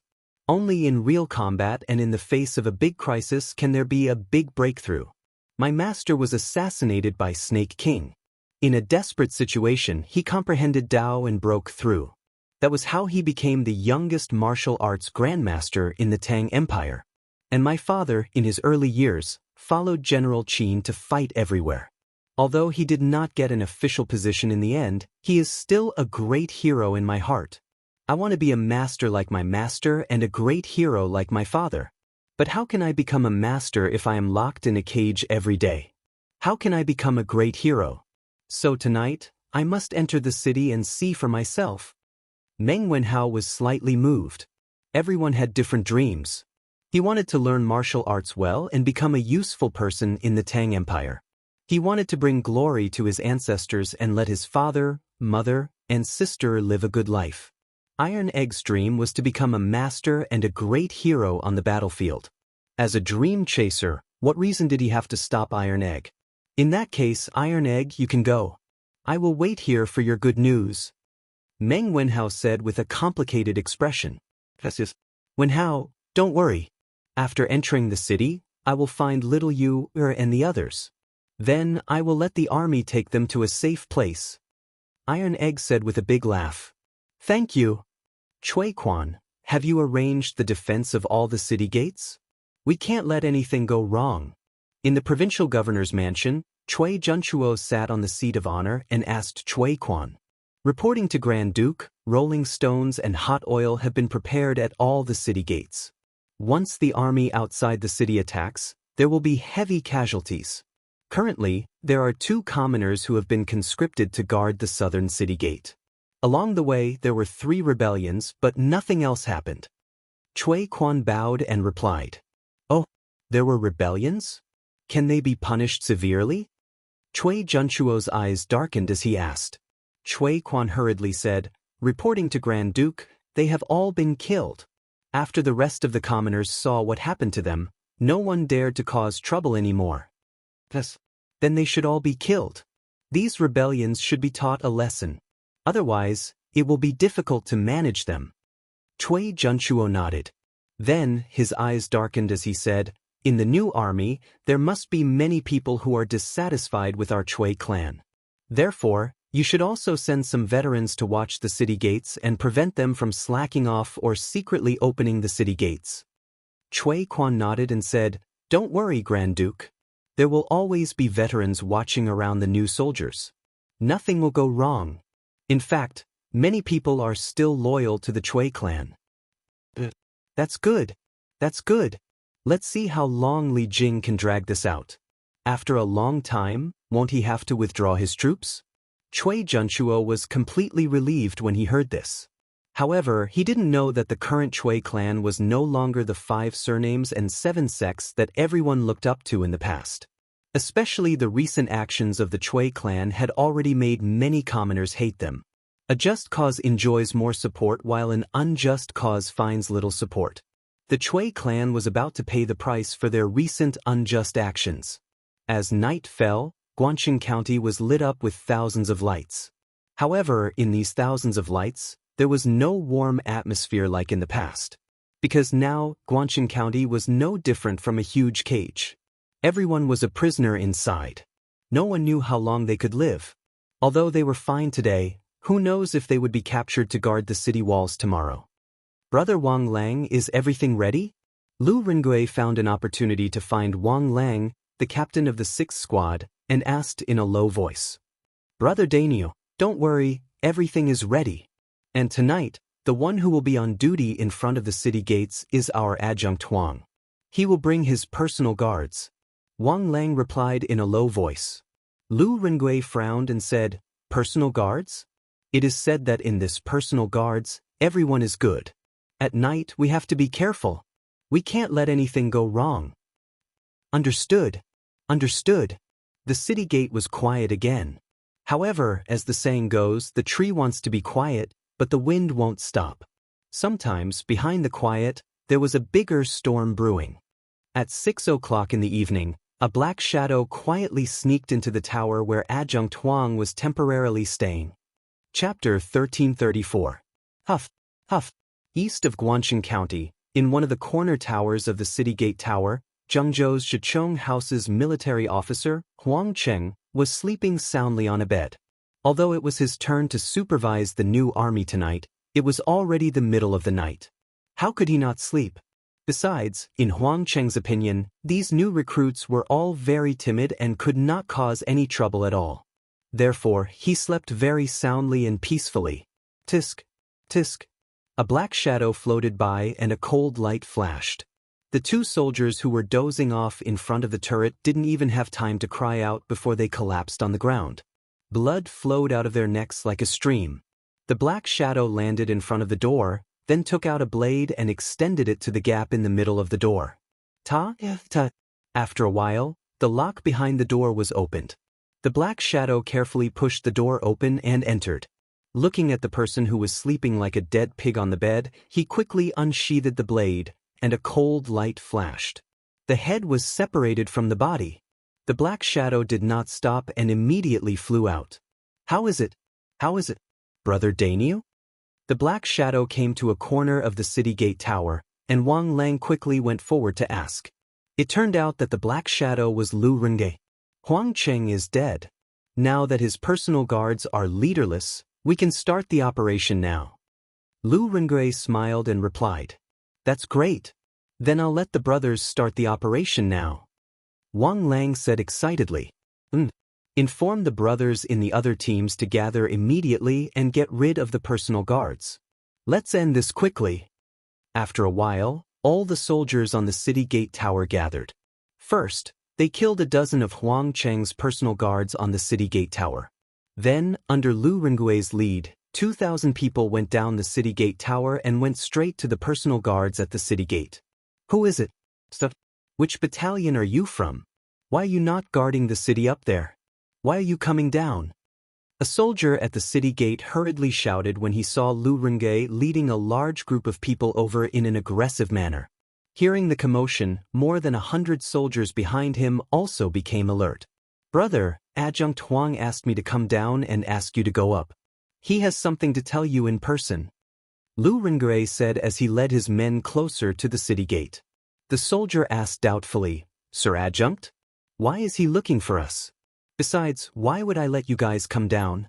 Before the soldier could finish his words, Lu Rengui had already pulled out his saber and pounced towards him. Kill. Lu Rengui's speed was as fast as lightning. Under his sudden attack, the soldier had no time to dodge and his throat was instantly slit.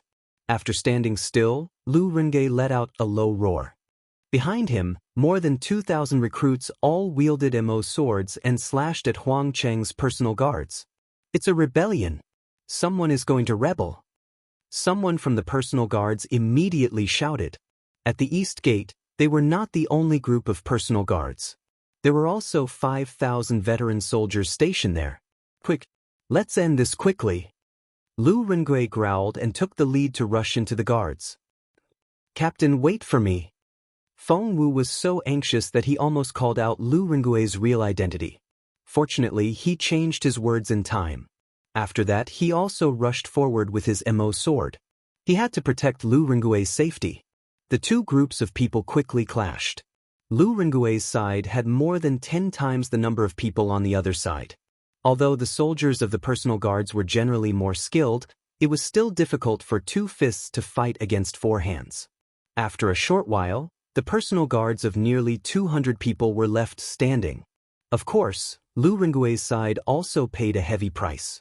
There were more than 300 casualties, which was almost double the number of the enemy. The gap between the recruits and Huang Cheng's personal guards was immediately apparent. I know you. You're Ren Dainyu of the 5th Battalion. How dare you rebel against the Chui family? Aren't you afraid of being cut into pieces? A soldier pointed at Lu Rengui and shouted unwillingly.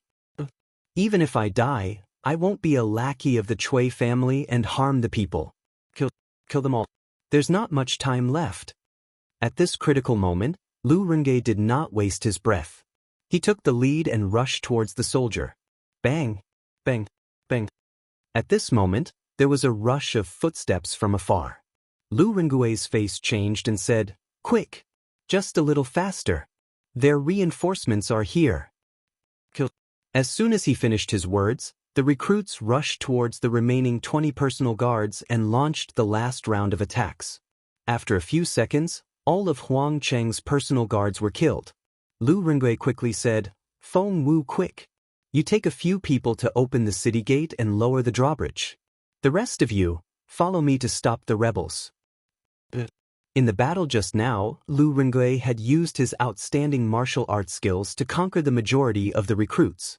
At this moment, when they heard his orders, no one objected. Although they knew that with just these recruits, They would definitely not be able to defeat the 5,000 veterans, but they still followed Lu Rengui without hesitation and turned around to face the incoming veterans. How dare you? Who dares to open the city gates and rebel against their superiors? Arrest them all. Sure enough, it was the 5,000 veteran soldiers who were stationed at the east side of the city. Lu Rengui took a deep breath. He knew that he could not defeat them, but he had to buy time for Feng Wu. He rolled his eyes and glanced at the torches on the city wall not far away. Many recruits were peeking at them. He shouted loudly, "Brothers who were forced into the camp by the Chui family, listen up. The Chui family not only wants us to help them to defend the city, but they also want the old, weak, women and children to defend the city. Don't you have any relatives or friends in the city? After we die on the city wall, the Chui family will bring your relatives and friends to defend the city for them. If you are still a man, stand out and fight against the Chui family with me. You will die anyway. Do you want to die standing and be remembered forever? Or do you want to die kneeling and be remembered as a disgrace to your descendants? Come. Fight against the Chui family. Fight against the Chui family. Fight against the Chui family." Lu Rengui's words struck a chord in the hearts of all the recruits. As soon as he said this, the 1,000 or so recruits beside him immediately roared in unison. Fight against the Chui family.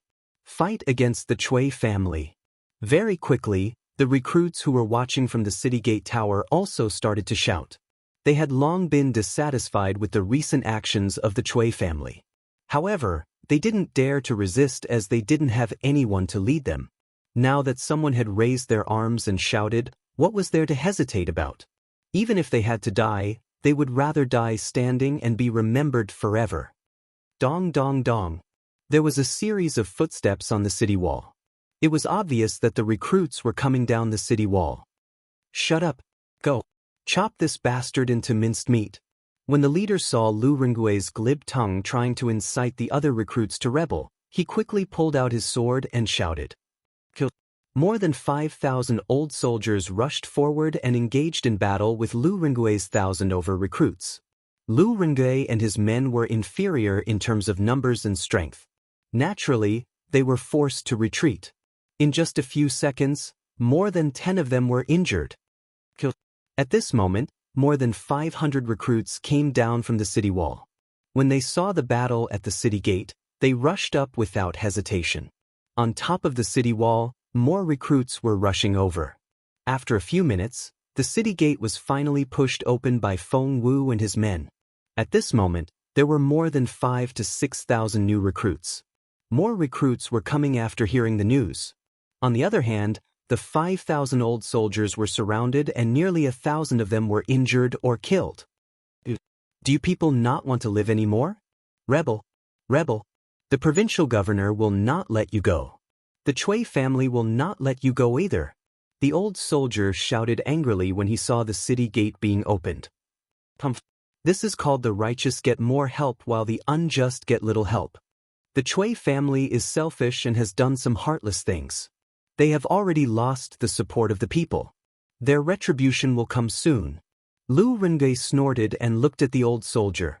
Quick, lower the drawbridge and let the imperial army come over. Feng Wu, who was at the city gate, quickly shouted to the soldiers around him. There was an ear-piercing screech, followed by the sound of the other end of the drawbridge falling to the ground. The drawbridge at the city gate was finally lowered. Quick, the city gate is open. Everyone follow me. At this time, there were already more than 100,000 soldiers standing outside the city gate. Cheng Yaojin shouted excitedly when he saw the city gate was open. He held his lance and urged his horse to gallop toward the city gate.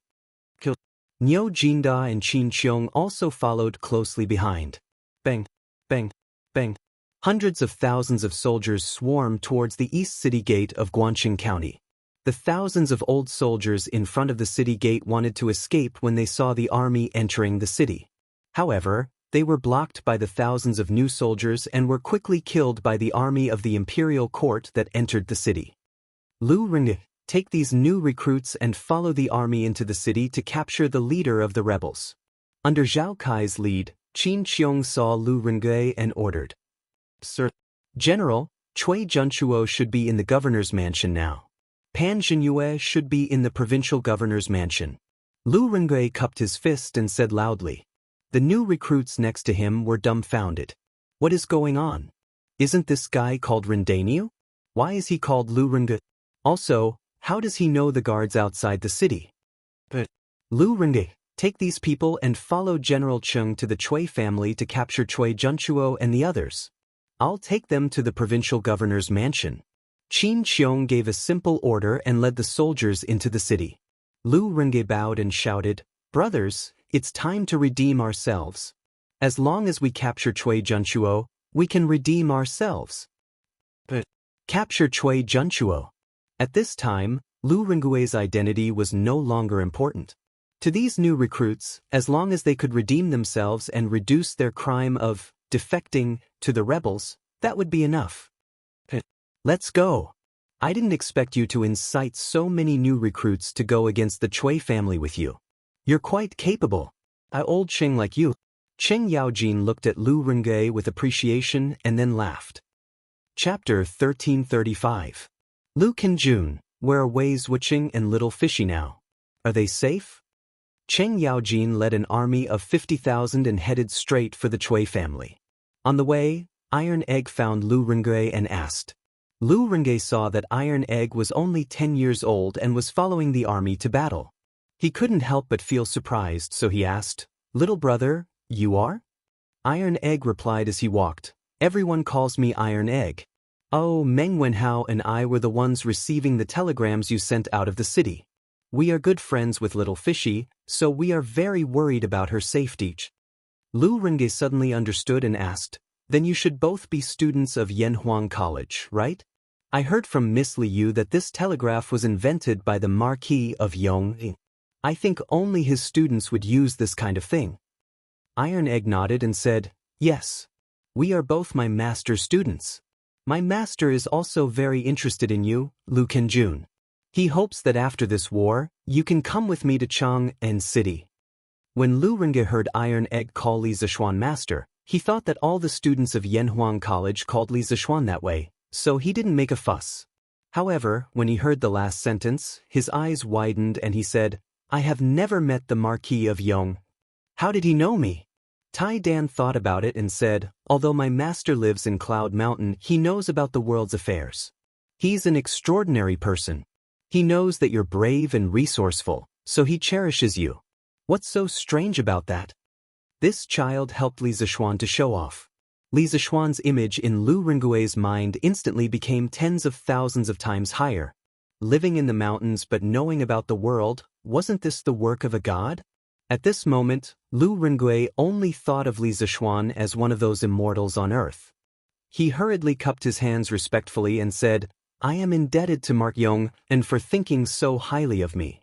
After this matter is over, I will personally go to Chang and to pay him a visit.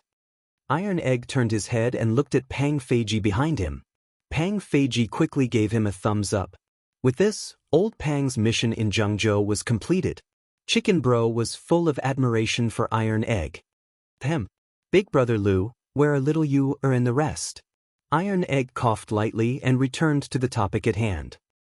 They are all in the tunnel of Wanning workshop. They are very safe. Brother Iron Egg, you don't have to worry. I will take you there after we destroy the Cui family. Great-grandfather, something bad has happened. In the Cui residence, the old housekeeper hurriedly ran to Cui Junchuo's bedroom and shouted anxiously. Cui Junchuo, who was sleeping on the couch, was suddenly awakened. He quickly opened his eyes and said, What's the matter? Why are you panicking? Come in and tell me. Great-grandfather. The old housekeeper pushed the door open and entered. At this time, Cui Junchuo had already sat up. The old housekeeper bowed and said, Great-grandfather, something bad has happened. At the east gate, the new soldiers guarding the city mutinied. They killed Adjunct Huang and then opened the gate to let the army in. Great-grandfather, quickly take the young master and escape. What? The army outside the city has entered the city? When Cui Junchuo heard this, he felt as if he had been struck by lightning. His vision turned black and he almost fainted. It's over. It's all over. Once the army enters the city, the Chui family will definitely be wiped out. Great-grandfather, great-grandfather, you must escape. We still have 30,000 shadow guards and 5,000 men of sacrifice. Please take the young master and escape. The housekeeper knelt down beside the bed and said anxiously, Escape. The Chui family cannot be destroyed. It's better to leave some hope. Immediately let Qi Li lead the hall of worship, the men of sacrifice, and the shadow guards to escort the young master out of the city. Chui Junchuo's lifeless eyes suddenly flashed a ray of light, and he quickly ordered, Great-grandfather, what about you? I'm old and I've lived enough. I won't escape. Housekeeper, you've been with me for so many years. Later, take advantage of the chaos and escape. Chui Junchuo sighed. A man's words were kind when he was about to die. At this moment, a rare trace of kindness appeared in his heart. Great-grandfather, I've been with the Chui family all my life. Where can I go? I'm willing to live and die with the Chui family. Chui Junchuo patted the old housekeeper's shoulder and was speechless. General Cheng, the Chui family now has 30,000 shadow guards and many Jianghu experts. General Cheng, please be careful. When they were about to reach the Chui family's residence, Lu Rengui cupped his fists and said to Qing Yaojin. Qing Yin laughed carelessly and said, Hee hee. That's good. I've come all the way from Chang and to Zhengzhou, and I haven't had enough fun yet. Tonight, I'll use the shadow guards of the Chui family as practice for the little brats below. Hurry up, don't let the Chui family escape. Asterisk bang, bang, bang. Asterisk while they were talking, a large number of soldiers suddenly rushed out of the gate in front of them. In front of the army was a young man wearing a scholar's robe. He was riding on a horse and was urging the people behind him. Hurry up. Now that the guards outside the city are empty, let's go out from the south gate.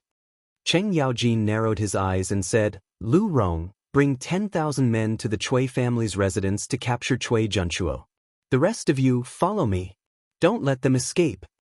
Yes, General. A general behind Qing Yaojin quickly took the order and left.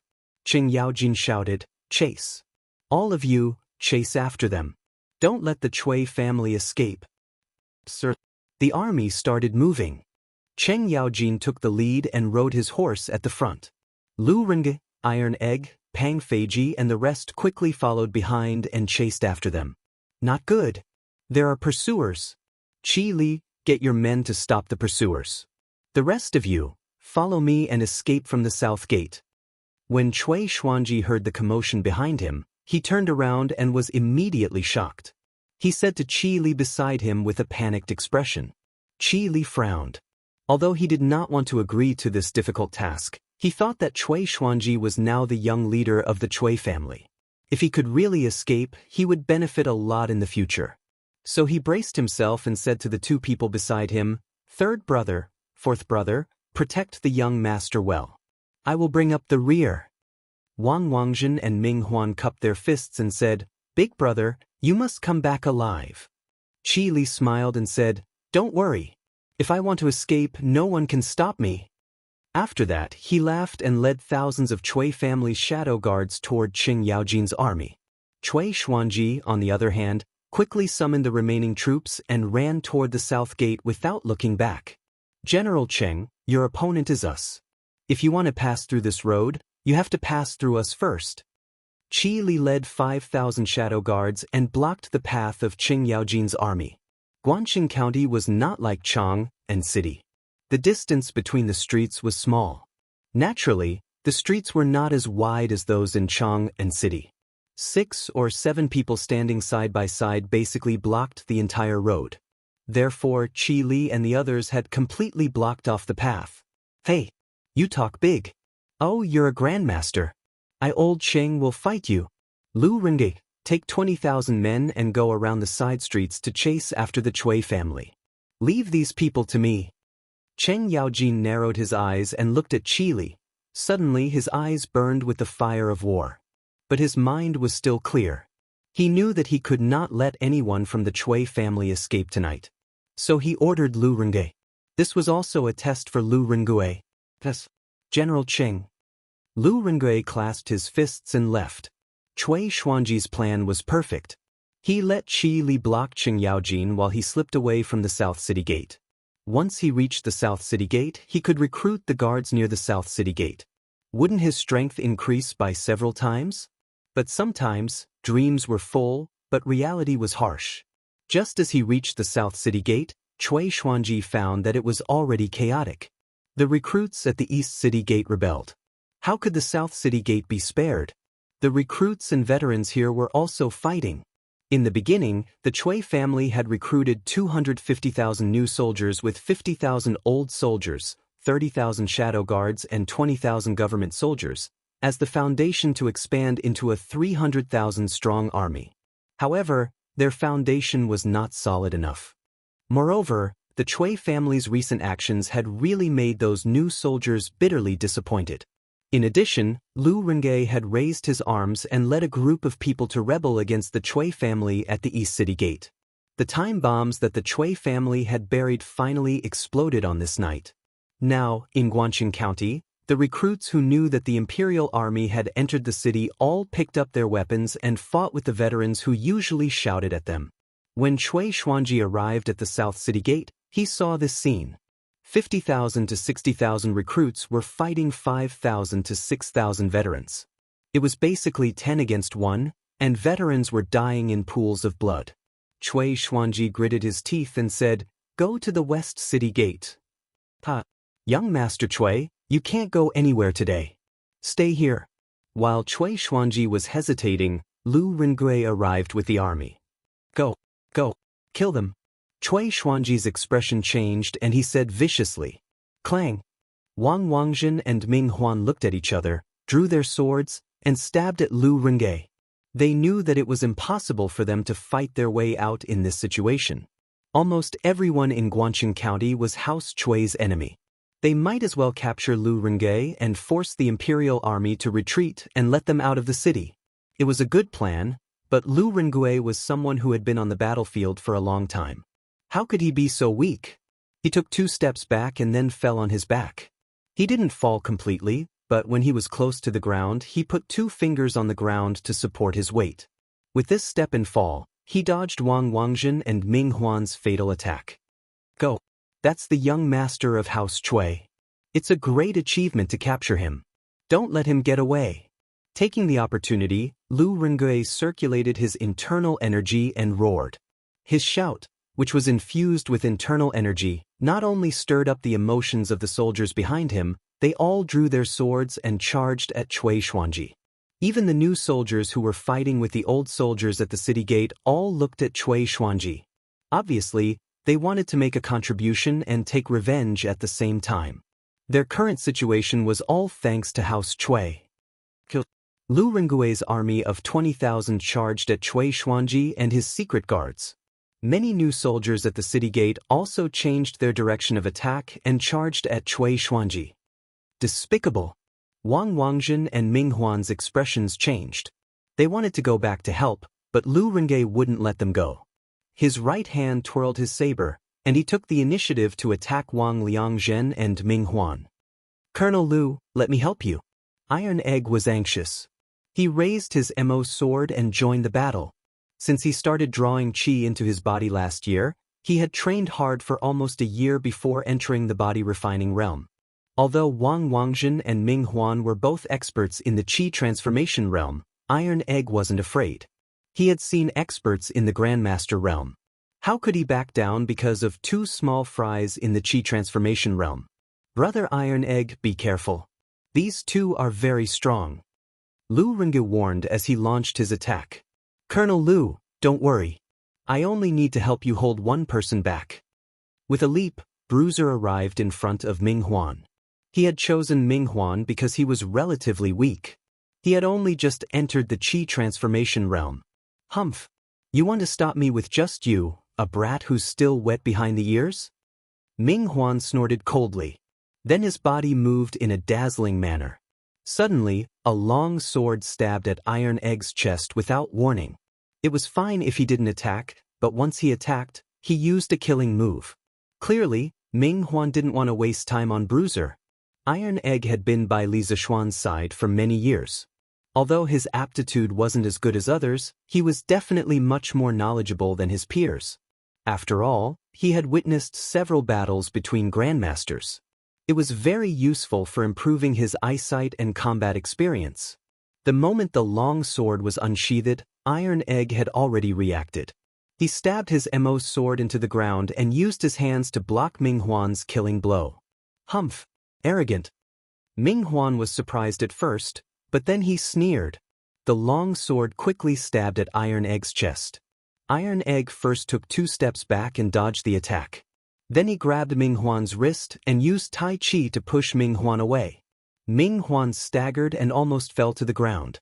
His heart was filled with disbelief. What kind of martial arts was this? Why did he feel like he couldn't use any strength? Big brother, let me borrow your sword. Iron Egg borrowed a sword from a soldier next to him. Then he looked at Ming Huan, his eyes full of eagerness. Sure enough, actual combat was the best way to make one's blood boil and focus their attention. He knew that he couldn't beat Ming Huan, but he wanted to use the Tai Chi sword that Li Zishuan had taught him to hold Ming Huan back. After Lu Renge finished off Wang Zhen, he would be free to deal with Ming Huan. Hey, I didn't expect you to have some skills. But you won't be so lucky next time. Ming Huan's expression was very unsightly. He took a deep breath, and then he vanished on the spot. A moment later, he appeared above Iron Egg, and then he swooped down and stabbed his sword towards the top of Iron Egg's head. Iron Egg's eyes flashed. He lifted the long sword he borrowed and used Tai Chi. His sword was like a magnet, firmly sucking Ming Huan's long sword.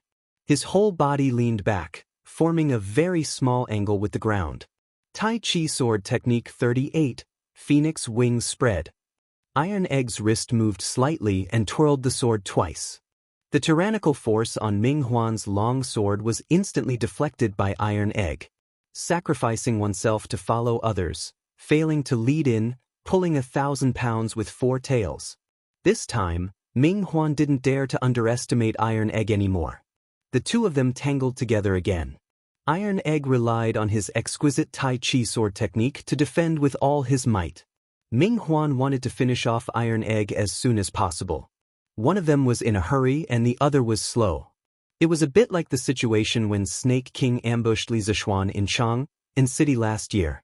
On the other side, Lu Rengui and Wang Liang's fight had basically come to an end. Because Wang Liang was overcautious and had distracting thoughts, Lu Rengui found a few openings and left 3 sword wounds on Wang Liang's body. At this time, Wang Liang's arm was injured and his sword technique revealed a big opening. Lu Rengui seized the opportunity and stabbed Wang Liang's throat. Puchi! Wang Liang didn't have time to change his technique. Lu Rengui's sword slit Wang Liang's throat. Wang Liang clutched his neck and fell to the ground. Third brother! Ming Huan roared and tried his best to rush over, but he was held back by Iron Egg. Lu Rengui sneered and rushed forward. He and Iron Egg fought Ming Huan together. Ming Huan couldn't even kill Iron Egg, let alone Lu Rengui, who was even more powerful than him. How could he be a match for Lu Rengui? In less than 10 rounds he was defeated. Iron Egg sneakily attacked him and pierced his heart. At the city gate, the Chui family's shadow guards were basically wiped out. Chui Xuanji had been captured by Feng Wu and the rest. Lu Rengui laughed and said, "Let's go. Let's go to the Chui mansion and meet up with General Cheng." As soon as he finished speaking, a loud voice came from behind. No need. Everyone in the Chui family has been captured. Since you are done here, follow me to the provincial governor's mansion. It was Cheng Yaojin leading a large group of people to support them. How could Qi Li and his men be a match for Cheng Yaojin? The battle over there ended even faster. As for the Chui mansion, Chui Junchuo had sent all her shadow guards to protect Chui Xuanji. Cheng Yaojin's aide led the troops to the Chui mansion and captured all the Chui family members without any effort. At this point, the Chui family of Qinghe had become history. A 1,000-year-old family was wiped out in one night. Life was unpredictable. How sad. Chapter 1336. All the guards of the Chui family were annihilated. The old soldiers of the Zhichong house in Zhengzhou didn't even need the imperial court's army to act. They were either annihilated by the new soldiers who had a deep grudge against the Chui family or kneeled down and surrendered. All the reactionary forces in Guangxing County were finally wiped out.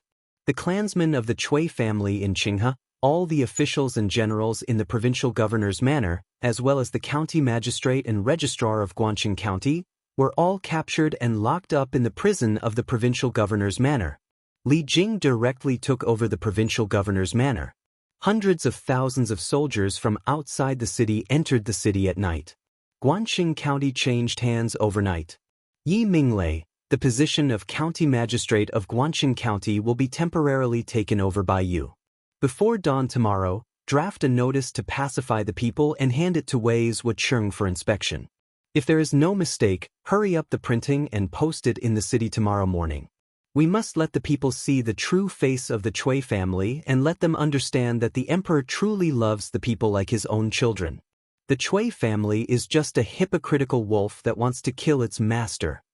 Although it was already late at night, the provincial governor's manor was still brightly lit. Li Jing sat on the seat of honor and made arrangements for the people after the war. In the early years, he followed Li Er to conquer the north and south. Every time he conquered a city, the first thing he did was to pacify the people. After the chaos, there would be great governance. This sentence not only applied to the change of the dynasty but also to the post-war reconstruction of the city. Those who had just been freed from the chaos of war, their hearts were restless and restless. If they were not pacified in time, once they were instigated by someone, there would be another turmoil. Li Jing had been on the battlefield for a long time. It was because he was very clear about this that he solemnly told Yi Minglei, "Thank you for your trust, head chief. Rest assured, head chief, I know the true colors of the Chui family and what they have done in the past few months. Tomorrow's announcement to pacify the people will definitely allow the people to distinguish between good and evil and return their hearts to the imperial court." Yi Minglei didn't expect that this time he would gain a blessing in disguise and become the acting county magistrate of Guangxing County. Although it was only a temporary position, but if he did it well, there was a high possibility that the word temporary would be removed and he would directly become the official county magistrate. He cupped his hands and left after receiving the order. Now, there were only less than 2 hours before dawn. Yi Minglei estimated that he wouldn't be able to sleep tonight, but what did that matter?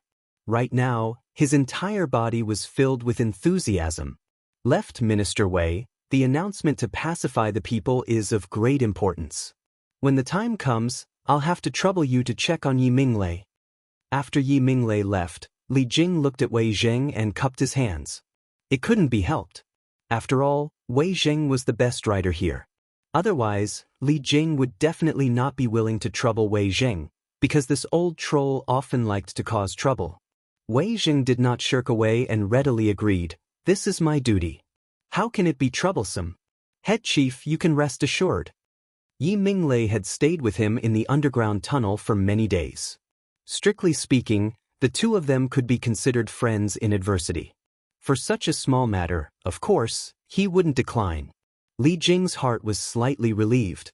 He looked at Cheng Yaojin, Qin Qiong and the rest who were sitting below and said, "This time, everyone has done their best to besiege Guangxing County. When we return to the imperial court, this old man will definitely report to the emperor and reward you according to your merits." Everyone stood up and cupped their hands. "Thank you, head chief." Li Jing nodded and said, "It's not early now. Everyone has been working very hard these days. Quickly go and rest. Tomorrow, all the generals must count the casualties and submit the battle report to this old man. This way, this old man can send the news of victory to the emperor."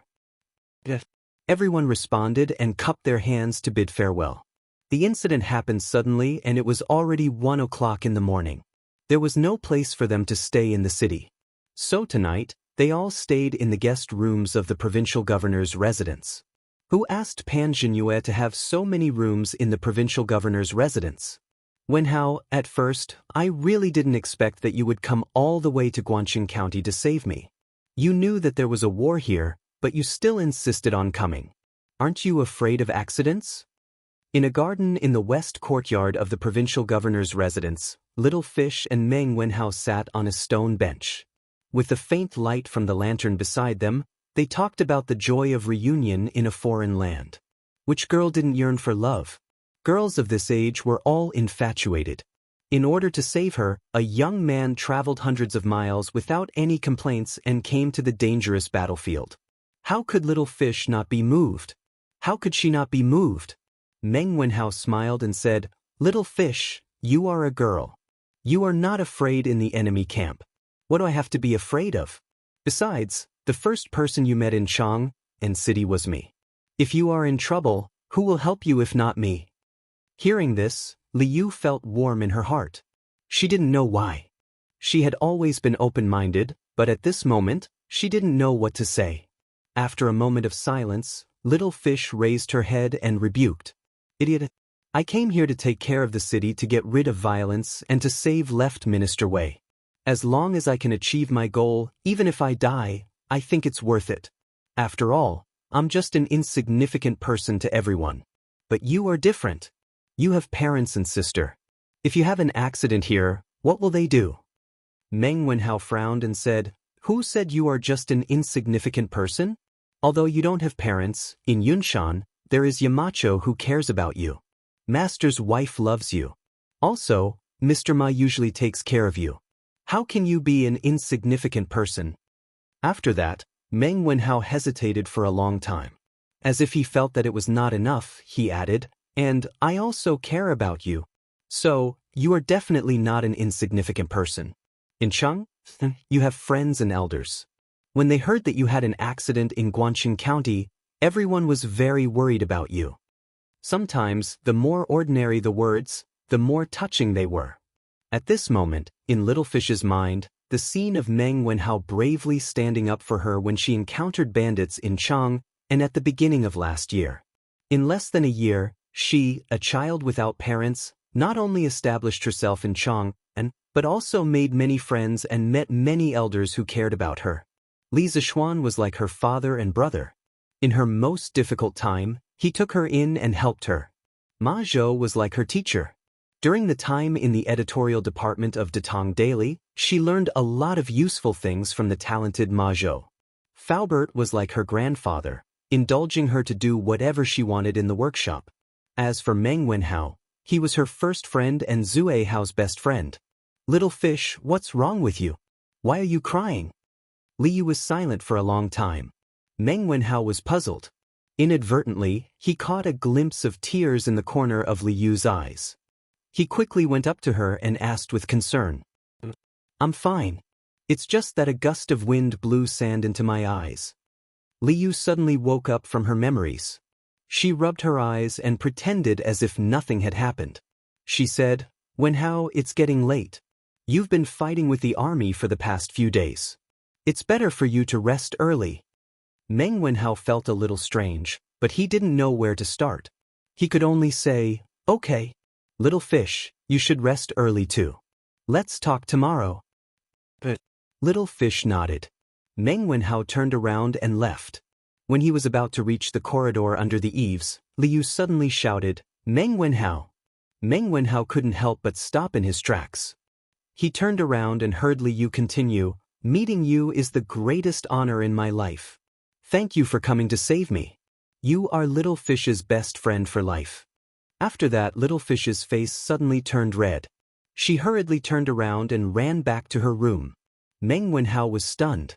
After a long time, he shook his head and smiled. He then walked into the room.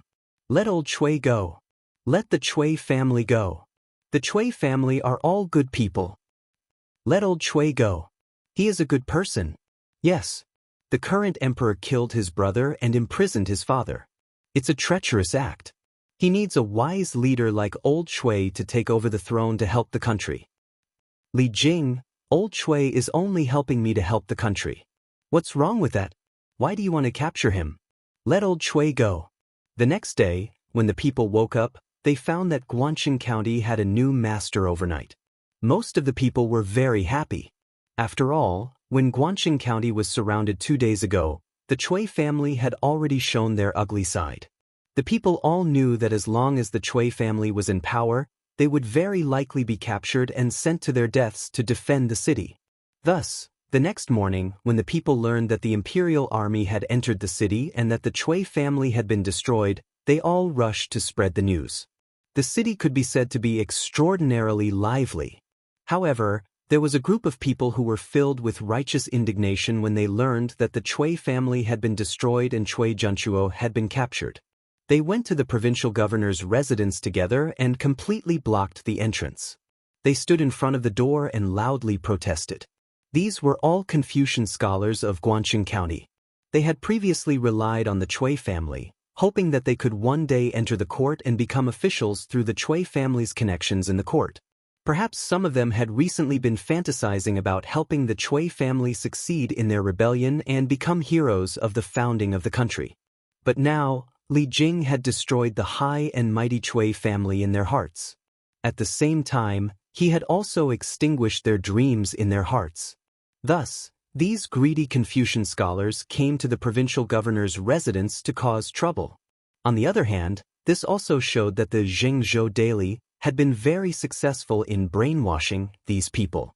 Li Jing, who had heard the commotion, couldn't help but be furious when he heard the Confucian scholars shouting at the door. He turned his head and said to a guard, "Beat them all away with sticks." After a while, a group of armored soldiers rushed out of the provincial governor's residence. They held wooden sticks in their hands and rushed toward the crowd. "My leg! Ouch! My head! Li Jing, how dare you? We are the disciples of the saints. How dare you use weapons? You are going against all the scholars in the world.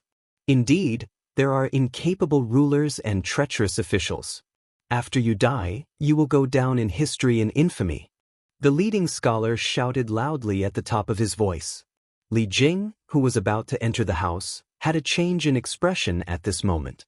He said in a low voice, "Arrest all of them and send them to prison." The Confucian scholars had harmed the country. Li Zishuan's engineering was more useful. Li Jing couldn't help but sigh in his heart when he thought of the crucial role Meng Wenhao and the Iron Egg had played in this war, and then looked at these Confucian scholars who couldn't distinguish between good and evil. Chapter 1337. Chief Steward, there are so many Confucian scholars. Should we arrest them all?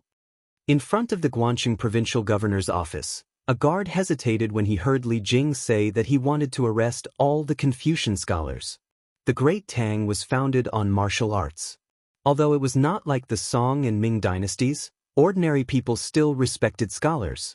Today, more than 200 Confucian scholars came to the provincial governor's office to cause trouble. Compared to the number of scholars the Chui clan had raised, these were just a drop in the ocean. However, if Li Jing arrested all of these Confucian scholars, it would definitely shake the court and cause all the scholars in the world to attack him. Guangxing County has just been established. We need to calm the people down. Arrest them and interrogate them first. If they are innocent, then let them go. If they are in cahoots with the Chui clan, then no one can save them. So what if they are scholars? Can a scholar violate the law and slander the emperor? Li Jing also felt that this matter was tricky, but for him, the most important thing was to calm the people of Guangxing County. Thus, Chief Steward. The guard cupped his fists and walked to the door. He ordered loudly, "Arrest all these audacious students who slander the emperor and throw them all into prison." "You dare? We are the disciples of the saints. We read the books of the saints." A hint of panic flashed in the eyes of the leading scholar. Then he put on a fierce front. "Disciples of the saints? You think you are worthy? The benevolence, righteousness, propriety, wisdom, and faith of the saints? What have you learned? The saints told you to be loyal to the emperor and love the country. Is this what you did? You are just a bunch of selfish and greedy scoundrels in troubled times. Are you worthy of being called disciples of the saints? You are simply ruining the reputation of Confucius. Take them away." At this moment, an old man walked out of the provincial governor's office and scolded the group of Confucian scholars. "This is Minister Wei?" A Confucian scholar recognized the old man. Who else could this old man be but Wei Zheng? Since the beginning of this year, Wei Zheng had been sent to Hunan province to clean up the government. He had appeared in public many times, so it was not surprising that someone recognized him. When the leading scholar saw that it was Wei Zheng, his face immediately paled. When it came to generals like Li Jing, he could use his glib tongue to accuse Li Jing, but when it came to Wei Zheng, who made a career out of scolding, he was truly terrified. After all, the person in front of him was a super ruthless person who dared to scold Second Emperor Li in front of him. Who could be compared to him? You can't differentiate between good and evil, loyalty and treachery. You've read the books of the sages in vain. Today you even came to the provincial governor's office to mislead the people with your lies, with the intention of inciting the common people to rebel with you. This old man will definitely report this to His Majesty and strip you of your academic status, so that you will never be able to participate in the imperial examinations. The more Wei Zheng spoke, the angrier he became. His last sentence scared the group of Confucian scholars quite a bit. Wei Zhuqing, please calm down. Please don't take away the student status. We were all bewitched by Shui Guangwen and came here to cause trouble. Yeah. Left Minister Wei, please calm down. We were all bewitched by Shui Guangwen. I beg Wei Zhuqing not to deprive us of our academic status. Wicked people needed to be tamed by wicked people, and scholars naturally needed to be tamed by scholars. Wei Zheng had also read the books of the sages, so he knew what these Confucian scholars cared about the most. He immediately grasped their sore spot, and the group of Confucian scholars began to beg for mercy. The leading Confucian scholar roared in exasperation, "Stop! Nonsense! You are all talking nonsense. You came willingly. What does it have to do with me, Shui Guangwen?" Li Jing frowned and said, "Take this Shui Guangwen down and properly interrogate him about his relationship with the Chui family." Immediately, two wolf-like soldiers lifted Shui Guangwen up. Chief Steward, although the rest of the Confucian scholars were bewitched, this shows that they can't distinguish right from wrong and should be punished. Why don't we also capture them and lock them up for a few days as punishment? I will report this to His Majesty. Wei Zheng looked at the rest of the Confucian scholars and frowned, then suggested to Li Jing. Li Jing originally had such a plan. When Wei Zheng said this, he had no more scruples in his heart. He waved his hand and said, "Capture them all and properly interrogate them." A group of soldiers surrounded the 200 Confucian scholars. Now that the Confucian scholars knew fear, they all knelt down and begged for mercy. At this time, the onlookers burst into cheers. Good capture. A few days ago, it was you people who were talking about how good the Chui family was. In the end, you almost killed all of us in Guanqing County.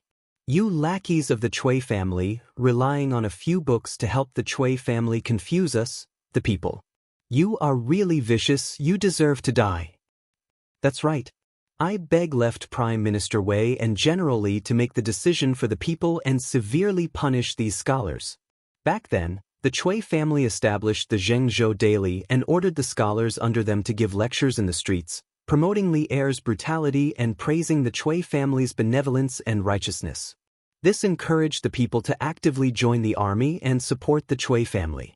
However, in the end, the Chui family used them as stepping stones and scapegoats in their plans for hegemony. So now, not only did the people hate the Chui family, but they also hated these Confucian scholars who helped the tyrant. This was the aspiration of the people. Wei Zheng pursed his lips. He was a little sad but also a little relieved. He turned around and shouted at the backs of the Confucian scholars who were being escorted away, "This is the aspiration of the people. Do you see it? You bring disaster to the country and the people, but you call yourselves the children of saints. You have let down Confucius and the people of this world. As long as I, Wei Xuanqing, am in this world, I will make sure that you scum will never be able to rise again." After that, he looked at Li Jing and said, "Director Li, please let me handle these Confucian scholars. If there is anything illegal on them, I will not be merciful." Previously, His Majesty asked me to come to Hunan province to clean up the governance. I didn't expect that the Chui family would rebel halfway. Now that the rebellion has been quelled, but the officialdom in Hunan province still needs to be cleaned up in time. So, Director Li, you take the army back to Chang'an first. I will stay here and give Hunan province a bright future. Li Jing was shocked and moved. He couldn't help but respect Wei Jing because Wei Jing took the initiative to take on this kind of dirty and tiring work. Obviously, he wanted to take the blame for him. If he were to deal with this matter, it would definitely cause many civil officials in the imperial court to impeach him. Wei Zheng was helping him to reduce the trouble. In that case, I will have to trouble you, left Prime Minister Wei. Li Jing cupped his hands and said, the city has just been taken care of, and the security around Zhengzhou is also worrying. In order to avoid the danger last time, I will leave 5,000 troops for you to use. Wei Jing didn't refuse because although the Cui family had been destroyed, who knew if there were any remaining forces stirring up trouble in the dark? He cupped his hands and said, then I will thank you, Director Li. At noon, after eating lunch, Li Jing called Meng Wenhao over and handed him a letter and said, quickly send this news back to Chang'an. After the army replenishes their rations, we will return to the imperial court tomorrow. Since Wei Zheng was willing to stay in Guangxing County to clean up this mess, Li Jing felt that there was no need for him to stay here. In terms of pacifying the people, Wei Zheng was undoubtedly better than him. As such, he planned to return to the imperial court tomorrow morning. Why wait until tomorrow? The main reason was that the army didn't bring much rations to ensure the speed of the march. If they didn't replenish their rations in Guangxing County, the army would probably starve on the way back. Thus, Director. Meng Wenhao took it with both hands and was about to turn around and leave when Li Jing stopped him. Meng Wenhao, wait. Meng Wenhao was confused and didn't know what Li Jing wanted. Li Jing got up and coughed twice. His face flashed with embarrassment. Cough, cough. Meng Wenhao, do you have any intention of making contributions in the military in the future? With your talent in telegraphy, this old man can persuade His Majesty to give you a position in the army. What do you think? Poaching, the dignified military god of Tang actually wanted to poach someone. Because of Han Yushi, Li Zishuan was Li Jing's junior. But now, Li Jing actually wanted to poach his student. No wonder he had an embarrassed look on his face just now. Meng Wenhao obviously didn't expect Li Jing to say this to him. Hearing this, he was stunned for a moment and then took 2 steps back. He solemnly bowed and replied, Director's military achievements are outstanding and awe-inspiring. It is indeed my honor to be able to serve beside you. But Wenhao's skills were all taught to me by Yamacho. Even if Wenhao wants to go to the military, Wenhao has to get Yamacho's permission. Besides, I only learned a little about Yamacho's engineering. I don't want to leave Yanhuang College now, so I hope you can forgive me. Li Jing's face turned red and he waved his hand. Cough, cough. It's fine, it's fine. I'm just asking casually. Don't take it seriously. When you return to Yunshan, don't mention this to Yamacho. If Li Zishuan were to find out about this, where would he put his old face? At this moment, Li Jing regretted asking just now. Meng Wenhao couldn't help but laugh in his heart. He didn't expect the invincible military god of Tang, Li Jing, to have such a moment. How rare. Don't worry, Director. I didn't hear anything just now. But I have something to say. I don't know if it's appropriate. Meng Wenhao cupped his hands and said. Li Jing raised his eyebrows and said, Oh? Wenhao, go ahead. Meng Wenhao said, It's actually not difficult for Director to use telegraphy in the military on a large scale. Yamacho promotes engineering so that the students of the academy can apply what they have learned. Yamacho will definitely be very willing to lend you a hand in this matter. Li Jing's eyes lit up. Indeed, it was better to go directly to Li Zishuan, the head of engineering, than to poach people behind their backs. Meng Wenhao saw that Li Jing was silent and deep in thought, so he quietly left. Father, Guanqing has been victorious. Director Li sent a telegram saying that the head of the Cui family, Cui Junchuo, and the governor of Zhengzhou, Pan Jinyue, have been executed. The army will return tomorrow. In Chang'an City, Li Tai had just finished his lunch when Li Er rushed over and reported. Oh, Guangxing County has been conquered so quickly? Quick, let me have a look. Li Er was so surprised that he couldn't close his mouth. 2 days ago, he was still worried about how to conquer Guangxing. Today, he received news that Guangxing had been conquered, which really surprised him. Li Tai quickly handed the telegram over. As they weren't in a hurry to march this time, There was plenty of time to send the telegram. Therefore, this telegram described the process of conquering Guanqing County in detail. Li Er read it for a full 15 minutes before he finally finished reading it. He couldn't help but sigh, "Good.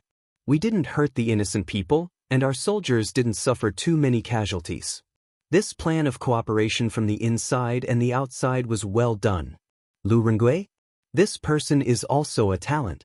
He is brave and resourceful. The governor of Bian province sent him to manage the city. It was the right choice. If it weren't for him, Wei Xuanqing would have met with misfortune this time.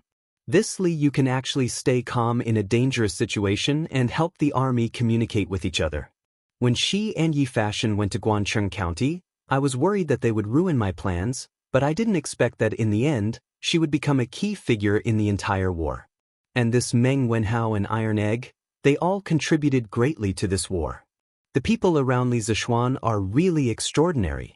I'm not in Jianghu, but Jianghu is full of legends about me. Now, there is one person who didn't personally go to the battlefield, but the outcome of the war was reversed because of him. This person was Li Zishuan.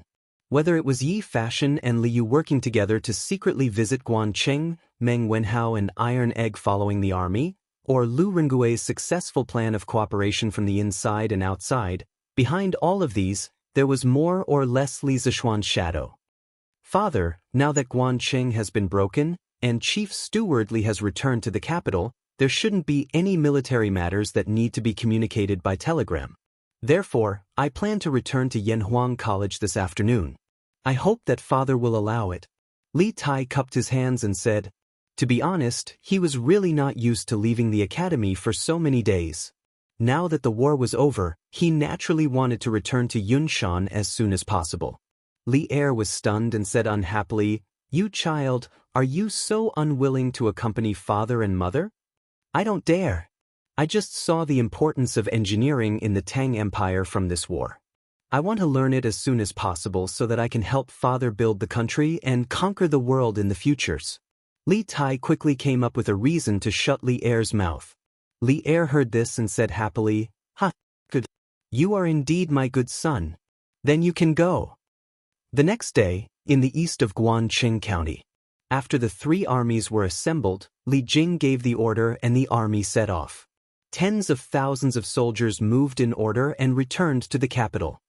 "Farewell, General, have a safe journey." Unexpectedly, the people of Guancheng County were waiting on the road that the army had to pass through early in the morning. Both sides of the street were filled with people who heard the news and rushed over. When the army passed by, countless people shouted loudly.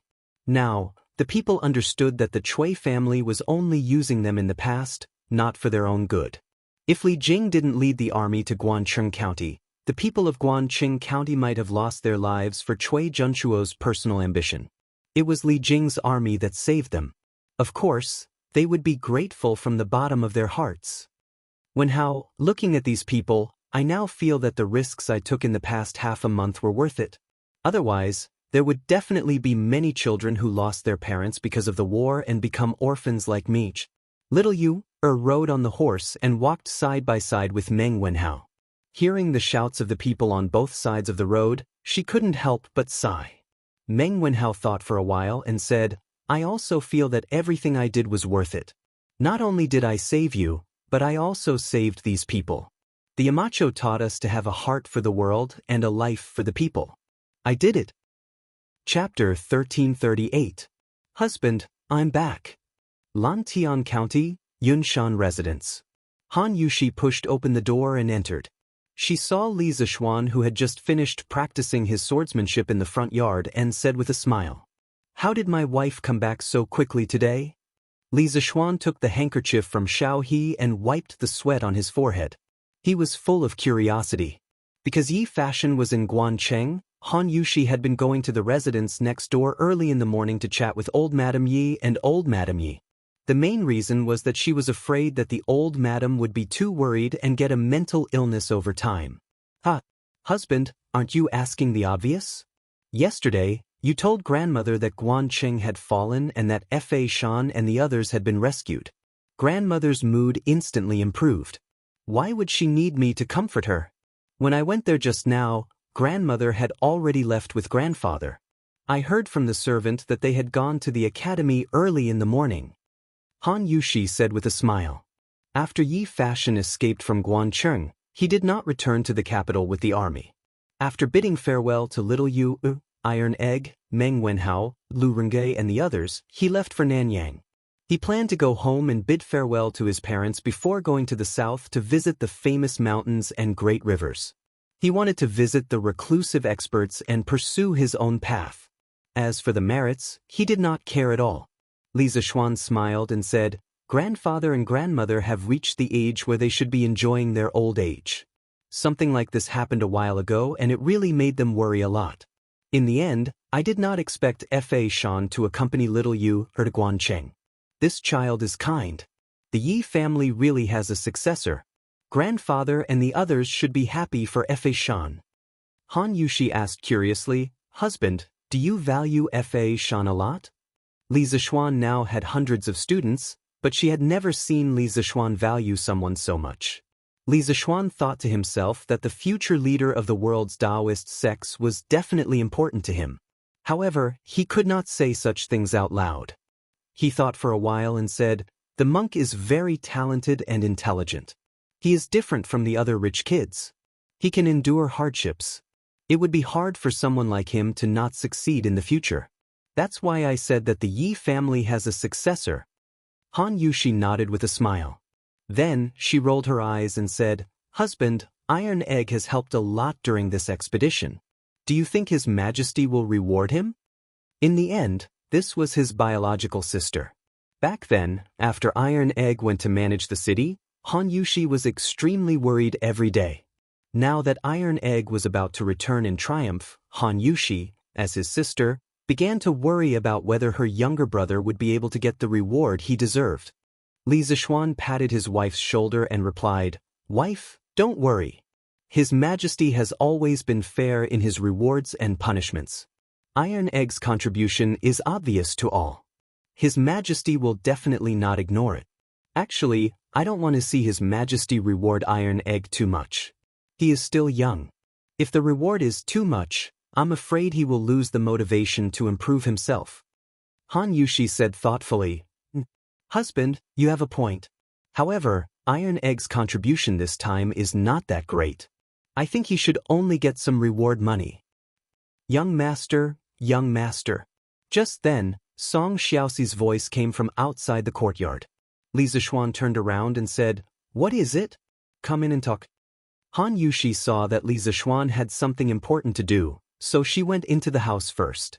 Song Xiaoxi entered the courtyard and walked to Li Zixuan's side. He bowed and said, "Young master, the drainage canal beside the Ba River has already drained all the water in the Mei Village section of the river. Today, the foundation of the dam will be built. Do you want to go and take a look?" Li Zixuan heard this and his spirit was lifted. He said with a face full of joy, "Okay, you go first. I will change my clothes and be there soon." The reason why Li Zixuan did not personally participate in this battle was mainly because he was focused on the Ba River Dam. In the past half a month, under the joint efforts of him, Mo Huai, and Yan Shaoning, they had solved many engineering problems in the construction of the dam. The most important thing was that Li Zixuan had solved the most critical problem in the reinforced concrete dam project: steel making. Next to the iron works of the workshop, a small steel mill appeared. The ancient people did know how to make steel. In the late spring and autumn period, before 476 BC, man-made steel had already appeared in China. By the time of the Eastern Han Dynasty, the technology of steelmaking had already been mastered. The most commonly used techniques were stir-frying and tempered steel. The so-called stir-frying was to heat pig iron until it was melted or basically melted, then stir it in the furnace. The carbon contained in the pig iron would be removed by the oxygen in the air, thus obtaining steel. The quality of steel produced by this method was not high. As for tempered steel, it was to repeatedly heat, fold, and forge a piece of iron. The purpose was to make the structure of the steel dense, the composition of the steel body more uniform, reduce impurities, and thus improve the quality of the steel. Therefore, the quality of the swords made from tempered steel was very high. Although the quality of tempered steel was high, this method had low output and high cost, and it was difficult to meet the needs of industrial development. The method Li Zishuan used was the converter steelmaking method. This method was invented by the British H. Bessemer in 1856. The oxidizing agent used in the process was oxygen. Air was blown into the molten pig iron to oxidize the impurities such as silicon and manganese. A large amount of heat was released during the oxidation process. 1% silicon could raise the temperature of pig iron by 200 degrees Celsius, allowing the furnace to reach a high enough temperature. Converter steelmaking was carried out in the converter. The shape of the converter was like a pear, with refractory bricks on the inner wall and many small holes, tuyere, on the side of the furnace. Compressed air was blown into the furnace from these small holes. It was also called a side-blown converter. In the beginning, the converter was horizontal. Liquid pig iron at 1,300 degrees Celsius was poured in and a certain amount of quicklime was added. Then air was blown in and the converter was rotated to make it stand upright. At this time, the surface of the liquid pig iron reacted violently, causing iron, silicon, and manganese to oxidize, FeO, SiO2, Veno, and form slag. Using the convection of the molten steel and slag, the reaction spread throughout the furnace. A moment later, when there was only a small amount of silicon and manganese left in the molten steel, the carbon began to oxidize and form carbon monoxide, exothermic, causing the molten steel to boil violently. A huge flame appeared at the mouth of the furnace due to the overflowing carbon monoxide burning. Finally, phosphorus also oxidized and further formed ferrous phosphate. Ferrous phosphate then reacted with quicklime to form stable calcium phosphate and calcium sulfide, which together became slag. When the phosphorus and sulfur gradually decreased, the flame subsided and brown iron oxide appeared at the mouth of the furnace, indicating that the steel had been refined. The steel produced by this method, whether in terms of output or quality, was superior to the stir-frying method and the 100-tempered steel method. When Mo Huai saw the large amount of high-quality steel produced at the mouth of the converter, he exclaimed in disbelief. It must be known that the Mo family was not only proficient in construction, but also in steel-making and sword-making. In the end, he discovered that Li Zishuan, who was not a member of the Mo family, actually had such heaven-defying steel-making skills. Mo Huai could not help but be even more convinced of Li Zishuan because of this. After solving the steel-making process, Li Zishuan experimented with the mixture of steel and cement. The degree of hardness was comparable to that of a boulder. It was precisely because he solved these basic problems that he was able to build the foundation of the dam today. After changing out of his training clothes, Li Zishuan wore a white scholar's robe and came to the bank of the Ba River. From afar, he could see the black mass of workers on both sides of the river. In order to speed up the progress of the project, Li Zishuan used the tactic of overwhelming the workers, just like the last time when he built Yanhuang College. He recruited more than 10,000 craftsmen and commoners. Basically, all the young and strong people in Lantian County were recruited. This was a classic example of not having enough time, so he made up for it with numbers. After all, he had money. Yamacho, you're here. Mo Huai's eyes were sharp. After discovering Li Zishuan's arrival, he hurriedly came up to greet him. Mr. Mo, I heard that the dam is going to build its foundation today, so I came to take a look. Li Zishuan smiled and looked at the Ba River in front of him. Due to the drainage canal next to it, the water in this section of the river had already been drained, revealing the yellow riverbed. The soft sand on the riverbed had already been dug away by the craftsmen and commoners. In a while, they would be building the foundation from where they were dug away. Seeing this scene, Li Zishuan felt a surge of pride in his chest. With a sigh, he said, "After several months, we've finally passed the most difficult time. Before this, who would have thought that we could cut off the surging Ba River in such a short period of time? Now, not only are we cutting it off, but we also have to build a dam with a width of several feet in the middle. From now on, the natural moat will be cleared." Hearing this, Mo Huai laughed and said, "In the end, Yamacho's plan is the most appropriate. Moreover, Yamacho has invested so much manpower, material, and financial resources. If we can't produce results as soon as possible, it would make this old man look incompetent. Li Zishuan hurriedly said, "Why do you say that, Mr. Mo? During this period of time, the one who has worked the hardest is none other than you. When the dam is completed, you will be the hero of the entire Lantian County. All the people who have benefited from the dam will be grateful to you." "Hey, Yamacho, according to what you said, I don't have to work hard?" While the two were talking, Xianxia walked over from the side and said half-jokingly. He and Li Zishuan were very good friends, but because he was also on duty at Yanhuang College, when there were people from the college present, he would usually call Li Zishuan Yamacho and not directly call him by his name. This was to give face to his own friend. Li Zishuan turned to look at Xianxia and said, "Ha! It's all hard work.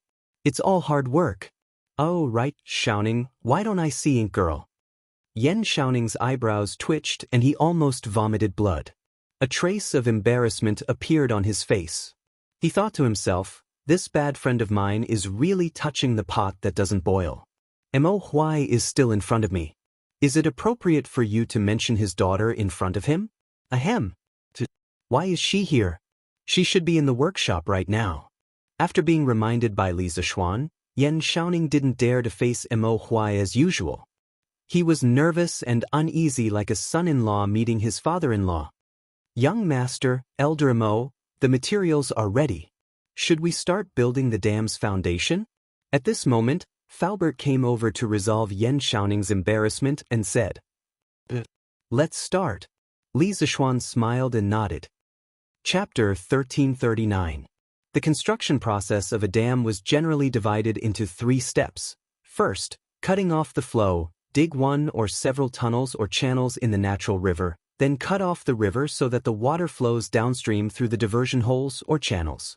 Second, excavating the foundation pit. The dam also needed a stable geological structure to be built, so the sediment on the river had to be dug out, and the embankments, like door frames, on both sides had to be dug out until the bedrock was exposed. Third, filling the dam body. Fill the dam body according to the type of dam, concrete dam, rock-fill dam, etc., until the top was capped. Now, the Ba River Dam was in the second step. Under Li Zishuan's command, concrete pillars wrapped in steel bars were inserted into the foundation pit that had been dug in advance. The riverbed of the Ba River was suddenly filled with dang dang dang hammering sounds. After the reinforced concrete pillars were inserted into the riverbed, the next step was to use cement to fill the dam body below. Relatively speaking, this was not difficult, so Li Zishuan watched for half an hour, then said goodbye to Mo Huai and the others and left. When he passed by the workshop, Li Zishuan's heart skipped a beat. He did not go home directly but walked toward the workshop. When he arrived at the workshop, he asked for Mo Lingwei's location. Li Zishuan went to a laboratory in the headquarters building of the workshop. The door was not closed, just left open. Li Zishuan walked in directly. Mo Lingwei was fiddling with a strange-looking machine on the table. The top of the machine was a cylinder with many rotating mechanisms in the middle. Below the rotating mechanism was another cylinder, and below the cylinder was a square table. There was a square hole in the middle of the table, and a spring clamp was fixed on both sides of the hole. From the appearance, it was basically a beggar's version of a modern microscope. He just did not know how good the image quality was. Li Zishuan didn't expect this girl to be so capable and efficient in getting things done. The fine-tuning parts of the microscope were all fine-tuned with screws. The workshop didn't have a machine tool yet, so they couldn't process the screws in batches. The screws used in the microscope were all processed by hand. Therefore, this microscope was definitely one of a kind in the world. Even Mo Lingwei herself could not make a microscope that was exactly the same as this one. This also meant that although one microscope had been manufactured, it could not be mass-produced. Li Zishuan looked at the microscope on the table and couldn't help but ask, "Ink girl made a microscope?" Ah. Mo Lingwei was focused on adjusting the microscope when she suddenly heard the sound behind her. She screamed and was almost scared to death. "Yamacho, why don't you make any sound when you walk? Also, why didn't you knock? You scared me to death." Mo Lingwei turned around and saw that the person who spoke was Li Zishuan. She rolled her eyes and blamed him. Li Zixuan said innocently. Ink girl, the door wasn't closed. Why would I knock? Also, who said that I don't make any sound when I walk? I didn't deliberately control my feet. Ink girl, you were too focused, so you didn't hear it. Mo Lingwei proudly snorted and avoided the topic. She replied, this microscope has basically been assembled according to Yamacho's instructions. Currently, it can see some small things, but there are still two problems that I don't understand. Li Zixuan curiously asked, what are the problems? Logically speaking, Mo Lingwei's practical ability in engineering was unparalleled in the entire Yanhuang College. Therefore, Li Zixuan was also very curious about the problems she encountered. First, there's the problem of the light source. Because the distance between the objective lens and the object being observed is very small, it's difficult for the light to shine on the object being observed. Therefore, the image seen through the eyepiece is very dark and difficult to distinguish. Second, what's the point of going through so much trouble to build the microscope? Is it just to see some small things? But if you want to see those small things, you can just use a magnifying glass. Why bother? Mo Lingwei frowned and was very puzzled. It had to be said that this girl's attainments in the field of optics were definitely at a higher level. Now that she was conversing with Li Zixuan, she had inadvertently used some professional terms. If it were anyone else, they probably wouldn't be able to understand it. Li Zixuan smiled and replied, Miss Mo, it's not that there's no solution to the first problem you discovered. First, you can use a set of immortal mirrors to guide the sunlight from outside the house or the candlelight from inside the house and reflect it onto the object. Second, we can directly create a light source under the stage that supports the object being observed. Create a light source? How do you create a light source? Yamacho, are you going to put a candle under it? That won't do. The candle will smoke the lens. Mo Lingwei quickly said. Li Zixuan was a little amused and said, who said I'm going to use a candle as a light source? Don't worry, the light source I'm talking about will definitely not produce any smoke when it shines. Moreover, the light it emits will be several times brighter than the light from a candle. Mo Lingwei curiously asked, no smoke?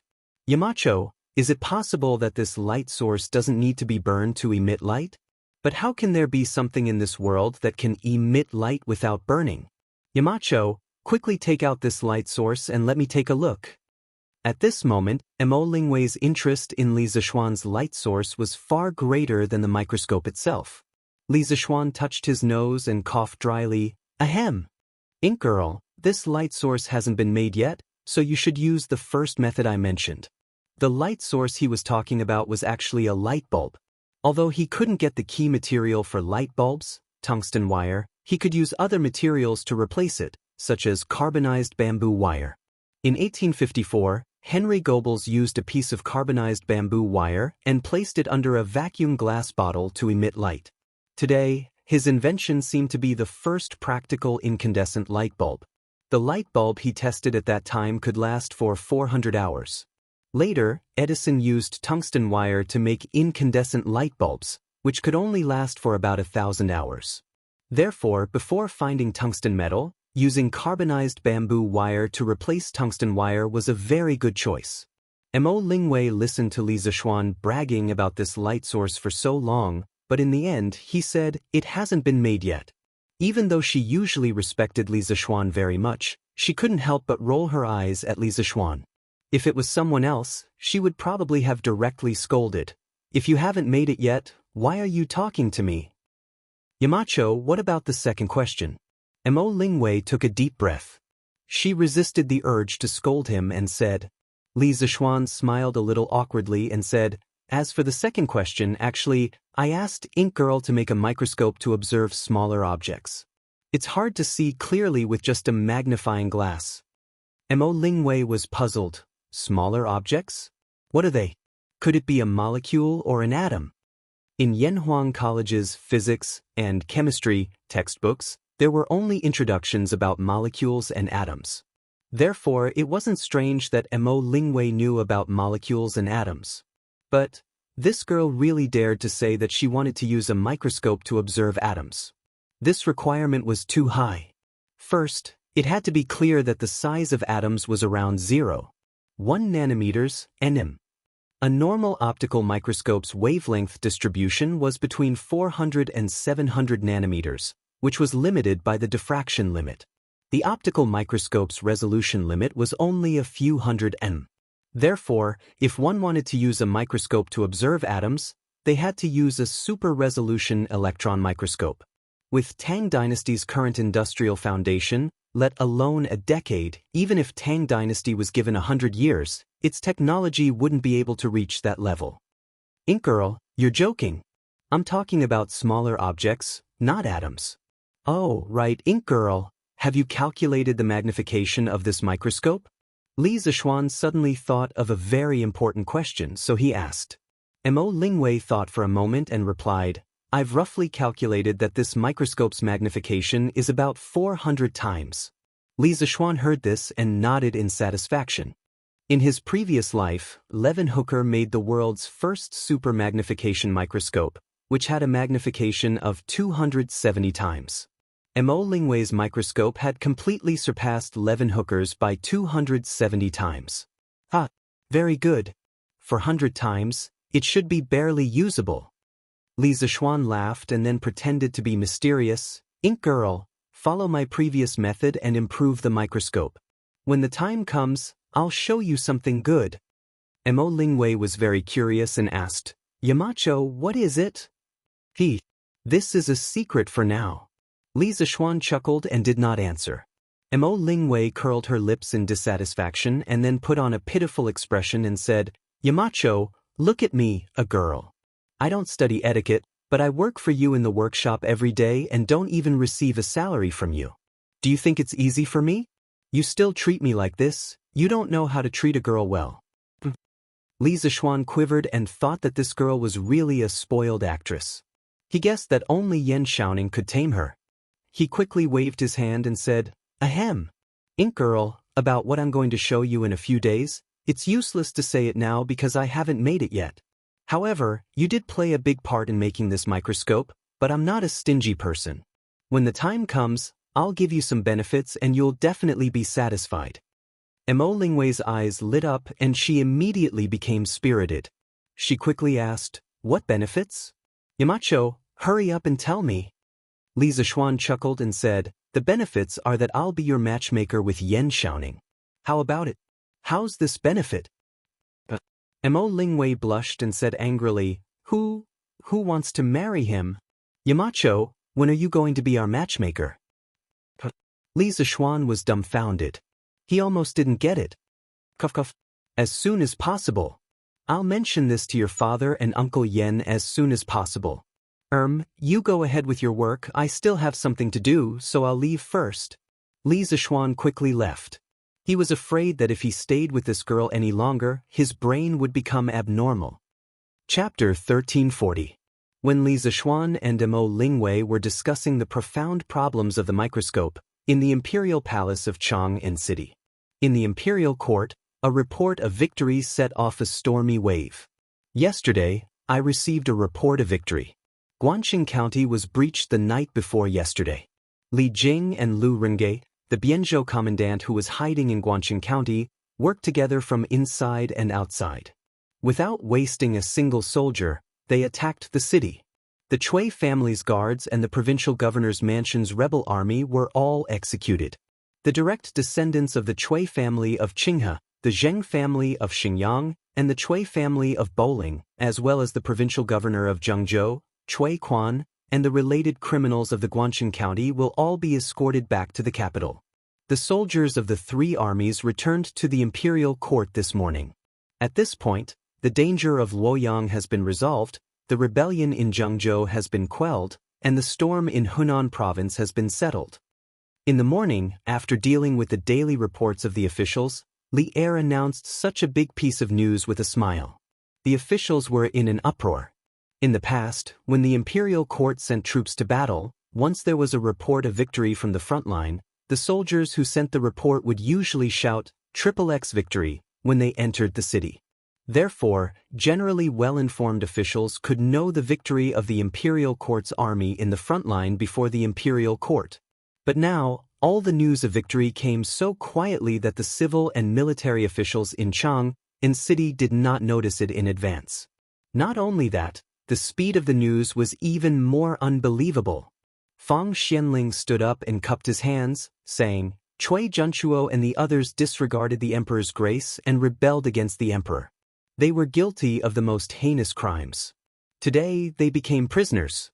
They deserved it. Now that the rebellion has been quelled, I congratulate your majesty. We congratulate your majesty. The civil and military officials bowed their heads and congratulated loudly.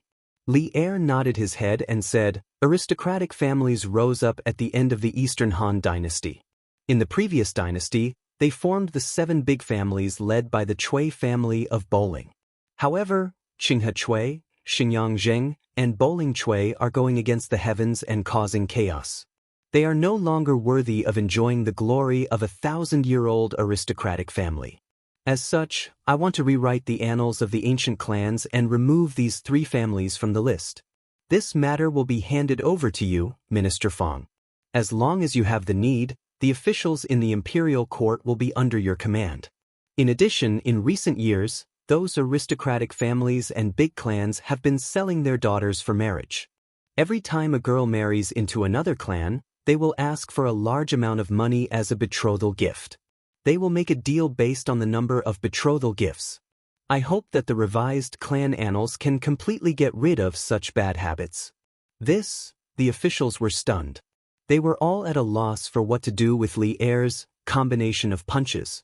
Clans, as the saying goes, officials have descendants, and there are officials in the pedigree, that is, aristocratic families. Since Chao Pai implemented the 9-rank system, the official election system was controlled by aristocratic families and big clans. They selected officials completely based on the level of family prestige. In layman's terms, if your ancestor was a high-ranking official, then you can definitely become an official. If your ancestor was a pauper, even if you were a genius, please stand aside. This way of selecting officials in the Wei, Jin, and Northern and Southern dynasties caused a situation where there were no poor families in the upper class and no clan in the lower class. At the same time, in terms of marriage, aristocratic families also thought highly of themselves and never intermarried with poor families. It could be said that family status had completely become the standard to judge a person's moral level and marriage. Under such a situation, the study of genealogy came into being. The aristocratic families all compiled genealogies for themselves and evaluated their family prestige in various places. Moreover, this practice was protected by the government at that time. After more than 200 years of the Wei, Jin, and Northern and Southern dynasties, the aristocratic family's power had been severely weakened by the Sui dynasty. They were no longer as glorious as before. Emperor Wen of the Sui dynasty, Yang Jian, abolished the 9-rank system and created the imperial examination system. Moreover, after experiencing the turmoil at the end of the Sui dynasty, the aristocratic families suffered a serious blow. However, in the Tang dynasty, the Shandong aristocratic families led by Cui, Lu, Jing, Li, and Wang were deeply rooted and still had a certain amount of power even though they had been attacked by the Peasant War. Many ministers in the imperial court fought to marry the Shandong aristocratic families, and the Shandong aristocratic families still maintained their aloof social status. In the common people, the Cui family's reputation and status far exceeded that of the royal family. This was something that Li Er could not tolerate. Now that he had the prestige of pacifying the 3 aristocratic families, Li Er decided to revise the clan annals and reconfirm the Longxi Li family's aloof status in the world. Who would dare to disagree? Sometimes, although the butterfly effect could change the direction of the wheel of history, some historical events would still happen. It was just that the events were brought forward. According to the official records, in the 6th year of Zhengguan, Li Er and Fang Xianling had a long conversation. During this conversation, the topic of marriage customs at that time was mentioned. They believed that the drawbacks of the clan selling marriage were prominent and harmful to the customs of the people. The imperial court should start to reform. This long conversation between the emperor and his minister opened the prelude to revising the clan annals. Immediately after, Li Shimin gave specific instructions. He ordered the officials of the imperial court to search for the clan records in the world. Based on the relevant records of the existing historical materials, he would examine the authenticity of them, praise the loyal and virtuous, and demote the traitors. This was a huge project. With the emperor's order, the group of talents around Li Shimin began to move actively. Those who participated in the revising of the clan annals included Wei Zheng, Fang Xianling, Gao Shilian, Wei Ting, Sun Wenwen, Ling Hu Defen, Yu Shinan, and the others. In the 12th year of Xinguan, the clan annals had been completed. 293 surnames, 1,651 families, had basically followed Li Er's instructions. The royal family was the leader, followed by the relatives, and Bo Lingze was demoted to the third class. However, at that time, the people did not recognize Li Er's new revision of the clan annals. The status of the nobles in Shandong was still higher than the royal family. Now, Li Er had started the work of revising the clan annals in advance. The final result was very likely to be different from the original result in history. This old subject will follow the imperial edict and do my best to rewrite the clan annals. After hearing Li Er's order, Fang Xianling was stunned for a long time. When he reacted, he hurriedly stepped forward and bowed. The removal of 2 surnames and 3 sects meant that from today onwards, there were only 3 surnames and 4 views in the world. Moreover, it was the 3 surnames and 4 views led by the Li royal family. Such a major event would definitely shake the world. The hearts of the officials trembled. Li Er had only ascended the throne for 2 years, yet he was already able to have such political and martial arts skills. Those officials who still wanted to climb up the ranks of the aristocratic families had no choice but to think carefully in their hearts. After the morning court, Li Er ordered people to post the notice of the great victory in Guangxing County in Chang'an City. When the people saw it, they all rushed to spread the news. The news that the Cui family of Qinghe, the Zheng family of Xingyang, and the Cui family of Boling rebelled and were all destroyed by Li Jing spread throughout Chang'an City in a very short time like a gust of wind, and it was still quickly spreading to the surrounding counties. The Cui family of Qinghe, the Zheng family of Xingyang, and the Cui family of Boling were all destroyed? These are all 1,000-year-old aristocratic families. How could they be gone just like that? In the past, from the officials to the people, it was the highest honor to marry the daughter of the 5 surnames, especially the daughter of the Cui family. Even the prime minister wanted to marry her, but he couldn't get her. But now that the Cui family has fallen, the daughter of the Cui family will probably be sent to the musical house, right? Humph. I think the Cui family and the Zheng family deserve it. Especially the Cui family. Last year, you all know the mistress of the Cui family, Wang, right? That evil woman made the servants in the mansion into human swine.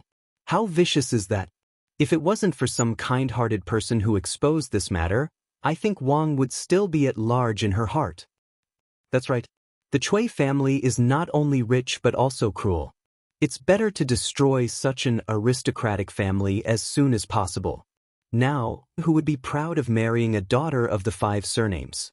In my opinion, the best way to earn a lifetime of glory and wealth is to enter Yanhuang College, or marry the daughter of the Marquis of Yong. The Marquis of Yong is a new noble in the imperial court. He has money, power, influence, and ability. He will definitely have a bright future. Although the Marquis of Yong got married last year, he doesn't have any children now, let alone a daughter. Who do you want to marry? What are you afraid of? Doesn't the Marquis of Yong have a sister who hasn't been married yet? Even if he can't be a son-in-law, he can be a brother-in-law. Bah! You despicable bastard! The sister of the Marquis of Yong hasn't even reached marriageable age, and you want to marry her? Shameless. That's right. Even if she has reached marriageable age, it won't be your turn. The Marquis of Yong is talented in both civil and military affairs. He will only choose a handsome and elegant man like me as his brother-in-law. Bah! Qin Chengfeng, you are even more shameless. Far away in Cloud Mountain, Li Zishuan, who didn't care about worldly affairs, would never have thought that trouble would fall from the sky while he was sitting at home. Moreover, if he knew what the common people were talking about, he would definitely vomit 3 liters of blood because of these ancient people's ability to change the topic. They were clearly talking about the imperial court's rebellion and the annihilation of the 3 aristocratic families. But why did they end up talking about him, Li Zishuan, looking for a brother-in-law? This ability to change the topic was too scary, right? Brother, when is Iron Egg coming back? Lana, who didn't know that she had become the best daughter-in-law in the common people's mouths, hurriedly asked when she saw Li Zishuan coming back. Li Zishuan smiled and patted the little girl's head, saying, "What is it? Lana, why are you looking for Iron Egg?" Lana pushed away Li Zishuan's big hand on her head. She felt that Li Zishuan's action was treating her like a child, which was disrespectful to her. The little girl frowned and said, "Nothing much, it's just that I went to the academy to play recently, but there was no Iron Egg, so it was very boring. Brother Chonyo only knows how to bully Lana." "Brother, just tell Lana when Iron Egg is coming back." After saying that, the little girl pouted proudly, looking very cute. Li Zishuan heard this and felt helpless. With Cheng Chimo's bad temper, if he didn't tease Lana, he would probably feel uncomfortable all over. Iron Egg has already left Zhengzhou with the army today, and he should be back in 6 or 7 days. Lana, don't worry. Big Brother will show you something fun. Lana's eyes lit up, and she immediately became interested. She asked excitedly, "What is it?" Li Zishuan smiled and said, "Hee, I can't tell you now, but you'll know when the time comes." "Stinky brother. You're still keeping me in suspense." Yamacho, His Majesty has gone to the academy. You should go quickly." In the afternoon, Li Zishuan was sunbathing in the front yard when Emo Zhong suddenly rushed to the door and said. Li Zishuan quickly got up and said, "Okay. I'll go over now." No matter what, Yamacho Li Zishuan was the most powerful person in this land. When he came to Yanhuang College, Li Zishuan, as the Yamacho, had to be present, just like a leader inspecting his work. Half an hour later, Li Zishuan arrived at Yanhuang College. After asking about Li Er's current location, he quickly followed him. Old Li was now in the corridor outside Class 1's classroom. It seemed like he was secretly listening to the teacher's lecture inside. Li Zishuan was just about to bow when Li Er waved his hand to stop him, as if he had eyes behind his head.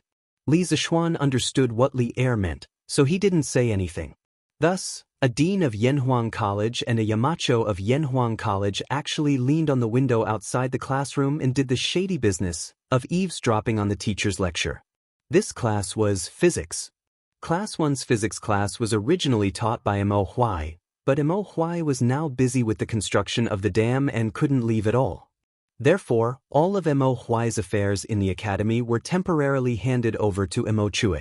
This person was also the focus of Mo Huai's training and was very likely to be the next Mo family big son. A while ago, Li Zishuan had secretly tested Mo Chue's ability and found that whether it was his grasp of physics or his ability to lecture in class, this young man was basically on par with Mo Huai. Based on this, Li Zishuan gradually relaxed. When school started, all of you must have seen Yamacho personally demonstrate the telegraph machine. You only know that the telegraph machine is very magical and can transmit messages from far away, but do you know why it can transmit messages? What does it rely on to transmit messages? Before you understand this, you must first understand a phenomenon, electromagnetism. Yes, you didn't hear wrong, electromagnetism. First of all, you should have seen magnets before. Yamacho's compass used the magnetic needle under the effect of the Earth's magnetic field. The magnetic needle's south pole points to the north pole of the Earth's magnetic field to achieve the function of indicating direction. This is called magnetism. As for electricity, Yamacho's telegraph machine previously relied on electricity to drive it. Electricity and magnetism are two different things, but who would have thought that the two can be converted to each other under special conditions? Well, not only did you not think of it, but I also didn't understand it. But Yamacho thought of it. To be honest, sometimes I'm also very curious about how Yamacho's brain can store so many novel things. Just a bit of the knowledge in his brain is probably something that others can study for a lifetime without being able to understand. But back to the topic. In this lesson, I'll show you how electricity can be converted into magnetic fields. The current teaching progress of the academy had reached the electromagnetism section. Mo Chue stood on the podium and spoke with fervor and assurance. He did not notice the two big bosses eavesdropping outside the window. His lecture was serious and not humorous, and it was very attractive to listen to. Come with me. After some time, Li Zishuan was already immersed in the content of Mo Chue's lecture. Li Er, who was beside him, said in a low voice, "Your Majesty." Chapter 1341. Mark Yong, and if I didn't hear wrongly, that Mr. was explaining the principles of the telegraph to the students? Arriving at the conference room on the first floor of Guanghua Building, Li Er gestured for Li Zishuan to close the door. Then he looked at Li Zishuan and asked. Li Zishuan didn't know what Li Er meant by this question, but he still replied truthfully, "Your Majesty, what Mr. Mo said before was only the most basic theoretical knowledge used in the telegraph." The most basic knowledge? What's wrong with the most basic knowledge? If these most basic knowledge were to be learned by foreigners, wouldn't they also be able to create the telegraph? Li Er mercilessly interrupted Li Zishuan's words. His face was gloomy as he said, "I let you establish Yanhuang College to open the minds of the people and promote engineering. I didn't let you leak the military secrets of the Tang Empire. The telegraph is the highest military secret of the Tang Empire, but you so easily revealed its principles to the public. Have you considered the consequences?" This time, the imperial court sent troops to Zhengzhou. Before Cui Junchuo attacked Luoyang, they completed the encirclement of Guangxing County in time. Then, during the siege, Li Jing and Lu Rengui worked together to break into the city without expending a single soldier. What did they rely on? You should know better than me. You can imagine, if the technology of the telegraph fell into the hands of the enemy, how much trouble would it bring to the Tang Empire? As the Yamacho of Yanhuang College, why didn't you think of this? Li Er blabbered on and on, not giving Li Zishuan a chance to interrupt. It could be seen that he was quite angry now. It was because of the recent war that Li Er saw the importance of the telegraph in the military, so he had such a big reaction now. Li Zishuan saw that Li Er had finally finished speaking, so he quickly took the opportunity to say, "Your Majesty, knowing the principle of the telegraph machine and making it are two completely different things. It's like everyone knows that food is grown from the ground, but does everyone know how to grow the ground? Of course not. I'm introducing these things to the students in the physics textbook so that they can understand the characteristics of things in this world and broaden their horizons. This way, they can create more valuable things in the future. Even a wise man would make a mistake. Although this official is proficient in engineering, this official's strength is limited after all. This official needs many successors of engineering to help this official overcome more technical difficulties. If this official blindly cherishes what he knows, once this official gets old or dies, engineering will quickly decline and there will be no successor." Li Zishuan felt that he needed to explain the gap between theory and practice to old Li, and at the same time change old Li's long-held beliefs. This question was actually very simple. In modern times, it could be said that 90% of college students and even high school students knew how the telegraph worked. But did they know how to make a telegraph? Obviously, it was impossible. Among the 90% of the students, it would already be good if 5% of them could make a telegraph. Another example would be the atomic bomb and hydrogen bomb. Many people knew the explosion principle of the atomic bomb and hydrogen bomb. One was nuclear fission, and the other was nuclear fusion. However, with so many people knowing the principle, why were there so few countries in the world that possessed nuclear weapons? There was a huge gap between theory and practice. It was impossible for a person who knew the principle to understand everything in practice. These were two completely different things. Li Er's expression became slightly better. He said doubtfully, "According to what you said, even if all this knowledge was leaked to foreign countries, our enemies would still find it difficult to imitate the telegraph?" Li Zishuan cupped his hands and replied, "Your Majesty, that is indeed the case. Even if they have figured out how to make a telegraph machine, by that time, we may have already produced an even more advanced telegraph machine with a longer transmission distance and a more stable message transmission. Moreover, although this is the case, this knowledge is unique to our Tang Empire. Currently, only the students of Yanhuang College have the qualifications to learn it. This official will also instruct them to keep it a secret. Even if the students outside or the envoys of other countries enter the academy, they will not be able to learn this knowledge. Your Majesty's words today can be considered as a reminder to this official. In the future, this official will strengthen the education and punishment of the students of the academy. In the future, Yanhuang College's enrollment will focus on whether the students are patriotic. This will prevent evil people from sneaking into the academy and stealing knowledge. This official will quickly come up with a regulation for these things and then hand it over to Mr. Konggui and Mr. Wenji to strictly implement it. This will further prevent the teachers and students of the academy from leaking the academy's knowledge. Li Er's expression finally improved. He nodded and said, That's more like it. Yanhuang College will definitely be an important tool of the country in the future. This emperor will pay attention to it. Don't play dumb with this emperor.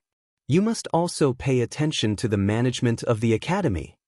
Although Yanhuang College had only been established for less than a year and had not fully blossomed, Li Er could already see the importance of Yanhuang College to the Tang Empire's national strength. This official obeys. Li Zishuan cupped his hands and said. Li Er waved his hand and said seriously, All right, let's get down to business. We came here today because we have something to discuss with you. Li Zishuan was puzzled and said, Your Majesty, please speak. Li Er pondered for a moment and slowly said, This time, in resolving the crisis of Luoyang and taking down Guan City, the telegraph played an extremely important role. The situation on the battlefield is constantly changing. The commander behind the enemy needs the latest news from the front lines, and the soldiers at the front lines need the latest orders from the commander. The telegraph perfectly solved all the problems. This thing is simply a divine tool for military formation communication. The apothecary mentioned to this emperor in his report that he wants to fully implement the telegraph in the army. This emperor feels that the apothecary's words are very reasonable. Therefore, firstly, the telegraph that the army needs, mark Yong, and see if you can think of a way to create another batch. Secondly, no one in the army knows how to use the telegraph. Either you let your students teach the soldiers how to use the telegraph, or you can directly send a batch of students into the army to take charge of the telegraph. What do you think? When Li Zishuan heard this, he frowned slightly. He did not expect Li Er to be in such a hurry to promote the telegraph. The problem was that the telegraph was still in the experimental stage. If they wanted to use it on a large scale, there were still many problems that needed to be solved. Your Majesty, the current telegraph technology is still not mature. This official suggests that Your Majesty wait a few more days for the academy to improve the telegraph before promoting it to the army. You must not be too hasty. Li Zishuan cupped his hands and said. Li Er said somewhat unwillingly, The immature you are talking about should be referring to the telegraph's transmission distance not being far enough, right? However, there is already a solution. In this Guan City rebellion, Li Yu was at the top of Songyue Temple's pagoda, and Meng Wenhao was on the fairy lamp. They were able to transmit information to Chang, and more than 400 miles away. This is already enough. At most, when the army goes to war in the future, we can bring a few more fairy lamps with us. Li Zishuan shook his head and said, Your Majesty, using a telegraph to send a telegram from a high place can increase the transmission distance, but there is also a limit. With our current telegraph, this official estimates that 400 miles is very likely to be the limit. Any further and it might not work. Moreover, if we need to climb to a very high fairy lamp every time we send a telegram, it will be very disadvantageous for the army's concealment. If our army needs to sneak behind the enemy, what should we do? Do we have to raise a fairy lamp? Wouldn't that be telling the enemy the location of our army? Therefore, this official hopes that Your Majesty will give this official some more time. When the time comes, the telegraph that has been modified by the Academy will not only be able to transmit messages further, but it will also only need to be sent on flat ground when sending a telegram. This kind of telegraph is more suitable to be promoted in the army. When Li Er heard this, his expression could not help but change. He asked uncertainly, Can this kind of telegraph really be made? Absolutely. Li Zishuan replied with certainty. Li Er nodded and said, Good. Then how long do you need? Li Zishuan thought for a moment and replied, At least half a year, at most a year. Because the modification of the telegraph needs to search for and refine a few special materials, this official cannot give your majesty a very precise time. Li Er did not ask Li Zishuan what materials he needed because he knew that it was useless to ask. He definitely did not have them. Otherwise, Li Zishuan would have directly borrowed them from him instead of painstakingly searching for them. Therefore, Li Er directly said, This emperor knows that you have sent people to search for all kinds of mineral veins. In the future, as long as it is useful for making a telegraph, this emperor can give it to you no matter what kind of mineral it is. If you don't have enough people to search for mineral veins, this emperor can also allocate some people to you. If this emperor remembers correctly, there are 2 brothers in the imperial army. Their ancestors were Taoist sorcerers who specialized in searching for Longdiangshu. Although these 2 did not learn the family skills, they have been to most places in the Tang Empire. If you need people to search for mineral veins, this emperor can send them to follow you and help you search for useful mineral veins all over the world. Yes. Your Majesty, to be honest, this official does not lack anything right now, but I lack people. When Li Zishuan heard this, he was immediately overjoyed. When he sent off food to Sichuan to search for vanadium, or he was thinking that he should form a team that specialized in searching for mineral veins. However, he had not been able to find the appropriate talents. He did not expect old Li to directly send him warmth today. This warmth was sent at the right time. Li Er could not help but smile and said, All right. This emperor will let them come to you when the time comes. These 2 people are called Lu Feng and Lu Yun. Other than being experienced and knowledgeable, their martial arts are also not bad. In the future, after they help you search for mineral veins, they will stay behind to be your guards. You and Yanhuang College are important to the Tang Empire. You cannot have any mishaps. Li Zishuan was stunned when he heard this. He quickly waved his hand and said, Your Majesty, this cannot be done, absolutely cannot be done. The 2 of them are imperial guards. How can they be my guards? Your Majesty, please retract your order. Previously, when Pang Feiji searched for the whereabouts of the 4 ghosts of Tai Bai, for several months to no avail, Li Zishuan had thought of expanding a group of guards. Although he was indeed lacking guards, he could not use the imperial army as his guards. One had to know that the imperial army was equivalent to the emperor's personal guards. If they were to be his guards, it would be taboo. No matter.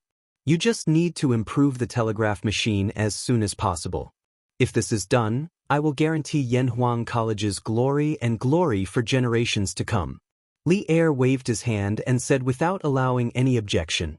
After that, he did not wait for Li Zishuan's reaction and left directly. Chapter 1342. After Li Er left, Li Zishuan immediately asked someone to invite Yan Silu and Li Gang.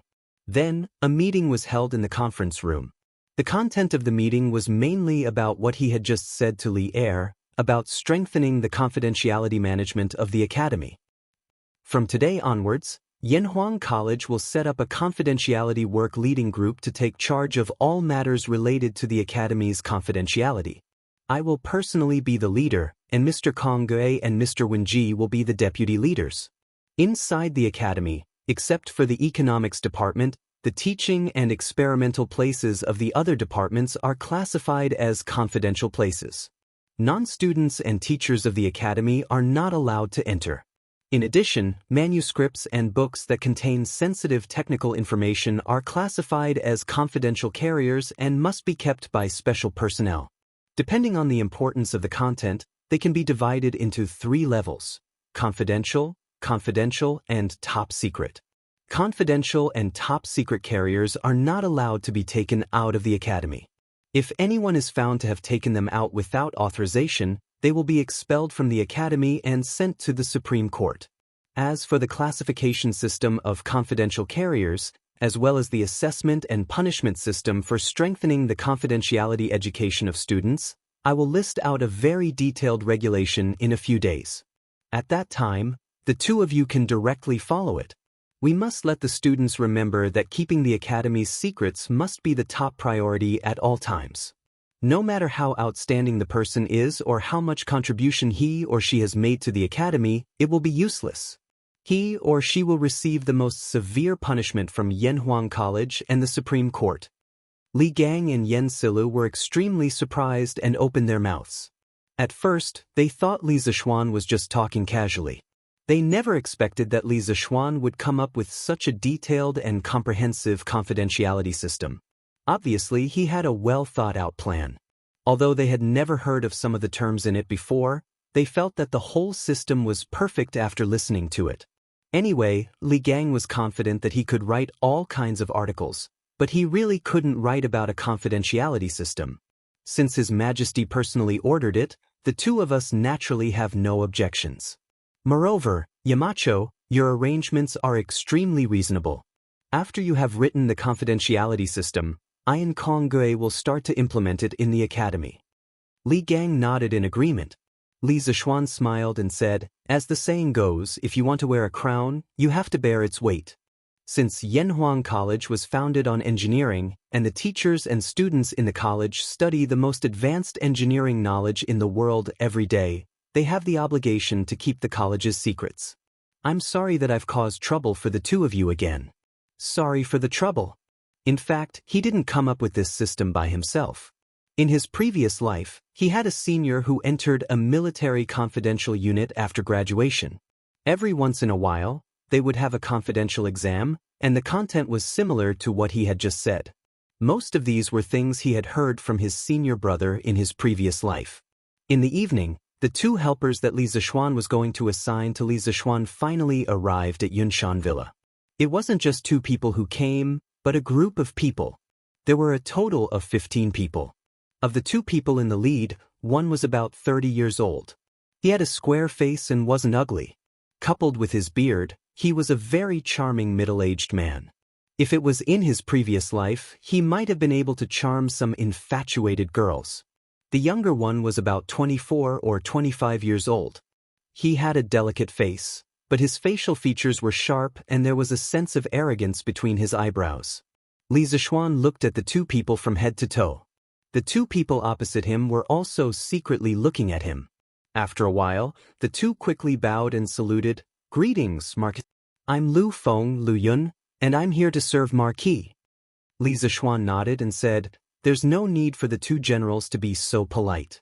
His Majesty clearly said that he would only send the two of you. Why did so many people come? Lu Feng clasped his fist and said, Marquis, these are my brothers in the Imperial Guards. Searching for the mineral vein requires a lot of manpower. I requested for an imperial edict and brought all of them here. When Li Zishuan heard this, he smiled and nodded. Since that's the case, you guys can stay in Yunshan Villa for the time being. As for searching for the mineral vein, I'll arrange for you guys to go in a few days. Just as he finished speaking, Li Zishuan struck out like lightning. With a hand knife, he chopped towards Lu Feng's neck. Lu Feng was obviously caught off guard.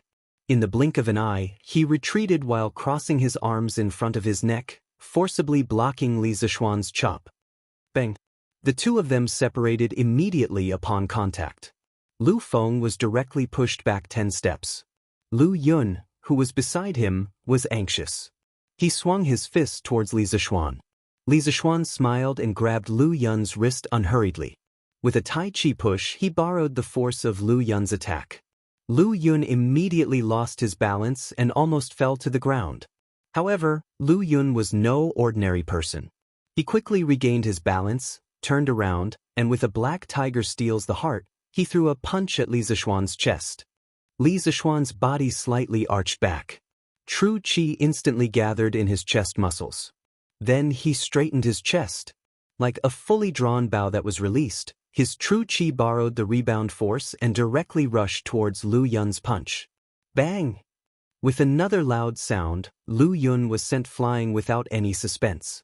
When the rest of the Imperial Guards saw that their general was attacked, they subconsciously wanted to pull out their swords to help. However, the person opposite them was a Marquis. How could they help? Just as they were hesitating, Lu Feng shouted, Lu Yun, stop. Don't be rude to Marquis. After saying that, he strode towards Li Zishuan and clasped his fist. Thank you, Marquis, for showing mercy. My second brother did not know etiquette and offended Marquis. I hope Marquis can forgive him. Lu Yun saw this and quickly understood that Li Zishuan was just testing the martial arts of the two brothers. Hence, he quickly came over to apologize. Marquis, I have offended you. Please punish me. Li Zishuan waved his hand and said with a smile, All right, get up. Just now, this Marquis was just itching for a fight and wanted to exchange pointers with you. It can't be considered as offending your superiors. The two generals have excellent skills. Hee, not bad, not bad. Lu Feng was convinced and said, I have long heard that Marquis is the youngest grandmaster in Tang. If Marquis did not deliberately show mercy, I am afraid that I would not have been able to block that blow. Marquis has great merit. I, Lu Feng, am impressed. Lu Yun also looked at Li Zishuan with a fanatical expression and clasped his fist. Thank you, Mari, for showing mercy. Li Zishuan smiled and said, The two of you don't need to be so modest. With your strength, I'm sure you're among the best in the Imperial Army. All right, go pack up and stay on Cloud Mountain. Yes, Margaret. Lu Feng and Lu Yun accepted the order and left. Li Zishuan looked at the backs of the two brothers and smiled slightly. One was in the late stage of Qi transformation, and the other was in the middle stage of Qi transformation. Li Er had really sent him two strong helpers. In the next 2 days, Li Zishuan was busy drafting the confidentiality rules for the academy and also took time to go to the workshop. It seemed that he was doing something. On the morning of the third day, Song Xiaoxi suddenly came to report, Young Master, Ink Girl asked you to go to the workshop. She said that she has finished the modification. Finished the modification. That meant that the microscope had an additional light path to increase the brightness of the field of vision. Li Zishuan heard Song Xiaoxi and immediately understood what Mo Lingwei meant. He called Lan Er over and said, Lan, do you remember 2 days ago that I told you that I would bring you to see something good? Lan Er's eyes lit up and she said excitedly, Yes, yes. Brother, can you bring me to see that thing now? Li Zishuan nodded and said, You guessed right. Let's go, follow me to the workshop. The little girl was used to being wild. Hearing this, she immediately cheered and said, Okay. Lan wants to go to the workshop with brother. Han Yushi, who came out after hearing the noise, looked at the siblings helplessly. Li Zishuan invited, Wife, do you want to go together? This is something that I have never seen before. Han Yushi smiled and said, Husband, you can go with Lan. I still have to go to Chang'an City later. There are some things that I need to deal with at the Warm Tang Foundation. Li Zishuan heard this and did not insist. He took his little sister out and went to the workshop at the bottom of the Cloud Mountain. Yamacho, you're finally here. You're here too? In the workshop, in the laboratory from before. Li Zishuan pushed the door open and entered. Mo Lingwei came up to him and greeted the siblings. Lan Er giggled and quickly stuck to Mo Lingwei's side. Li Zishuan nodded and said, Okay. Then he looked at the microscope on the table. Compared to the last time, the microscope today had an additional light path that guided light from the outside and reflected light to the stage. Li Zishuan glanced at it briefly and quickly simulated the path of the light path in his mind with his strong mental strength. It was just a subconscious operation, but he couldn't help but be shocked because the scene in his mind was exactly like the computer in his previous life running Zemax, a very famous light path simulation software.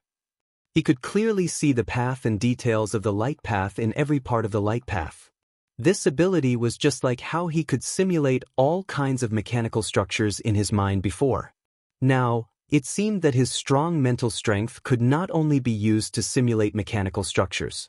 In fact, it was like a supercomputer installed in the brain. It could simulate any kind of complicated calculation, three-dimensional modeling, and all kinds of mathematical or physical models. It was really amazing. Young Master, these are the glass slides you made a few days ago. At this moment, Song Xiaoxi came. When he entered the workshop, Li Zishuan had asked him to get something. That's right. It was the slides and cover slips that were necessary for the microscope to observe the samples. Okay, give them to me.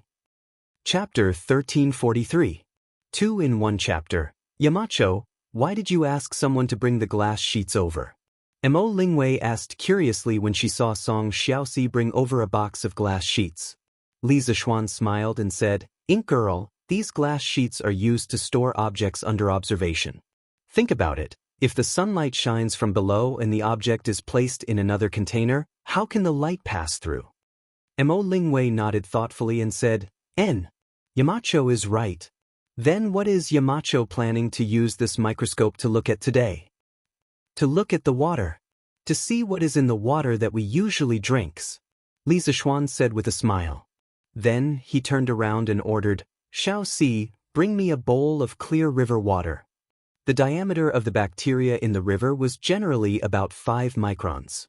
The microscope made by Mo Lingwei had a magnification of 400 times, which meant that it could magnify the bacteria to about 2 millimeters.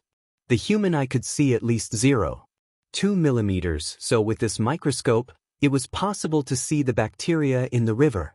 What's more, other than bacteria, there are also some parasites in the river.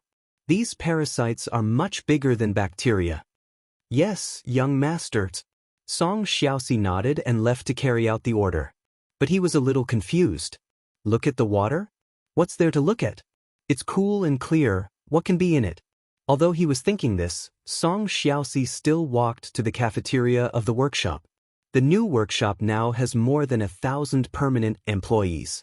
Of course, there is a staff cafeteria. The workers in the cafeteria will bring back water from the Ba River every morning and fill the cafeteria's water tank. So Song Xiaoxi doesn't need to go to the river, he only needs to come here to get water.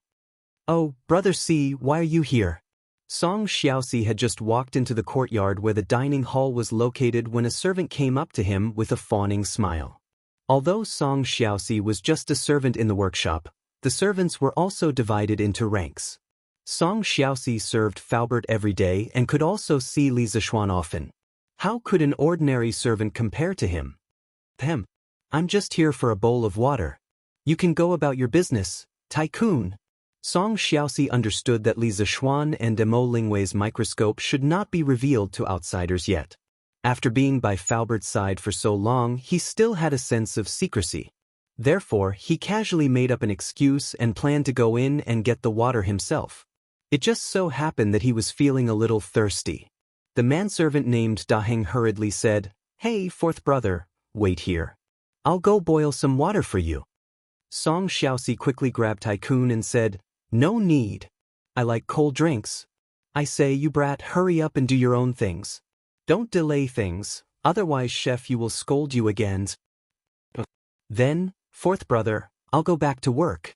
Tycoon heard this and could only go back to washing the vegetables. Song Xiaoxi went to the kitchen and took a porcelain bowl. He scooped a bowl of water from the water tank under the shed outside the house and poured a bowl of water into his stomach first. Then he scooped another bowl of water and muttered to himself, "Sigh, today's weather is really hot. No, I have to scoop another bowl of water to take home."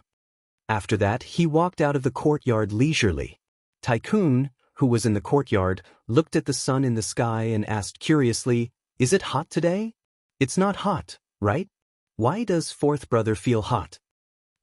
Young master, the water is here." After a while, Song Xiaoxi came back with a bowl of water and returned to Mo Lingwei's laboratory. Li Zixuan took the water and walked to the table. He asked Mo Lingwei for a pair of white gloves and used a latex dropper to drip the water from the bowl onto the glass slide. Then, he used a pair of tweezers to cover the glass slide. Speaking of which, the laboratory in this world had some basic tools such as gloves, tweezers, droppers, and test tubes. In terms of facilities, this was the most advanced laboratory in the whole of Tang Dynasty. However, in modern times, this laboratory could not even be compared to a high school chemistry laboratory. Li Zixuan placed the glass slide that contained the river water on the microscope stage. After adjusting the position, he fixed it with a clamp. Luckily, it's a sunny day today. At this time, Mo Lingwei smiled and handed Song Xiaoxi a mirror. Then she ordered, "Xiaoxi, take this divine mirror and stand behind the door. When the sunlight comes in, it has to shine on this mirror. Understand?" As she spoke, she pointed to a mirror on the table and said, "Look at the mirror." But Xiaoxi understands. Song Xiaoxi replied and walked to the door with the mirror. After a while, a ray of sunlight shone into the room. Song Xiaoxi carefully adjusted the angle and reflected the sunlight on the mirror that Mo Lingwei pointed at earlier. "Okay, Xiaoxi, stand still." Mo Lingwei shouted. Then, she squatted down and started to fiddle with the mirrors on the table. She mainly adjusted the angle of the mirrors so that the sunlight could shine on the bottom of the microscope. "Okay, it's done." Li Zishuan's left eye was in front of the eyepiece. When he saw the light in his field of vision, he quickly said. Then his right hand started to twist the screw next to the microscope to adjust the distance between the objective lens and the glass slide. Gradually, the blurry light in his field of vision became clearer and clearer. In the end, there were many different shapes in his field of vision. Some of them were even moving. Li Zishuan was very happy. He quickly said, Okay, we can see the things in the river. Ink Girl, come and take a look." Really? Really? Let me see." Hearing this, Mo Lingwei rushed to the front of the microscope. She moved her eyes closer and saw many moving black spots in the light. Some of the moving black spots were bigger and looked like squirming maggots. Mo Lingwei was shocked. "Yamacho, what are those things? Where did they come from?" Mo Lingwei left the microscope and asked Li Zishuan. Of course they came from the water. You saw it just now. The glass slide only had a drop of water that little four sent over. Li Zishuan said with a smile. They came from the water? Doesn't that mean that in the water that we usually drink, there are many of those tiny little bugs? When Mo Lingwei heard this, his face turned green. Luckily he didn't eat in the morning. Otherwise, he would have vomited his breakfast. "Sister Wei, what little bugs?" Lunta wants to see too. Lun listened for a long time and became interested. She quickly pulled Mo Lingwei's arm and asked eagerly. Mo Lingwei looked at the little girl sympathetically and asked, "Lun, you really want to see?" "Of course I want to see." Lun nodded without hesitation. "Then I'll bring you to see." Mo Lingwei laughed mischievously. Then she moved a stool and said, "Come, stand on this." The table where the microscope was placed was quite high. With Lan Er's height, she couldn't reach it. Li Zishuan saw all this, but he didn't stop her. At this moment, he took a stand from the side and walked out of the room. He said to Song Xiaoxi, "Let me hold this mirror. Xiaoxi, go to Yunshan Mountain and see if Priest Sun, Professor Wang, and Professor Qin are there. If they are, invite them here. Tell them that the workshop has made a magical instrument that can see tiny things." Song Xiaoxi quickly replied, "Yes. Young master. Xiaoxi will go now." Li Zishuan took the mirror and placed it on the stand. Then he adjusted the angle of the mirror slightly. Mo Lingwei said, "It's done. Yamacho." Li Zishuan nodded. When he was about to go in, he realized that Song Xiaoxi hadn't left yet. He couldn't help but ask, "Xiaoxi, is there anything else?" Song Xiaoxi scratched his head and said embarrassedly, Young master, just now Professor Mo said that there were bugs in the river. But when I brought it over, I didn't see anything in the water." In fact, he was panicking because he had just drunk a bowl of cold water a few minutes ago. Li Zishuan found it funny and said, "Those bugs can't be seen with the naked eye. You can only see them with the microscope inside." "But, Xiaoxi, do you want to see them too?" Last year, when they were testing the telegraph machine, Song Xiaoxi ran back and forth until he got a heat stroke. Li Zishuan had a good impression of him. But Song Xiaoxi's eyes were fixed on the inside. When he heard that, he subconsciously responded. Then, he quickly reacted and waved his hands. No. This is something that young master and Professor Mo made. Xiaoxi is just a servant. How can I see it? Young master, Xiaoxi will go to Yunshan now. Stop! Li Zishuan grabbed Song Xiaoxi and frowned. What servant, master? If I tell you to go take a look, then go take a look. Go in. You can go to Yunshan after you see it. After that, he walked in. Inside, had finished looking at the river on the glass slide. The little girl's face was pale as she squatted by the side and retched. What? Lan drank water in the morning. There are bugs in Lan's stomach. Woo. Mo Lingwei giggled at the side. She was gloating. Ha. Lan, you were the one who wanted to see it. You can't blame sister. Li Zishuan ignored the two girls. He said to Song Xiaoxi, see for yourself. Look at the cylinder above and you'll be able to see what's in the river. Thank you, young master. Song Xiaoxi obeyed and placed his eyes above the eyepiece of the microscope. Suddenly, a very beautiful image appeared in front of his eyes. There were moving little black dots and wriggling little black lines. This image was so beautiful that he didn't dare to look down. Young master, what are those moving black dots and black lines? Song Xiaoxi took 2 steps back and looked at Li Zishuan in fear. This is a bug, but it is also not a bug.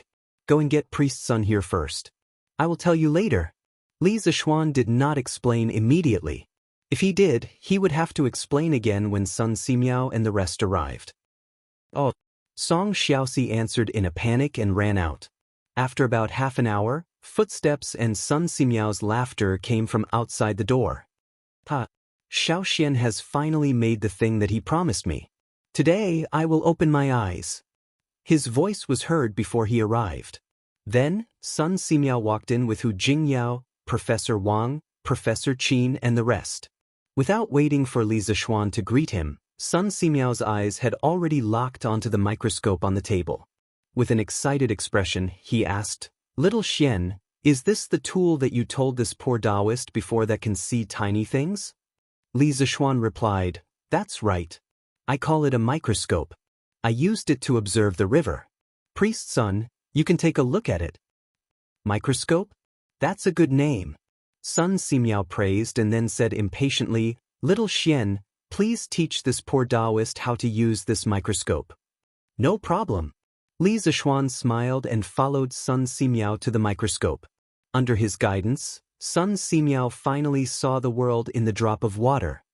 Is this really just a drop of water? How can there be so many living things in the water? Sun Simiao had traveled extensively in his life. What had he not seen? Moreover, he was already past the age where he would make a fuss about nothing. However, when he saw the world in the drop of water, he could not help but take 2 steps back and exclaim, Priest's son, this is really just a drop of water. Look, it's the drop of water that we took out from that bowl. Li Zishuan pointed at the bowl of water next to the table and said, Sun Simiao turned his head and looked at it. He could not believe it. The water is so clear, but why can I see so many living things in it with the microscope? Let me take a look too. Professor Wang and Professor Qin could not hold back their curiosity. They rushed to the side of the microscope and put their eyes next to the eyepiece. After they saw it, they were shocked. Yamacho, what are those black dots and black lines in the water? Why do they look like living things? Professor Qin stroked his beard and asked in a low voice. Everyone looked over, including the pale-faced Song Xiaoxi. Li Zishuan smiled faintly and said, Dr. Qin, although the river looks clear, it contains a lot of things. There are dead things and there are also living things. The living things that I call the most are bacteria. These bacteria are very small, but how small are they? Let's put it this way. Do you think our hair is thin? Professor Wang nodded and said, Of course, our hair is very thin. Li Zishuan smiled and continued, but this type of bacteria is not even 1/10 of the diameter of a hair. Do you think we can see it with our naked eyes? Of course, other than bacteria, there is something bigger. I call it a parasite. Once it enters the human body, it will live in the human body. It is very difficult to digest and expel it. Some of these parasites can make people sick and even die. Sun Simiao heard and could not help but sigh. There are so many living things in a drop of water. The Buddhists have a saying, a flower, a world, a leaf, a Bodhi. It seems that it is true. Ugh! Song Xiaoxi, who was next to him, rolled his eyes and fainted,